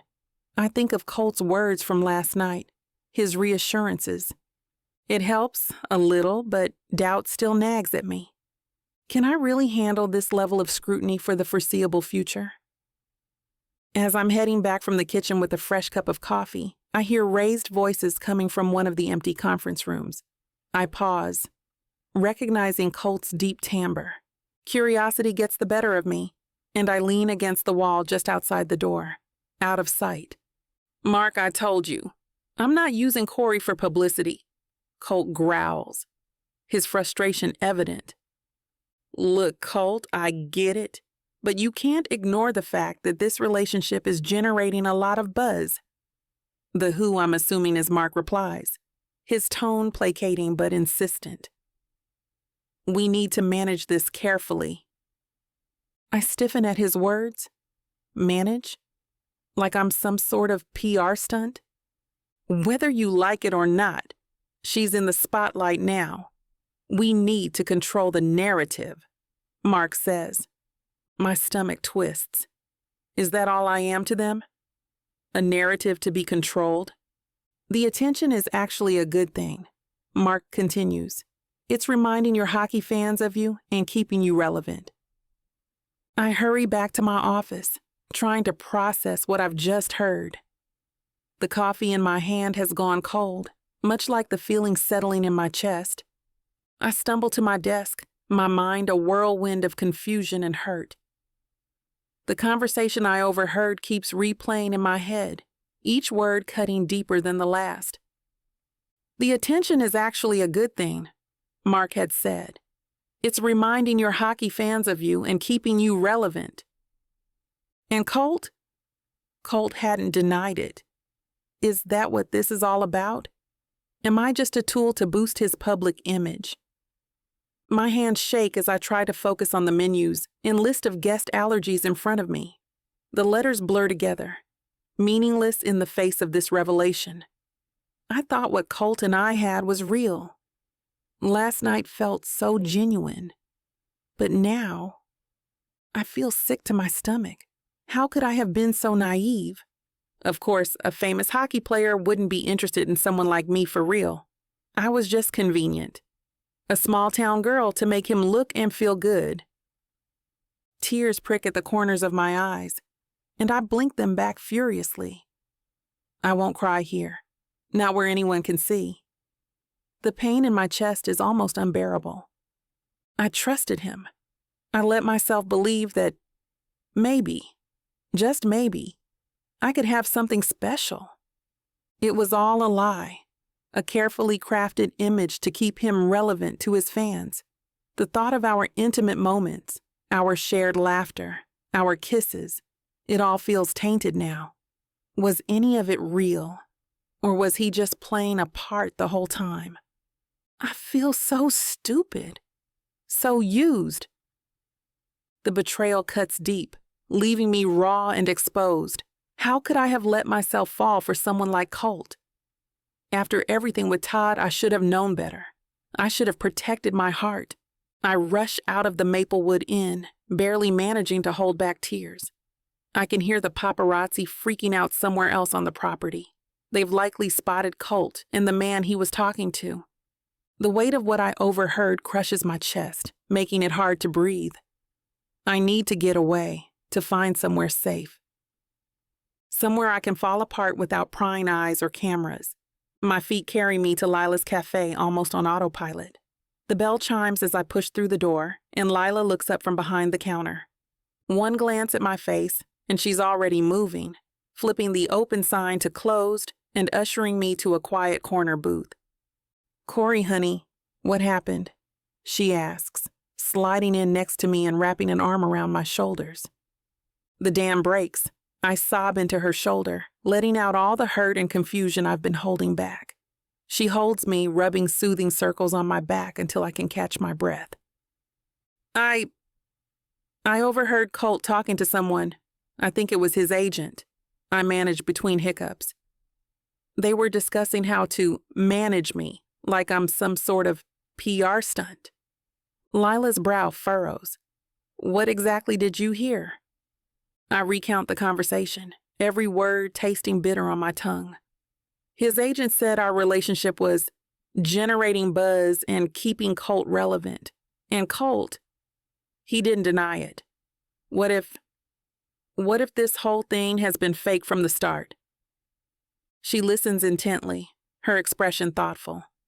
When I finish, she takes my hands in hers. "Corey, I know you're hurt. But are you sure you're not jumping to conclusions?" I shake my head, unconvinced. But he didn't outright deny using me for publicity. What if that's all I am to him? A small-town girl to make him look good?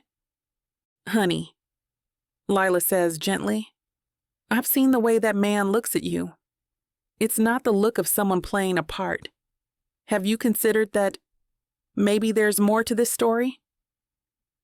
I shake my head, frustrated. I don't know what to think right now, but I'm just so tired. I leave Lila's cafe with a heavy heart, her words echoing in my mind.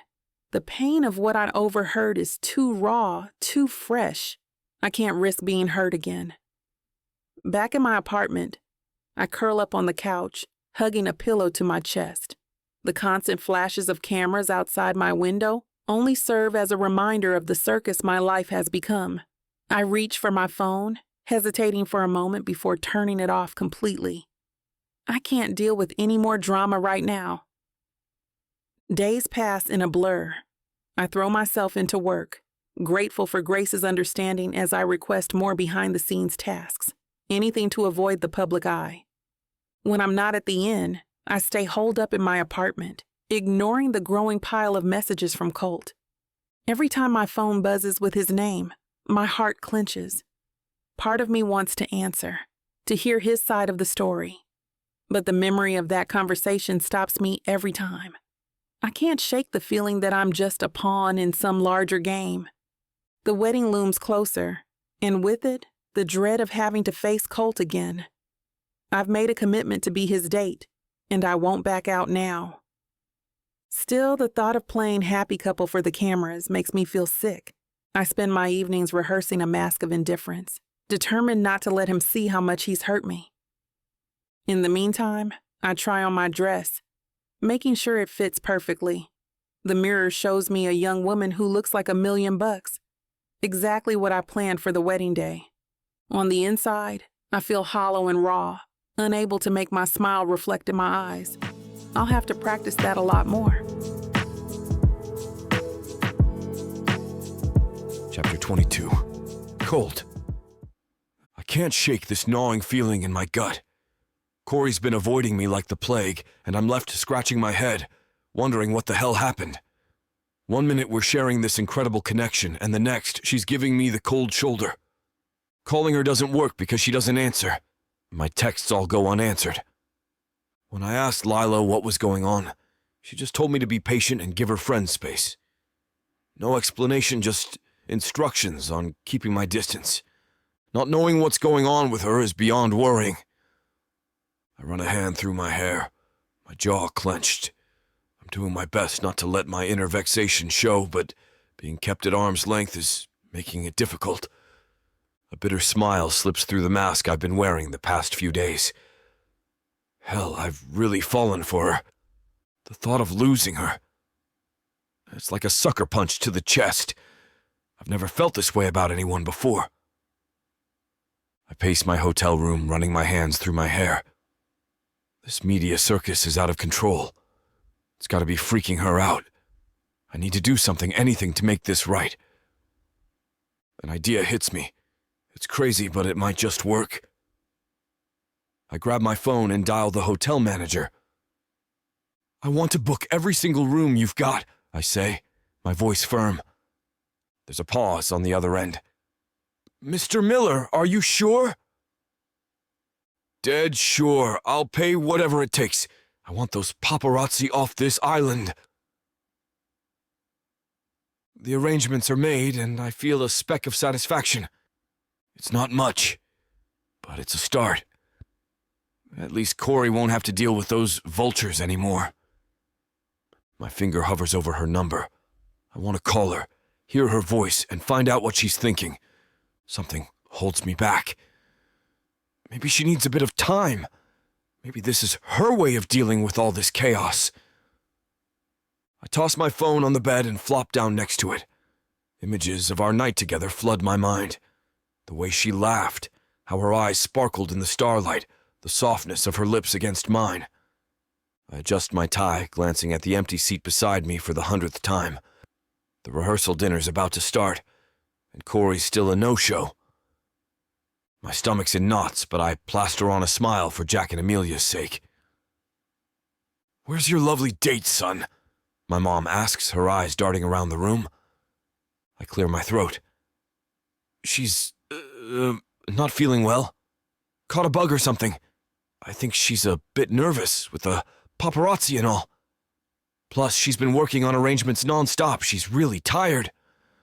The lie tastes bitter on my tongue, but it's better than admitting I have no clue why she's ghosting me. At least the part about the paparazzi and her being tired is true. Jack catches my eye from across the table, his brow furrowed. He knows me too well. I shake my head slightly, silently telling him not to push it. He focuses on the other guests again, but I can tell he's not going to let it go. I sigh. Things are not going my way at all. On top of that, this is his night. His and Amelia's. My drama can wait. The waiter starts pouring champagne, and I check my watch again. There's still time. Maybe she's just running late. Maybe she got held up at work. Maybe... I down my champagne in one gulp, trying to drown out the voice in my head telling me she's not coming. Everything okay, bro? Jack sidles up to me, concern etched on his face. Yeah, all good. I force a grin. He doesn't buy it for a second, but he doesn't press. Instead, he claps me on the shoulder. Well, if you need to talk, you know where I am. I nod, grateful for his support. Thanks, man. But tonight's about you and Amelia. Let's keep it that way. As guests start taking their seats, I can't help but hold on to that flicker of hope. Maybe she'll walk through those doors any minute now, breathless and apologetic. Maybe we can still salvage this. Maybe I should just go to her room, throw her over my shoulder, and bring her here. I smirk, thinking of how she'd react.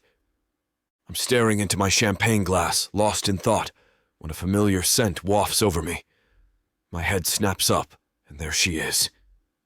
Corey, looking breathtaking in a deep blue dress that hugs her curves just right. Hey, she says, sliding into the seat next to me. Sorry I'm late. I clear my throat. Didn't think you were coming. She meets my eyes, her gaze steady. I promise to get through the wedding festivities with you. I'm not going to break my promise. Something in her voice tells me there's more to it, but I don't push. Instead, I nod and pour her a glass of champagne. Thanks for being here, I say, keeping my tone casual. Jack and Amelia will appreciate it. She takes a sip, her shoulders relaxing slightly.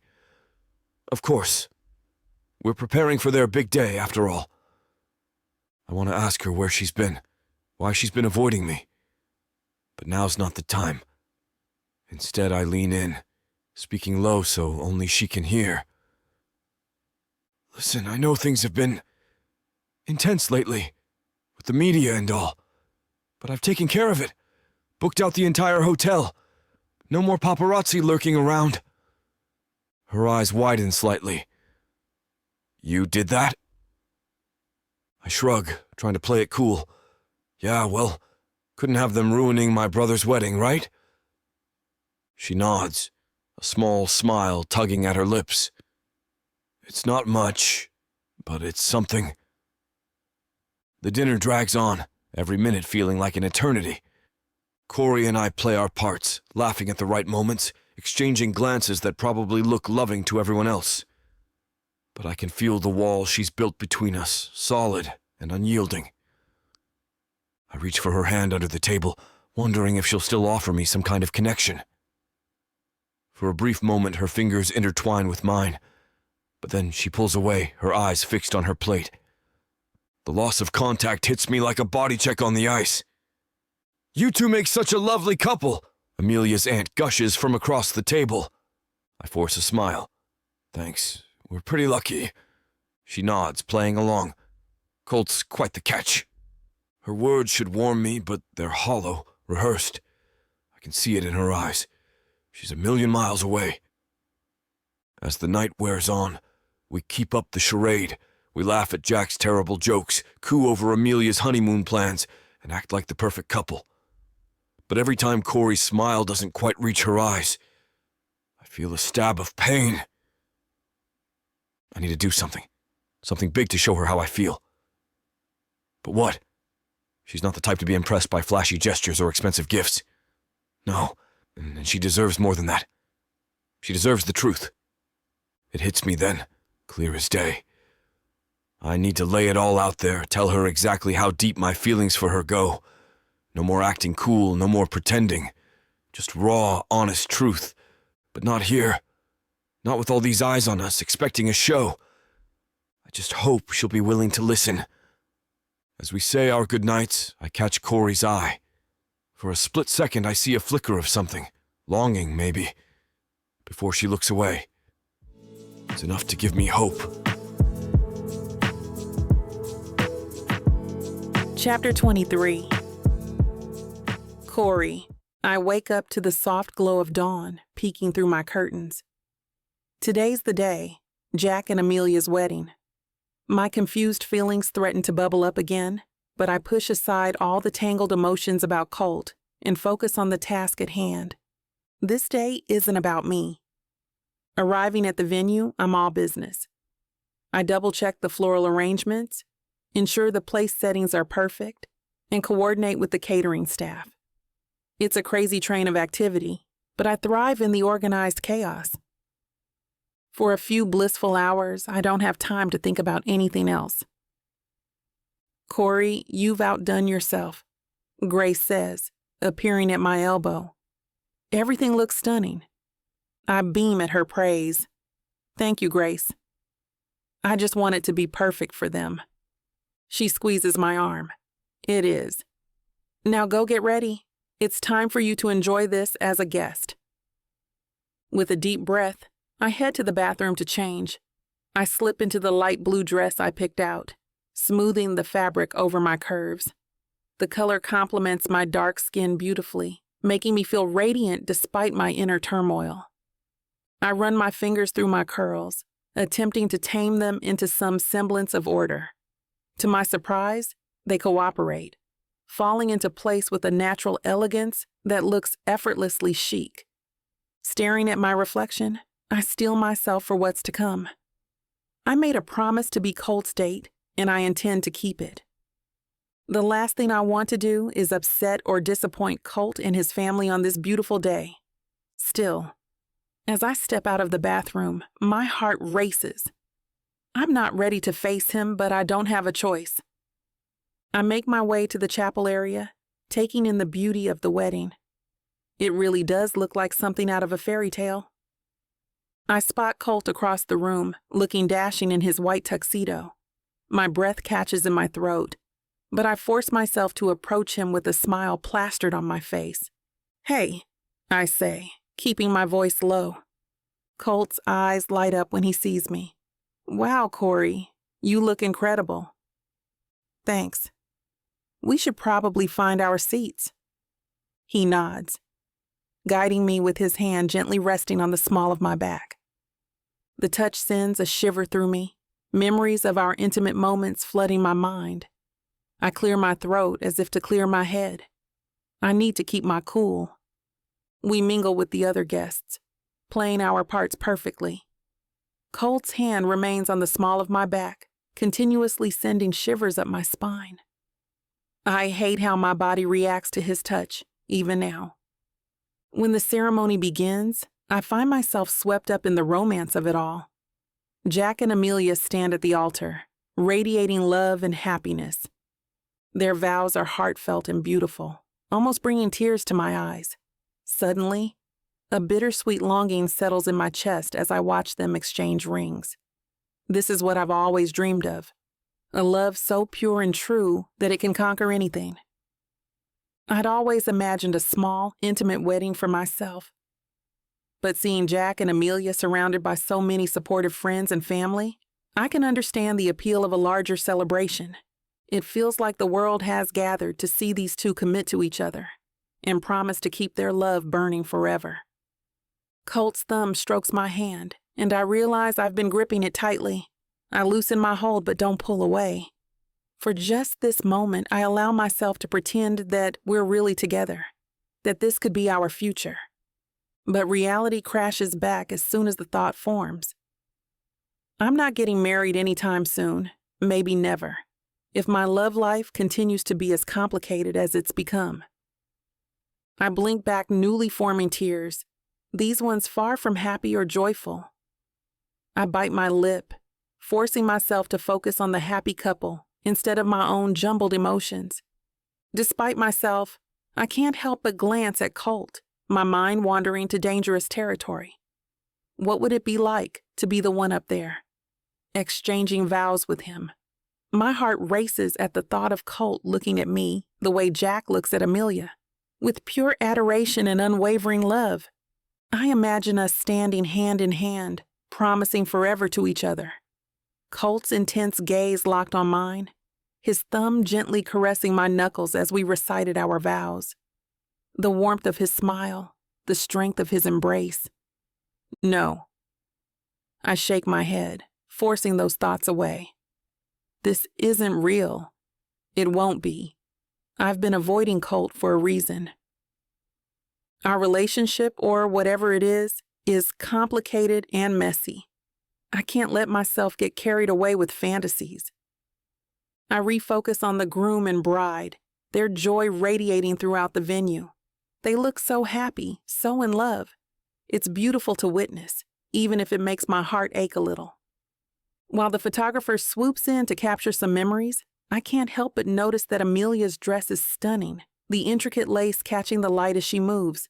Jack can't take his eyes off her, his smile wider than I've ever seen it. They're lost in their own world, oblivious to everyone around them. My idea of the perfect wedding dress pops into my mind, and I feel a pang of envy, quickly followed by guilt. This is their day, and I should be celebrating their love, not dwelling on things that will never be. I push thoughts of Colt and our situation to the back of my mind, determined to be present for this special moment. When Jack and Amelia seal their vows with a kiss, the crowd erupts in cheers and applause. I join in, genuinely happy for them despite my inner turmoil. As we move to the reception, I can't help but feel the magnetic pull between Colt and me, no matter how hard I try not to. His hand on my back guides me gently through the crowd, and I hate how right it feels. This is just pretend, I remind myself, but my body doesn't seem to get the memo. The real feelings we've developed don't help the situation at all. We take our seats at a table with some of Jack's teammates. Colt pulls out my chair, and I smile gratefully. It's these little gestures that make my heart flutter against my will. "Oh, I can just see the chemistry between the two of you," one of the wives comments, and I feel my cheeks heat up. Colt's arm drapes casually over the back of my chair. "Thanks," he says, his voice warm. I'm a lucky guy. I want to roll my eyes, to remind myself this is all for show, but the sincerity in his tone makes me pause. When I glance at him, the look in his eyes takes my breath away. It's intense and passionate, and for a moment I forget that we're just pretending. As dinner progresses, I find myself laughing at Colt's jokes, leaning into his touch. It's effortless, being with him like this. Our banter flows naturally, and I catch myself thinking how easy it would be to be like this with him all the time. But it can't. I know it can't. I've chosen to distance myself from him because I don't think I'd fit into his life. We're not meant to be. Still, when Colt takes my hand and leads me to the dance floor, I don't resist. His arms encircle my waist, and I rest my head on his chest, swaying to the slow melody. I breathe in his scent, a mix of cologne and something uniquely Colt. It's intoxicating, and I feel myself melting into him. "This is nice," he murmurs into my hair. I nod, not trusting my voice. It is nice. It's perfect, actually, and that terrifies me. When the dance comes to an end, Colt takes my hand and leads me away from the dance floor. "Let's get some fresh air," he says, guiding me towards the gardens. The night air is cool against my skin as we step outside. The gardens are beautiful, lit by soft lanterns that cast a romantic glow over the flowers and foliage. We walk in silence for a moment, the sounds of the reception fading into the background. Colt stops near a fountain, turning to face me. His eyes lock with mine, intense and sincere. My heart starts racing, sensing the weight of the moment. "Corey," he begins, his voice low and serious. "I need to tell you something." I nod, unable to speak, past the lump in my throat. These past few weeks with you, they've changed everything for me. I've fallen in love with you, completely and utterly. My breath catches in my throat. I want to speak, but he continues. "I know my lifestyle is different from yours. The spotlight, the travel, the pressure, it's a lot. But if you can accept that, if you're willing to give us a real shot, it would be a dream come true for me." His words are heartfelt, honest. There's no desperation in his tone, just raw sincerity that makes my heart ache. I'm hit by the difference between his declaration of love and Todd's needy demands. Colt really is a much better man in all the ways that matter. "I'm not asking you to change who you are," Colt continues. "I love you for you. Your strength, your kindness, your authenticity. I just want a real chance to show you that we can make this work, for real." His gaze never wavers from mine. I can see the emotion in his eyes, feel the truth of his words. My heart is pounding, my mind racing. I look at him, this man who's turned my world upside down. I'm overwhelmed by the intensity of my feelings, the depth of his confession. I open my mouth to respond, but I'm not sure what to say. All I know is that his words have touched something deep within me, stirring emotions I've been trying to keep at bay. Chapter 24. Colt. The garden around us fades away, and all I can focus on is her face, searching for any hint of what she's thinking. She simply looks at me for a moment, and the seconds drag on for eternity. "Colt, She starts, her voice soft. "I love you too," she says, her voice surprisingly steady, given the vulnerable expression on her face. I pull her close, cupping her face in my hands. Our lips meet in a tender kiss, full of promise and hope. It's different from our previous kisses, deeper, more meaningful. I pour everything I feel for her into it, hoping she understands just how much she means to me.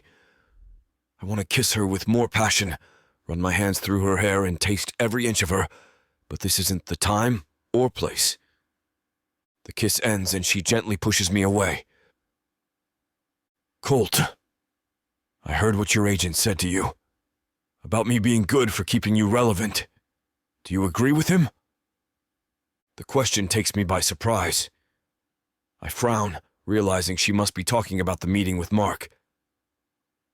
"Of course I don't feel that way. It's his stupid agent's way of looking at our relationship."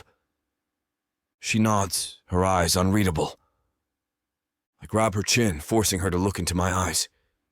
"You mean more to me than my reputation?" This time, she smiles. "Okay." I hug her, holding her tight. I know she's probably not completely convinced yet, but I'll do everything I can to prove myself to her. But for now, this moment is enough. Corey loves me and I love her. We can handle anything else that comes our way. "We should head back inside," she says, glancing towards the reception. "They'll be wondering where we are." "Let them wonder," I tease, taking her hand and pulling her against me. "I'd rather be out here with you." My words are barely cold when Amelia pops her head through the door. "Hey, lovebirds! The party's in here!" She chuckles without waiting, expecting us to head back in. So much for that. Ready to face the music? This time is my date for real? She smiles, but I can see the slight disappointment in her eyes, which makes me grin. Nodding, she squeezes my hand. I'd be honored to. We walk back into the reception, hand in hand, ready to rejoin the wedding festivities. The future may be uncertain, but with Corey by my side, I've never felt more confident. I can't take my eyes off Corey as we return to the dancing guests and join in on the fun. She eagerly agrees to another dance, and we glide across the dance floor. Her hand in mine feels right, like it's always belonged there. The music swells around us, but all I hear is the rhythm of our hearts beating in sync. Her eyes captivate me, the way her lashes seem to reflect the light and shimmer in an almost ethereal manner. Hell, this woman is stunning. You're staring, Corey teases. Can't help it, I reply, pulling her closer. You're the most beautiful woman in the room. She laughs, the sound like music to my ears. I think the bride might disagree with you there. Let her, I say, spinning her out and then back into my arms. I only have eyes for you. As we continue to dance, I notice a few guests watching us with smiles. Jack catches my eye and gives me a dorky thumbs up. I grin back, feeling on top of the world.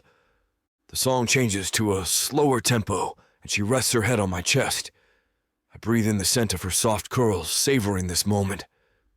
You know, I whisper, I think we might be stealing Jack and Amelia's thunder. Corey lifts her head, looking concerned. Oh no, should we tone it down? I chuckle, shaking my head. Nah, Jack's probably loving this. He's been trying to set me up for years. She relaxes back into my arms, her fingers tracing little lines on my back. The simple touch sends shivers down my spine. I can't believe how much has changed in such a short time, she says softly. I nod, thinking about our journey. From our first meeting, the immediate connection, the chaos with the paparazzi, to this moment right here. It hasn't been easy, but damn if it hasn't been worth it. I'm glad it did, I tell her, pressing a kiss to her forehead. I wouldn't change a thing. We continue to sway to the music, lost in our own world. You know, when you were late, I was considering throwing you over my shoulder and carrying you here, caveman style. She giggles, giving me a playful punch on the arm. You wouldn't dare. When it comes to you, I can't make promises. She snorts, shaking her head. You're terrible. I grin confidently. And you love it. We dance past other couples, and I'm almost oblivious to everyone around us. But I pick up a hushed conversation to our left. The reception continues to be a fun-filled affair, and upon looking around at the guests, I notice my mother standing with her friends, watching the dancers with a wistful smile. After leading her to our table, I give Corey a quick kiss and excuse myself, making my way over to my mom. May I have this dance? I ask, offering my hand with a playful bow. She laughs, taking my hand. Always, my darling boy. We move to the dance floor, swaying gently to the music. For a moment, we're both quiet, lost in our own thoughts. I'm so happy for you, Colt, she finally says, her eyes shining. What you have with Corey, it's obviously special. I can see how genuine and strong your connection is. I can't keep the smile off my face. Thanks, Mom. You know, I think I finally get it now. While you and Dad were always so keen on me finding someone special. This thing with Corey, it's unlike anything I've ever felt before. She squeezes my hand. That's exactly what we wanted for you, sweetheart. And I have to say, I'm proud of you for finding such a capable and charming young lady. Corey is truly wonderful. I chuckle, feeling warm pride spread through my chest. What can I say? I know how to pick 'em. We share a laugh, and I'm struck by how close I feel to my family in this moment. It's like everything has fallen into place, and I'm exactly where I'm supposed to be. The reception slowly winds down, bringing a calmness into the room. I take Corey's hand and lead her outside again, wanting to spend more time alone with her. The cool night air is a welcome relief after the warmth of the crowded ballroom. We find a secluded bench and sit down, our fingers still intertwined. I look up at the star-filled sky, feeling a sense of peace wash over me. You know, I say softly, I've never been much for stargazing before, but since I met you, it feels pretty damn perfect. Corey leans her head on my shoulder. It is beautiful, she agrees. I turn to look at her, my breath catching in my throat. The starlight reflects in her eyes, making them sparkle. Not as beautiful as you. I can't resist leaning in to kiss her softly. When we part, I keep my face close to hers, our foreheads touching. Corey, I begin, my voice low and earnest. I want you to know that I'm in this for the long haul. I know my life can be crazy sometimes with the hockey seasons and the media attention.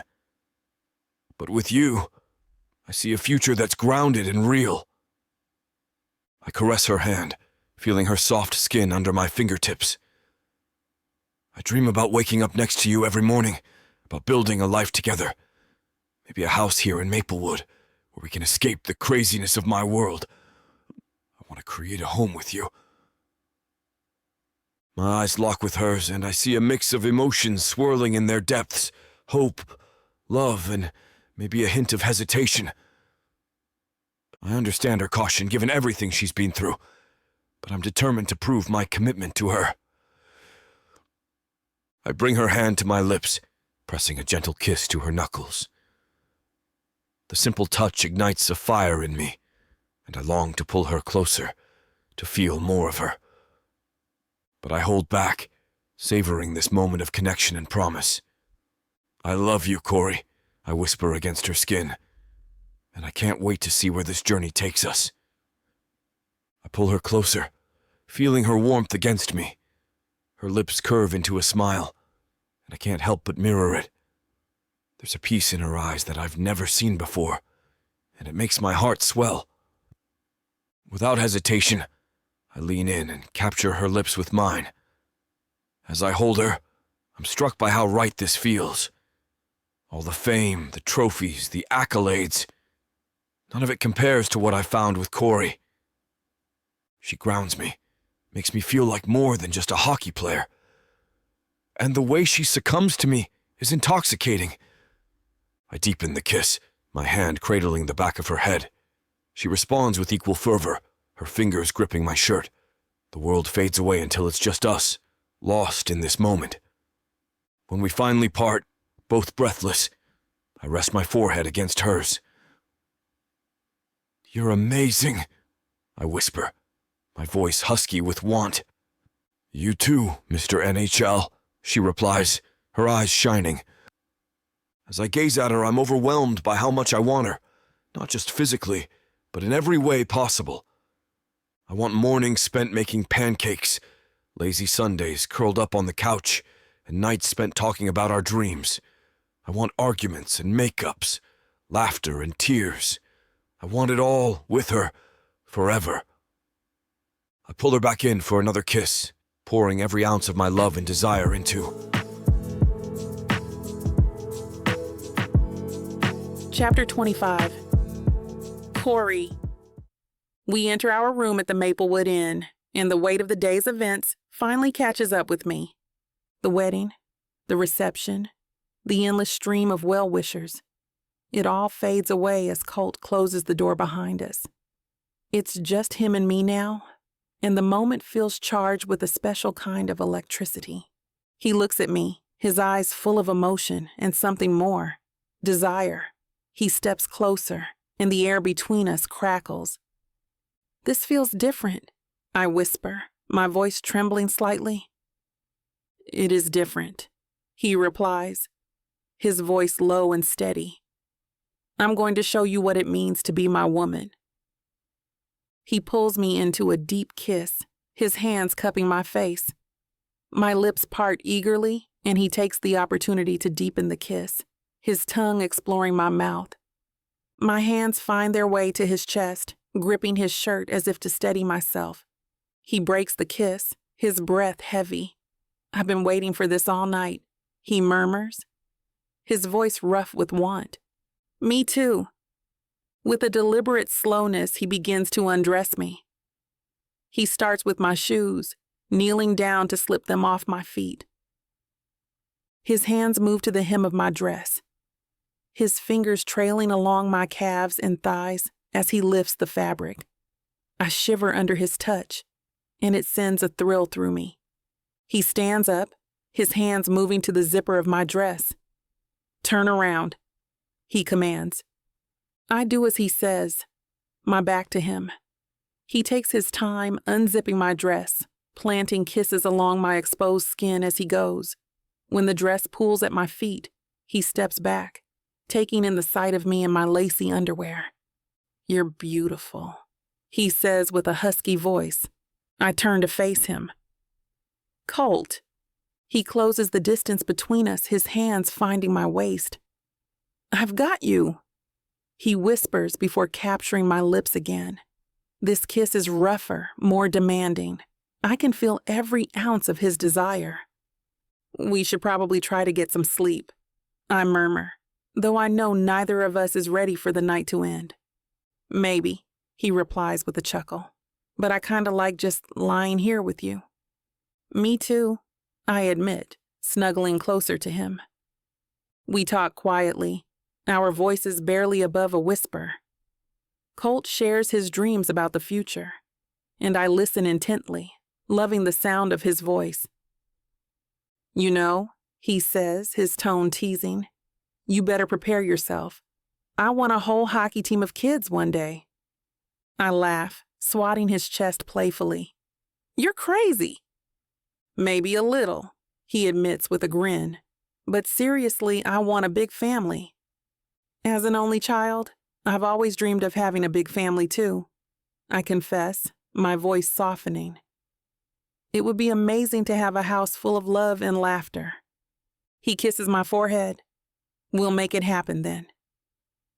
Our conversation lulls into a comfortable silence again, and I tilt my head to look up at him. His eyes are filled with warmth and desire, and I can't resist the urge to kiss him. Our lips meet in a slow, passionate kiss, and I feel that familiar heat building inside me once more. Our kiss deepens, and my hands roam over his chest, feeling the hard planes of his muscles. I can sense his growing passion in the way he presses against me, and it only fuels my own desire. Breaking the kiss, I look into his eyes and smile.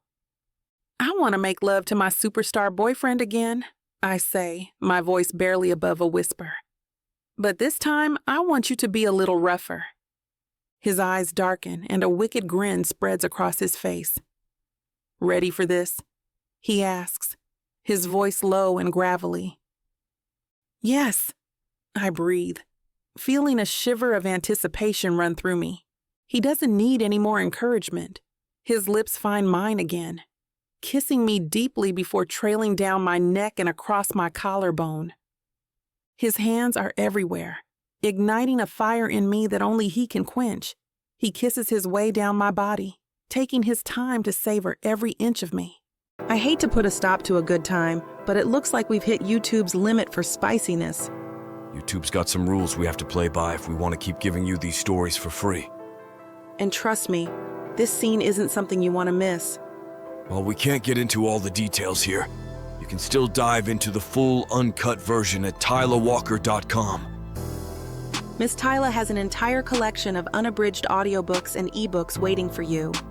And the best part? You can treat yourself with 40% off when you use the code SAVE40. That's right. You'll save on any digital product, even bundles that are already discounted. Miss Tyla would never let anyone feel the kind of disappointment you must be feeling right now. So why wait? Treat yourself with Miss Tyla.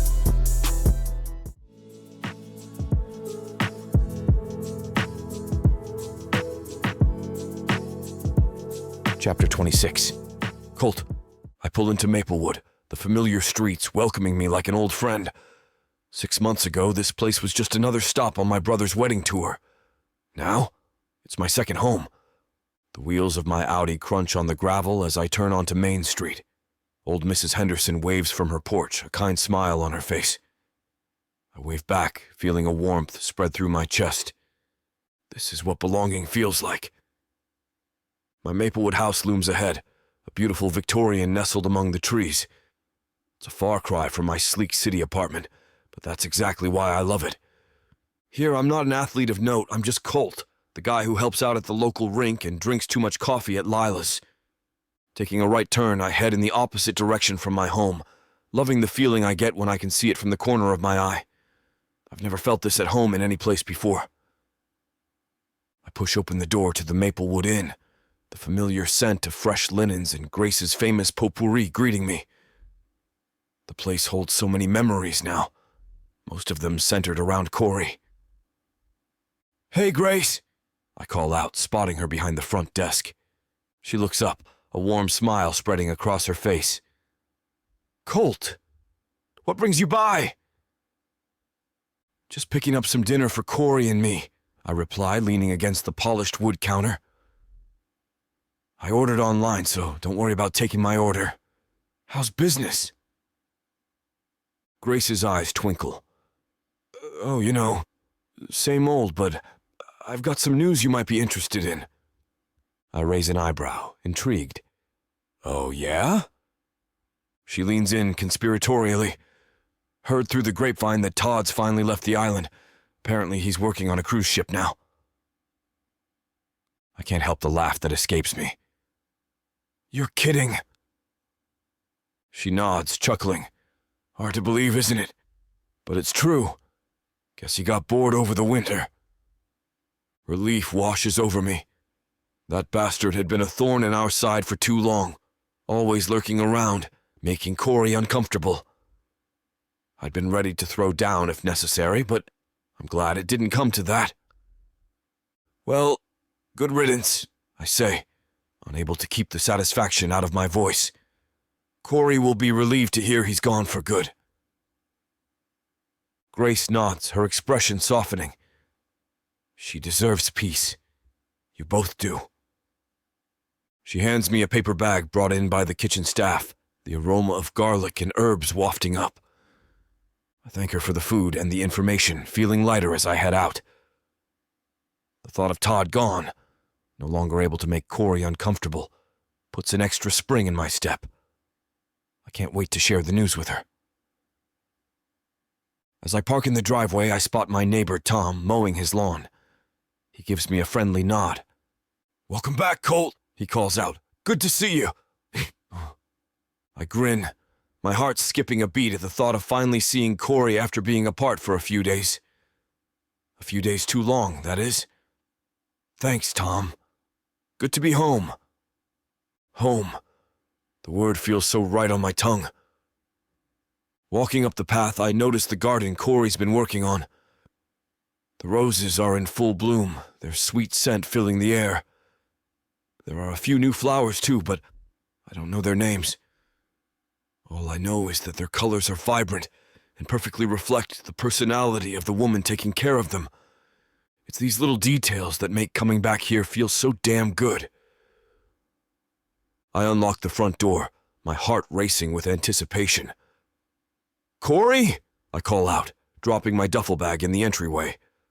I step into the house, the scent of lavender and vanilla greeting me. Corey's almost instantly there, her smile bright as she wraps her arms around me. "Welcome home, hockey star," she teases, planting a kiss on my cheek. I grin, holding up the paper bag. "Brought dinner." Grace says hi. We settle in the kitchen, unpacking the food. The aroma of garlic and herbs fills the air as we dish out Grace's famous pasta. "You know that ex of yours... what was his name again?" She laughs, dishing up our food. "Todd. What about him?" There's a hint of concern in her eyes, and I quickly answer. "He's working on a cruise ship now. Left town for the high seas, according to Grace." Corey looks at me, disbelief all over her face. "You can't be serious." I steal a piece of pasta and duck out of reach of her swiping hand. I grab her by her waist to kiss her cheek. "Hurry up with the food, woman." "I'm starving," I joke and chuckle when she playfully punches me. We sit down in the dining room to eat. "So, 3 whole days, huh?" she says, twirling spaghetti around her fork. "What should we do with all that time?" I take a bite, savoring the flavors. Well, I was thinking we could do some stargazing. Can't get a view like this in the city. It's become a tradition of sorts for us. Every time I'm back here, we dedicate at least one night to lying under the stars. Sometimes we have a picnic. Sometimes we get a little tipsy on wine. And other times we just listen to music, appreciating our lives together. Her eyes light up. Perfect. Oh, don't forget, I'm flying out to see your game on Friday. How could I forget? It's all I've been thinking about, I admit. Are you still planning on hitting up that museum while you're there? She nods enthusiastically. Yeah, and I signed up for a painting class at the gallery. Thought it might be fun to get some professional lessons. That's great, babe. We fall into a comfortable conversation, discussing our plans for the next few days and her upcoming trip. It's something we've perfected over the past months, blending our two worlds seamlessly. I'm not really surprised by how easy we make our semi-long-distance relationship look. It is easy because we really want to be together, no matter what it takes. I can't help but marvel at how far we've come. From a fake relationship born out of convenience to this, a real, deep love that spans two very different worlds. What are you thinking about? She asks, noticing my thoughtful expression. I reach across the table, taking her hand in mine. Just how lucky I am. How perfect this all is.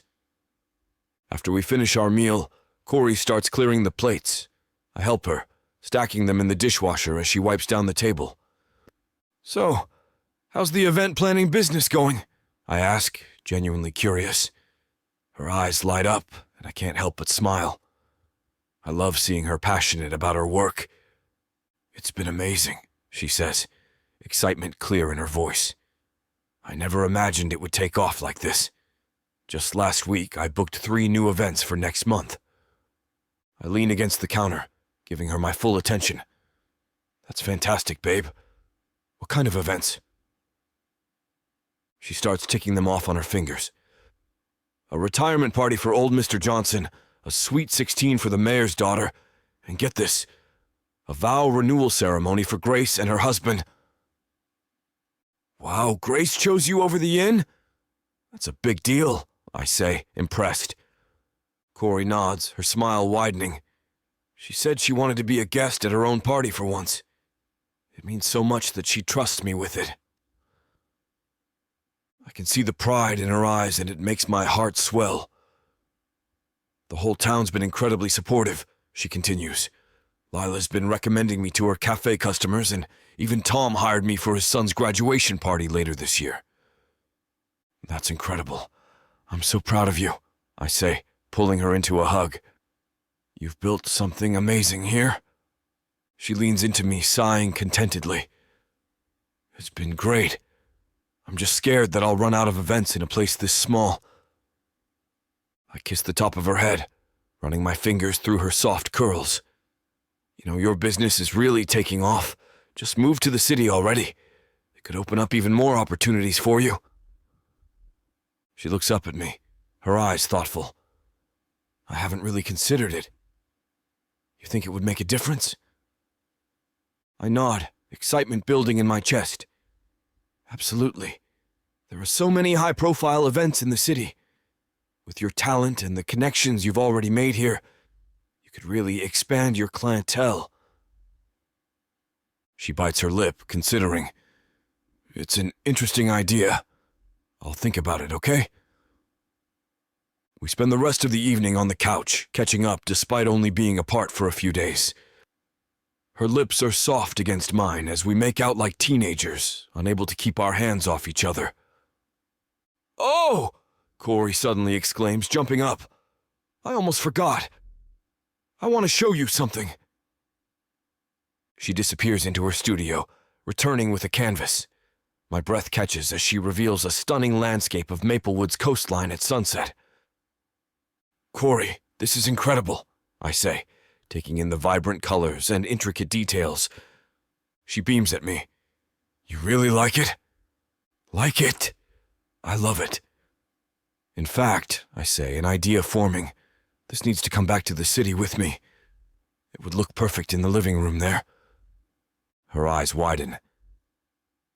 Really? You want to hang it in your city home? I nod emphatically. Absolutely.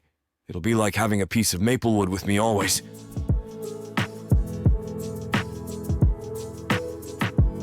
Chapter 27. Corey. I step into the bustling arena, the roar of the crowd washing over me like a wave. The excitement in the air is electric, each cheer and chant vibrating through my bones. Colt got me a seat right at the edge of the ice, and I feel both exhilarated and nervous. Hockey isn't something I grew up with, but watching him play has turned me into an instant fan. I notice the wives and girlfriends of his teammates. Their seats are close to mine, and we wave enthusiastically to each other. The game starts, and I can barely sit still. The players glide across the ice with such speed and precision, it's mesmerizing. But my eyes are fixed on Colt. He's in his element, commanding the rink with an effortless and undeniable grace that's hard to look away from. "Go, Colt!" I yell, my voice joining the cacophony of cheers around me. The game is intense, every move calculated, every player pushing themselves to the limit. Colt weaves through defenders like they're nothing, his focus razor sharp. The Predators are locked in a tight battle, and I can feel my heart pounding in sync with the thuds of skates against ice. A particularly brutal play unfolds right in front of me. Colt charges down the rink, dodging opponents with ease. He winds up for the shot, and time seems to slow. The puck flies, a blur of black against the white ice. The goalie dives, but he's too late. Almost immediately, the arena erupts as the puck hits the back of the net.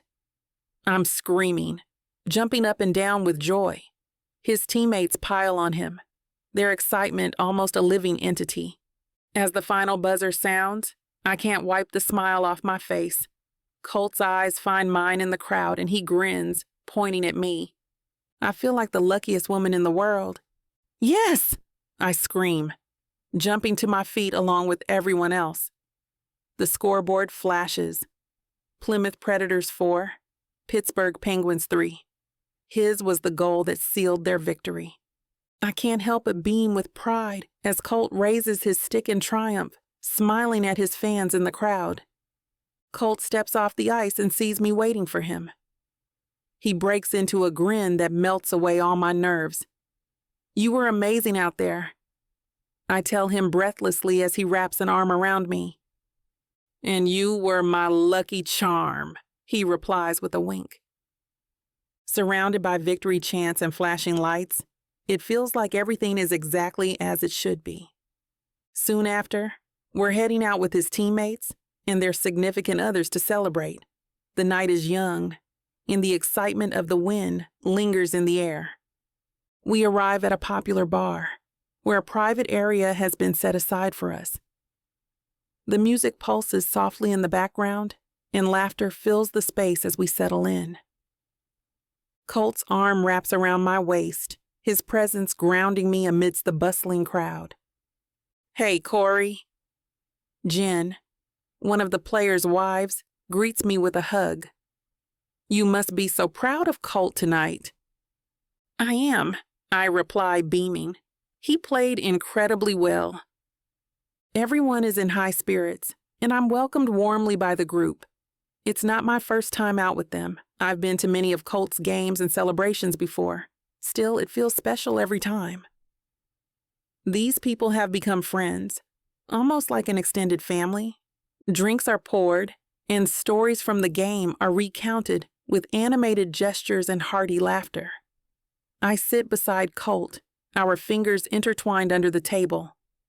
"Great game tonight," I say to him softly. "Thanks," he replies, leaning in to kiss my temple. "Couldn't have done it without knowing you were cheering me on." "Liar."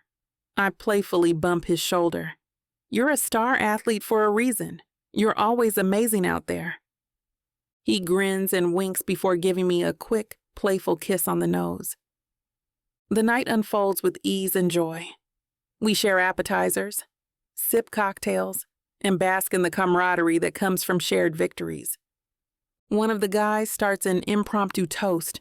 "To Colt," he declares, raising his glass, "for that killer goal." "To Colt," we all echo, clinking our glasses together. I catch snippets of conversations around me, talks of upcoming games, plans for vacations, funny anecdotes from past seasons. At one point, I find myself chatting with another girlfriend about our favorite places to visit when traveling for games. "You should come with us next time we're in Chicago," she says with a grin. "We always find the best spots." "I'd love that," I reply enthusiastically. Colt glances over at me during these moments and smiles. He loves seeing me fit so easily into this world of his. And truth be told, I love being part of it too. As the night wears on, our group becomes more relaxed and animated. Laughter fills the air as someone challenges another to a friendly game of darts. "Want to give it a shot?" Colt asks me. "Sure," I say with a playful smile. We stand up together and make our way to the dartboard amidst cheers and encouragement from our friends. It's moments like these that remind me just how lucky I am to have found someone who not only excels in his world, but also brings me into it with open arms and an open heart. Hours later, Colt and I stroll down the street, heading home, the night air crisp and refreshing, and I feel a sense of contentment.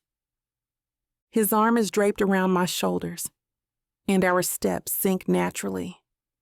The city lights twinkle above us, casting a soft glow on the sidewalk.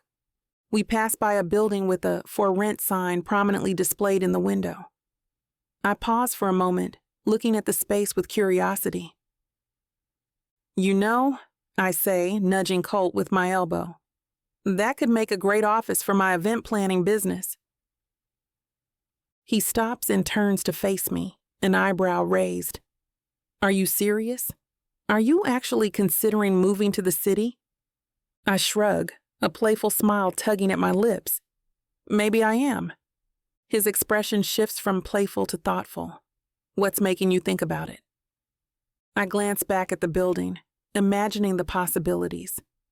Well, Maplewood has been amazing for starting out, but there are only so many events to plan in a small town. The city offers more opportunities, and it would be exciting to grow my business here. Colt's hand tightens around mine as he processes my words. "You know I'd support you no matter what." "But what about everything you've built in Maplewood?" "I wouldn't abandon it completely," I assure him. "I love our life there, but expanding could be good for us, good for me." He squeezes my hand gently. "If you do move to the city, you could move into my place," he suggests, his voice steady but filled with hope. "If you're comfortable with that." The idea makes my heart race. The thought of living with Colt, of merging our lives even more than we already have. It's exhilarating and terrifying all at once. "I'd like that," I admit softly, looking up at him. "I mean, we practically live together already with how much time we spend back and forth between Maplewood and here." His eyes light up with excitement. "Exactly, and think about it. We wouldn't have to keep traveling so much. Plus," he adds with a proud smile, "you'd get to see me play more often." I laugh, feeling warmth spread through me at the thought. It's not just about the convenience. It's about being together in a way that feels more permanent, more real. "But seriously," he continues, his tone sincere now, "I want you to be happy and successful in your business. If moving to the city helps you achieve that, then I'm all for it." By the time we walk through the door of Colt's home, he's practically buzzing with excitement. His enthusiasm is contagious, and I can't help but smile as he starts talking a mile a minute about all the changes we can make. "Okay, so first things first," he says, leading me down the hallway. "I was thinking this room right here could be your studio." He opens a door to a spacious room with large windows that let in plenty of natural light. It's perfect. I can already envision my desk by the window, my painting materials spread out across the room. I love it, I say, turning to him with a grin. It's perfect. And about the closet, he continues, not missing a beat. You can have the biggest part of my walk-in closet. Seriously, I hardly use half of it anyway. He leads me to the master bedroom and opens the door to an enormous walk-in closet. It's bigger than my entire bedroom back in Maplewood, and I've always marveled at how little of it he uses. The thought of having all this space for my clothes is almost overwhelming. Are you sure? I ask, looking at him skeptically. Absolutely, he replies without hesitation. I want you to feel at home here. Whatever you need, we'll make it happen. His genuine enthusiasm and willingness to make space for me in his life touch me deeply. We spend hours planning what our life will be like when I move in with him. We talk about how we'll arrange our mornings together. He'll go for his early workouts, while I sip coffee in peace, before going to the property I'll rent for my business. And what about weekends? I ask, leaning into him on the couch. We'll explore the city, he says with a twinkle in his eye. Try new restaurants. Take a trip out to Maplewood now and then. We have a home there too, after all. We laugh and dream together, creating a vision of our future that feels both exciting and comforting. Eventually, we make our way to bed, still talking about all the little details. What kind of desk I'll need, whether or not we should get a second car.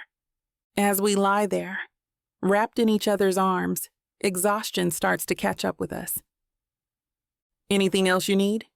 Colt asks sleepily. Just you, I whisper back. He chuckles and kisses my forehead. The warmth of his embrace and the promise of our future lull me into a peaceful sleep. This is it, baby. This is what you can get me that'll make me happy. You know I'll get you whatever you want. All you need to do is ask me and I'll give it to you. This ain't just it. This is everything I could ever want. Now I'm curious. What does a strong, sassy woman like yourself want so badly? Baby, you know what I want? Can't wait to hear. The Big Baddie Bundle from Tyler Walker. It has everything I need.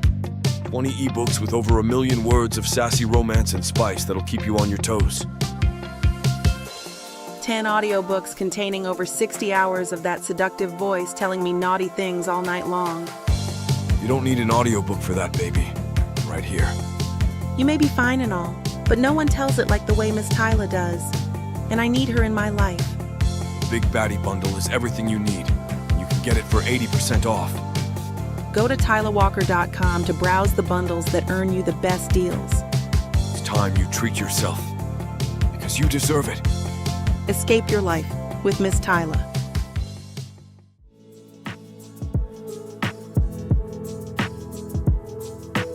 Chapter 28.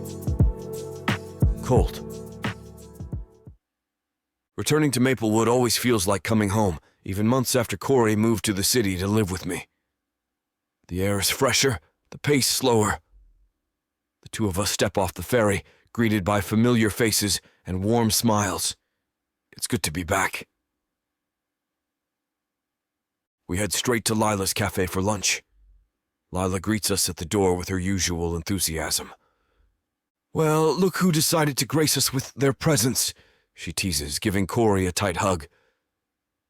We missed you, Lila, Corey says, her smile bright and genuine. We settle at our usual table by the window. The cafe is bustling with activity, locals and tourists mingling together. It's comforting to see some things never change. As we wait for our food, Corey updates her friend on her business. Things have been amazing in the city, she says, her eyes lighting up. I've got more clients than I ever imagined. We've done everything from corporate events to private parties. Lila nods approvingly. I'm not surprised at all. You've got the talent and the drive. I can't help but feel a surge of pride as I watch Corey talk about her success. She's worked hard for this, and seeing her so happy makes everything worth it. And Colt's been my biggest supporter, she adds, reaching over to squeeze my hand. Of course I have, I reply, smiling at her. I knew you'd kill it out there. Lila looks between us with a smile. You two are really something else. Our food arrives, lobster rolls, and we dig in. The taste brings back memories of countless meals shared in this very spot. As we eat, more familiar faces stop by our table to say hello and catch up. Everyone's excited to hear about Corey's business and how well things are going for us in the city. Don't forget us little folks now that you're big city people, one of the locals jokes. Corey laughs softly. Never, she assures them. Maplewood will always be home. I nod in agreement. We'll always come back. After lunch, we take a stroll through town, enjoying the peacefulness that only Maplewood can offer. Corey loops her arm through mine, leaning into me as we walk. I miss this place, she says quietly. Me too, I agree. Being here with Corey feels right, like everything has fallen into place perfectly. Tonight is the annual clam bake, one of Maplewood's biggest events. The whole town gathers, celebrating with food, music, and good company. Corey and I made sure to be back for it. There's nothing quite like it. As we arrive at the inn, the place is buzzing with activity. The smell of seafood and laughter fills the air. People mill about, setting up tables and arranging decorations. Grace looks frazzled but determined as she orchestrates the chaos. Corey, Colt, over here! She waves us over, relief washing over her face. Corey glances at me, a familiar spark in her eyes. I'm gonna help out, she says, already moving toward Grace. I watch as she seamlessly integrates into the bustling scene. It's like watching a master at work. She knows exactly what to do and where to be. Need an extra pair of hands? I ask Grace, stepping closer. Always, she replies with a grateful smile. Can you help set up the tables outside? On it, I say, rolling up my sleeves. Corey and I fall into our old rhythm effortlessly. She coordinates with the kitchen staff, making sure everything is running smoothly, while I handle the heavy lifting outside. It's like no time has passed since we were last here doing this together. Colt, can you grab those chairs? She calls out from across the room. Already ahead of you, I reply, carrying a stack of chairs to the designated area. We move in sync, communicating with quick glances and gestures. It feels good to be back in this environment, working side by side with her. On top of that, the camaraderie among everyone adds to the festive atmosphere. The evening progresses smoothly despite the initial chaos. Guests begin to arrive, filling the inn with even more energy and excitement. Corey and I continue to help wherever needed, making sure everything goes off without a hitch. As the sun sets and the massive cooking pit is lit, I catch Corey's eye from across the yard. She looks happy, genuinely happy, and it warms my heart. This is perfect, she says softly when we finally take a moment to breathe beside each other. It really is, I agree, feeling contentment settle over me like a warm blanket. When the activity at the inn begins to wind down, I spot Corey still busy directing the kitchen staff. Her dedication is admirable, but I need to pull her away for a moment. Corey, I call out, stepping into the kitchen. You should take a break and come outside with me. She glances up, eyebrows raised. Right now? There's still so much to do. I shake my head, walking over and gently taking her hand. Grace has it under control. Come on. You've worked hard enough. But why? She asks, looking puzzled. What's the rush? I give her a cheeky smile, but don't reveal anything just yet. You'll see. Just trust me. Let's go get ready, dress in something more appropriate. I glance down at our clothes. Something cleaner. She sighs, but allows me to lead her out of the inn and back toward our place. We walk in comfortable silence, her hand warm in mine. Once inside, I head straight to our room and start changing into something more fitting for the evening's festivities. Corey follows suit, still throwing curious glances my way. "You're being very mysterious," she says, slipping into a simple yet elegant dress that accentuates her natural beauty. "I have my reasons," I reply with a grin. She huffs playfully, but doesn't push further. That's one of the things I love about Corey. She trusts me even when she doesn't have all the answers. Once I'm dressed, I give her an appreciative scan. "You look fantastic, as always." "You clean up nicely yourself?" I grab her around the waist and pull her against me. Her breath hitches, making me smirk. I love how quick she is to react to my touches. I lean closer and kiss her neck. "You smell absolutely irresistible. New perfume?" She playfully pushes me away. "Yes, it was recommended by Jen. I'm glad you like it, but this isn't the time to get frisky. We have a clam bake to attend." I pretend not to hear her and kiss my way up her neck until I find her mouth. She gives no resistance, and we share a passionate, intense kiss. When we pull apart, we're both breathless. I grin at her look of slight annoyance. "I told you not now, you insatiable beast," she says, fixing her hair. I hold my hands up in defeat. "I just wanted a little taste, that's all. Not my fault you look the way you do." With a chuckle and pretend pout, she leaves the room, determined to leave me behind if I don't follow her and behave myself. We head back to the inn where the clam bake is already in full swing. The aroma of grilled seafood fills the air, mingling with the sounds of laughter and music. It's a scene straight out of a movie, and I can't wait for what comes next. The two of us walk around, greeting familiar faces and enjoying the festive atmosphere. I keep one eye on the time, knowing the moment I've been planning is approaching. "Come on, let's get some clam chowder," I suggest, guiding her toward one of the food stalls. We grab bowls of the creamy soup and find a spot near the bonfire to sit. Her eyes sparkle in the firelight as she takes a sip, sighing contentedly. "This is perfect," she says, leaning into me. "It really is," I agree, my heart pounding with anticipation. We spend the next hour socializing with friends and neighbors. The warmth of the community envelops us, making everything feel even more special.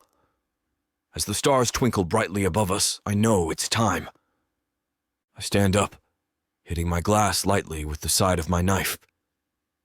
The chatter quiets down as people turn to look at us. Corey glances at me, curiosity etched on her face. I take a deep breath and step in front of her, reaching into my pocket. "Corey Williams," I begin, feeling my nerves settle as I look into her eyes. "From the moment I met you in this beautiful town, you changed my life." Her eyes widen as she realizes what's happening. Her hand covers her mouth, and I swear I can see tears forming in her eyes already. "You've shown me what true love and happiness look like," I continue, "and I can't imagine spending another day without you by my side." I drop to one knee, holding out a ring that gleams in the firelight. It's one I chose with great care, and I'm certain she'll love it. Gasps ripple through the crowd, but all I see is Corey. "Will you marry me?" My voice is steady, filled with certainty and love. Corey's smile is brighter than the stars, and she doesn't even look at the ring. She's looking into my eyes as if I'm the only person on the planet. For a moment, she's speechless, just staring at me with pure emotion. "Yes!" she finally exclaims, her voice trembling with joy. "Yes, yes, yes!" Cheers erupt around us as I slip the ring onto her finger. She pulls me up into a tight embrace, our lips meeting in a kiss that seals our promise to each other. I'm glad I chose to propose in front of the people she loves in this town. The world fades away as we hold each other close, knowing this moment will be etched in our hearts forever. There was nowhere else I wanted to propose to the woman who owns my heart. Maplewood brought us together, and it's only right that we make our love official here. Chapter 29. Corey. Stumbling into our home in Maplewood, Colt's hands are all over me, and I can hardly breathe through the passion of his kisses. We barely make it through the door before I'm pressed against it, our lips locked in a feverish embrace. I can't believe we're getting married, I gasp between kisses, my fingers threading through his hair. Colt pulls back just enough to look into my eyes, his expression dark and possessive. "You're mine now," he growls, capturing my lips again with a ferocity that makes my knees weak. We somehow make it to the bedroom, bumping into furniture along the way, but neither of us cares. As soon as we step inside, Colt grabs me, his hand sliding down my back to unzip my dress. The fabric pulls at my feet, leaving me in just my underwear. He pushes me against the wall, his hands immediately finding my mounds and kneading them through the thin lace. Looks like the level of passion in this chapter is pushing YouTube's limit. It's disappointing, I know. Trust me when I say we want nothing more than to get down to the dirty details. But releasing these free audiobooks on YouTube means that we have to abide by the rules. Even though YouTube won't allow us to put something so spicy on the air, you can still find it on tylerwalker.com. Miss Tyla has an unbelievable collection of uncut, unabridged audiobooks and ebooks. For access to the full, unfiltered scene, go to tylerwalker.com and use code SAVE40 for 40% off any digital product. This is the deal of a lifetime, a discount that can be applied to bundles that are already listed at a discounted price. You heard that right. It's time for you to treat yourself. With Miss Tyla. After our shower, I slip on his oversized t-shirt, breathing in his familiar scent as we pad barefoot to the kitchen. My skin still tingles from our shower, and I can't stop glancing at the ring sparkling on my finger. It catches the light as I grab 2 spoons from the drawer. "Vanilla or chocolate?" Colt asks, peering into the freezer. "Both," I grin, hopping onto the counter. "I'm feeling indulgent tonight." He chuckles, scooping generous portions into bowls. Can't imagine why. I accept my bowl, but my eyes are drawn back to my hand. The ring is simple yet stunning. A round diamond nestled in a delicate gold band. It's perfect. "You like it?" Colt asks softly, leaning against the counter beside me. "I love it," I whisper, my voice thick with emotion. "It's beautiful." We eat in comfortable silence for a few moments. I savor the sweetness on my tongue, but it can't compare to the warmth spreading through my chest. I never imagined I'd be here, newly engaged to a man who makes me feel cherished and understood. "What are you thinking?" Colt asks, setting his empty bowl aside. I look up, meeting his eyes. Just how happy I am, how right this feels. He pulls me close and I wrap my arms around his waist. "Me too. You have no idea." I rest my forehead against his chest, overwhelmed by the love I feel for this man, my fiancé. The word sends a thrill through me. I can't stop staring at it, I admit, holding up my hand. Although, I tilt my head, pretending to examine the ring closely. Now that you mention it, I think I see a flaw. He cuts me off with a kiss, and I melt against him, laughing. When we part, I'm breathless. "Seriously, though," I murmur. "It's perfect. You're perfect." "Thank you." I set my own bowl aside and turn to Colt, a mischievous glint in my eye. "So, future husband, what kind of ring do you want?" He raises an eyebrow. "You know I don't need anything fancy." "Oh, come on," I tease, poking his chest. "I get this beautiful ring and you get nothing that matches its splendor? That doesn't seem fair." Colt chuckles, pulling me closer. "Fine, surprise me. Just nothing too flashy, all right?" I've got to maintain my tough guy image on the ice. I roll my eyes. Please, you're a softie and everyone knows it. I kiss his cheek. But don't worry, I promise to get you something you'll love. We fall into a comfortable silence, both lost in thought. Suddenly, wedding details start flooding my mind. Oh God, I groan. We have so much to plan. Colt squeezes my hand. Hey, no stress. We've got time. I nod, taking a deep breath. You're right. Let's start with the basics. Where should we have it? Without hesitation, we both say, Maplewood Inn. I laugh, feeling a warmth spread through my chest. Of course, where else?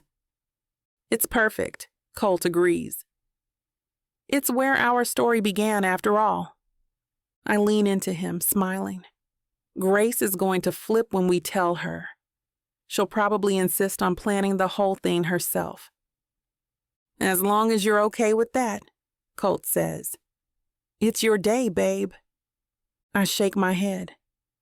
Our day. And honestly, I'd love her help. No one knows that place better than Grace. We start discussing other details, the guest list, potential dates, color schemes. It's overwhelming but exciting. Through it all, I can't stop smiling. I'm marrying the man I love, in the place where it all started. It feels like a fairy tale come to life. I smile at Colt, my heart full of love. So, have you thought about who you want as your best man? He grins. Actually, yeah.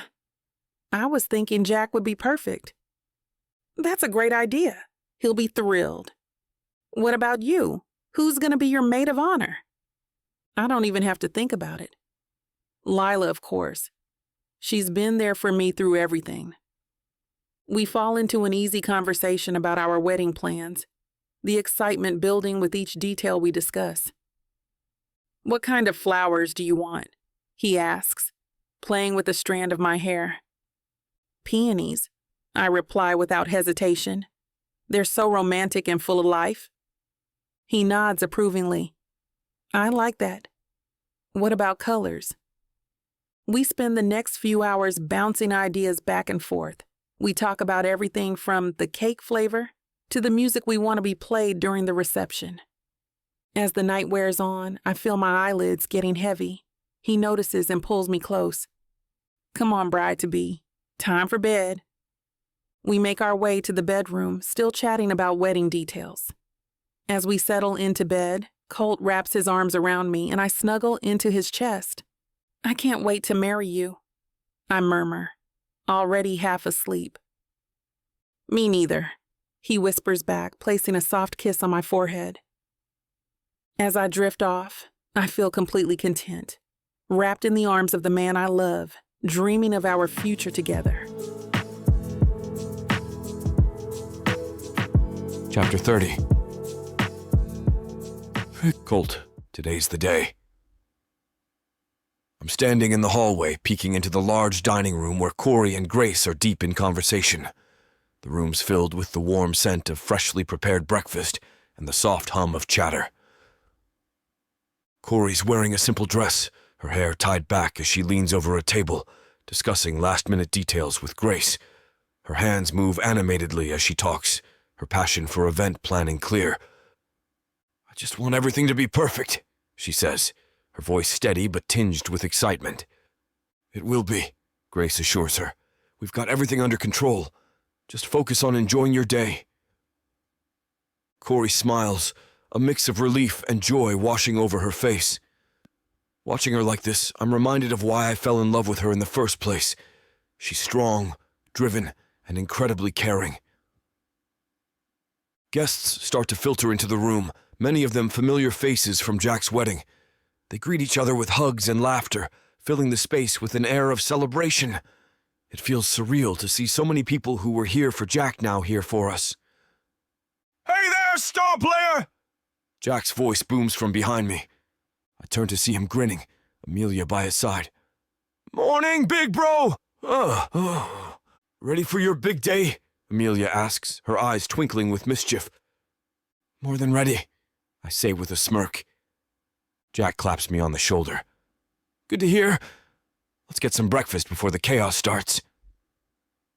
We join the rest of the guests at the tables set up around the room. The inn staff moves gracefully among us, serving coffee and plates piled high with eggs, bacon, and fresh fruit. It's a feast fitting for such an occasion. As I take my seat next to Jack and Amelia, my eyes find Corey again. She's laughing at something Grace said, her whole face lighting up. The sight makes my heart swell with pride and love. This place looks amazing, Jack comments between bites of his breakfast. Corey worked hard to make sure it did, I reply. And it shows, Amelia adds. You two really found something unique and amazing here. I nod, taking a sip of my coffee as I watch more guests arrive. The Maplewood Inn holds so many memories for us. It's only fitting that it hosts our wedding too. A little later, I can't help but smile as Corey and I make our way through the crowd of guests.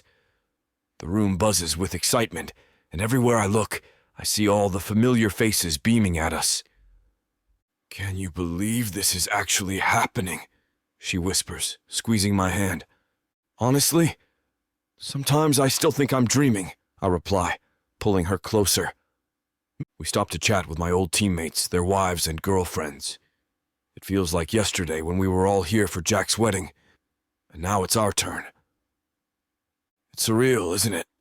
I ask Mike, my center from the team. A year ago, I was celebrating Jack's wedding, and now... Mike laughs, clapping me on the back. And now you're the one tying the knot. Who would have thought? Corey leans into me, her eyes sparkling. I'm just so happy it worked out this way, she says, her voice filled with warmth. Back then, I was helping plan a wedding. Now I'm the bride. I press a kiss to her temple, overwhelmed by the love I feel for her. Wouldn't have it any other way, babe. As we continue to mingle, I'm struck by how different everything feels. Last year, I was just going through the motions, playing the part of the supportive brother. Now, I'm at the center of it all, with the woman I love by my side. You know, Corey says as we take a moment to ourselves. I never thought I'd be thankful for paparazzi and fake dating schemes, but look where it got us. I laugh, remembering the chaos that brought us together. Yeah, who knew all that drama would lead to this? We separate to get ready for the ceremony. I head up to my room and Jack follows me, always the steady presence. You ready for this, little brother? He asks, his voice carrying that familiar teasing tone. As ready as I'll ever be, I reply, opening my suitcase and pulling out my suit.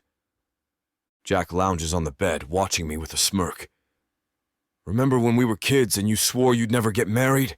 Said it was for suckers. I chuckle, shaking my head.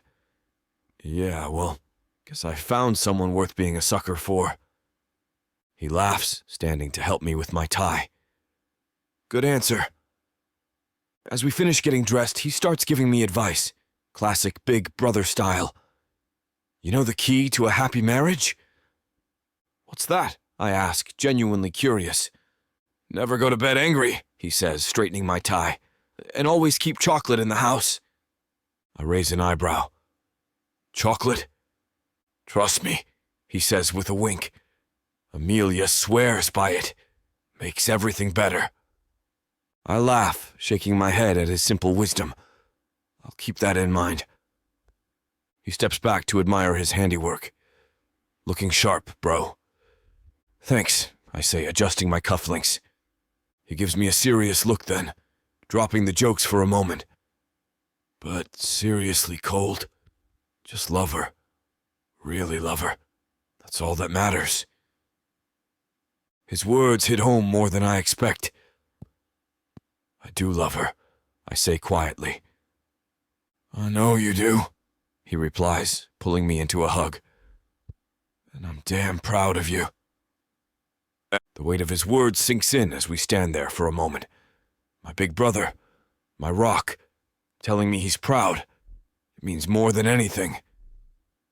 When we finally pull away, he claps me on the shoulder. Not the first or last of those I get from him. All right, let's get you married. I stand in the garden, taking in the scene around me. The chairs are arranged neatly, and the guests are settling in, their excited murmurs filling the air. The sun casts a golden glow over everything, making the whole place look like something out of a dream. My heart pounds in my chest as I wait for Corey. The anticipation is almost too much to bear. And then, I see her. She steps into view, and it feels like time stops. She's wearing a stunning white gown that looks like it was made for a fairy tale princess. The fabric flows around her gracefully, and tiny diamonds sparkle in her curly hair, catching the light just right. Her bouquet is a vibrant mix of blue and purple flowers, contrasting beautifully with her dress. But it's her smile that really gets me, wide and genuine, her eyes shining with happiness. As she starts walking down the aisle, I can't take my eyes off her. Each step she takes makes my heart race faster. Her beauty is overwhelming, almost too much to take in all at once. She looks radiant, every bit the vision I dreamed of and more. I feel incredibly lucky at this moment.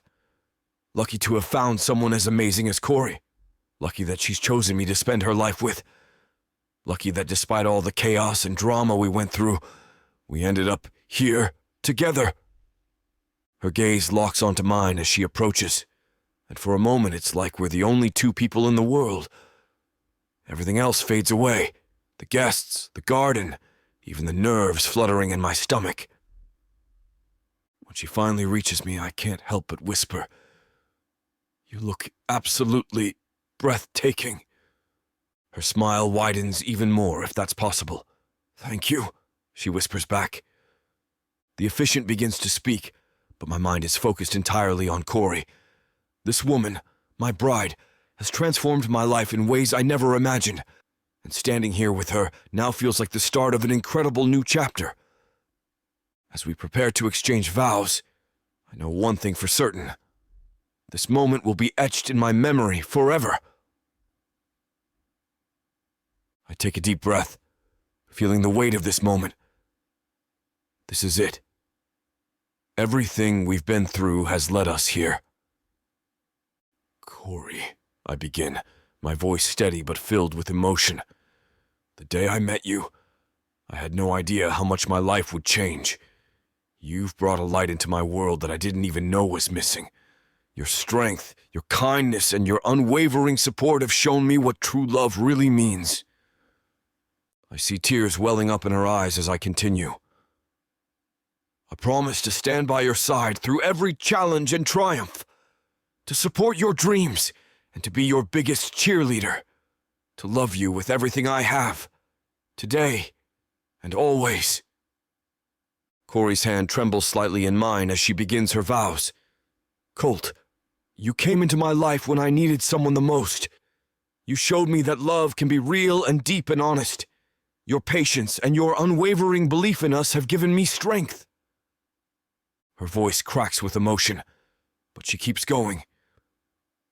"I promise to cherish you and to never take our love for granted, to be there for you in all the ways you've been there for me, to create a life together filled with laughter, adventure, and endless love." As she finishes, I realize just how fortunate I am. Meeting Corey was the best thing that ever happened to me. Helping her out with those heavy boxes all those months ago feels like destiny now. Every moment since has led us to this incredible day. The officiant speaks again, his voice a comforting presence as he guides us through the rest of the ceremony. "By the power vested in me," he says with a smile, "I now pronounce you husband and wife. You may kiss your bride." I lean in, capturing my wife's lips in a kiss that feels like a homecoming, a promise sealed not just with words but with every beat of our hearts. The crowd erupts in applause, but all I can hear is the sound of our love echoing around us. We pull back slightly, our foreheads resting together as we take in this perfect moment. "I love you," Corey whispers. "I love you more," I reply softly. As we turn to face our guests hand in hand, ready to start this new chapter together. I know without a doubt that we made the right choice.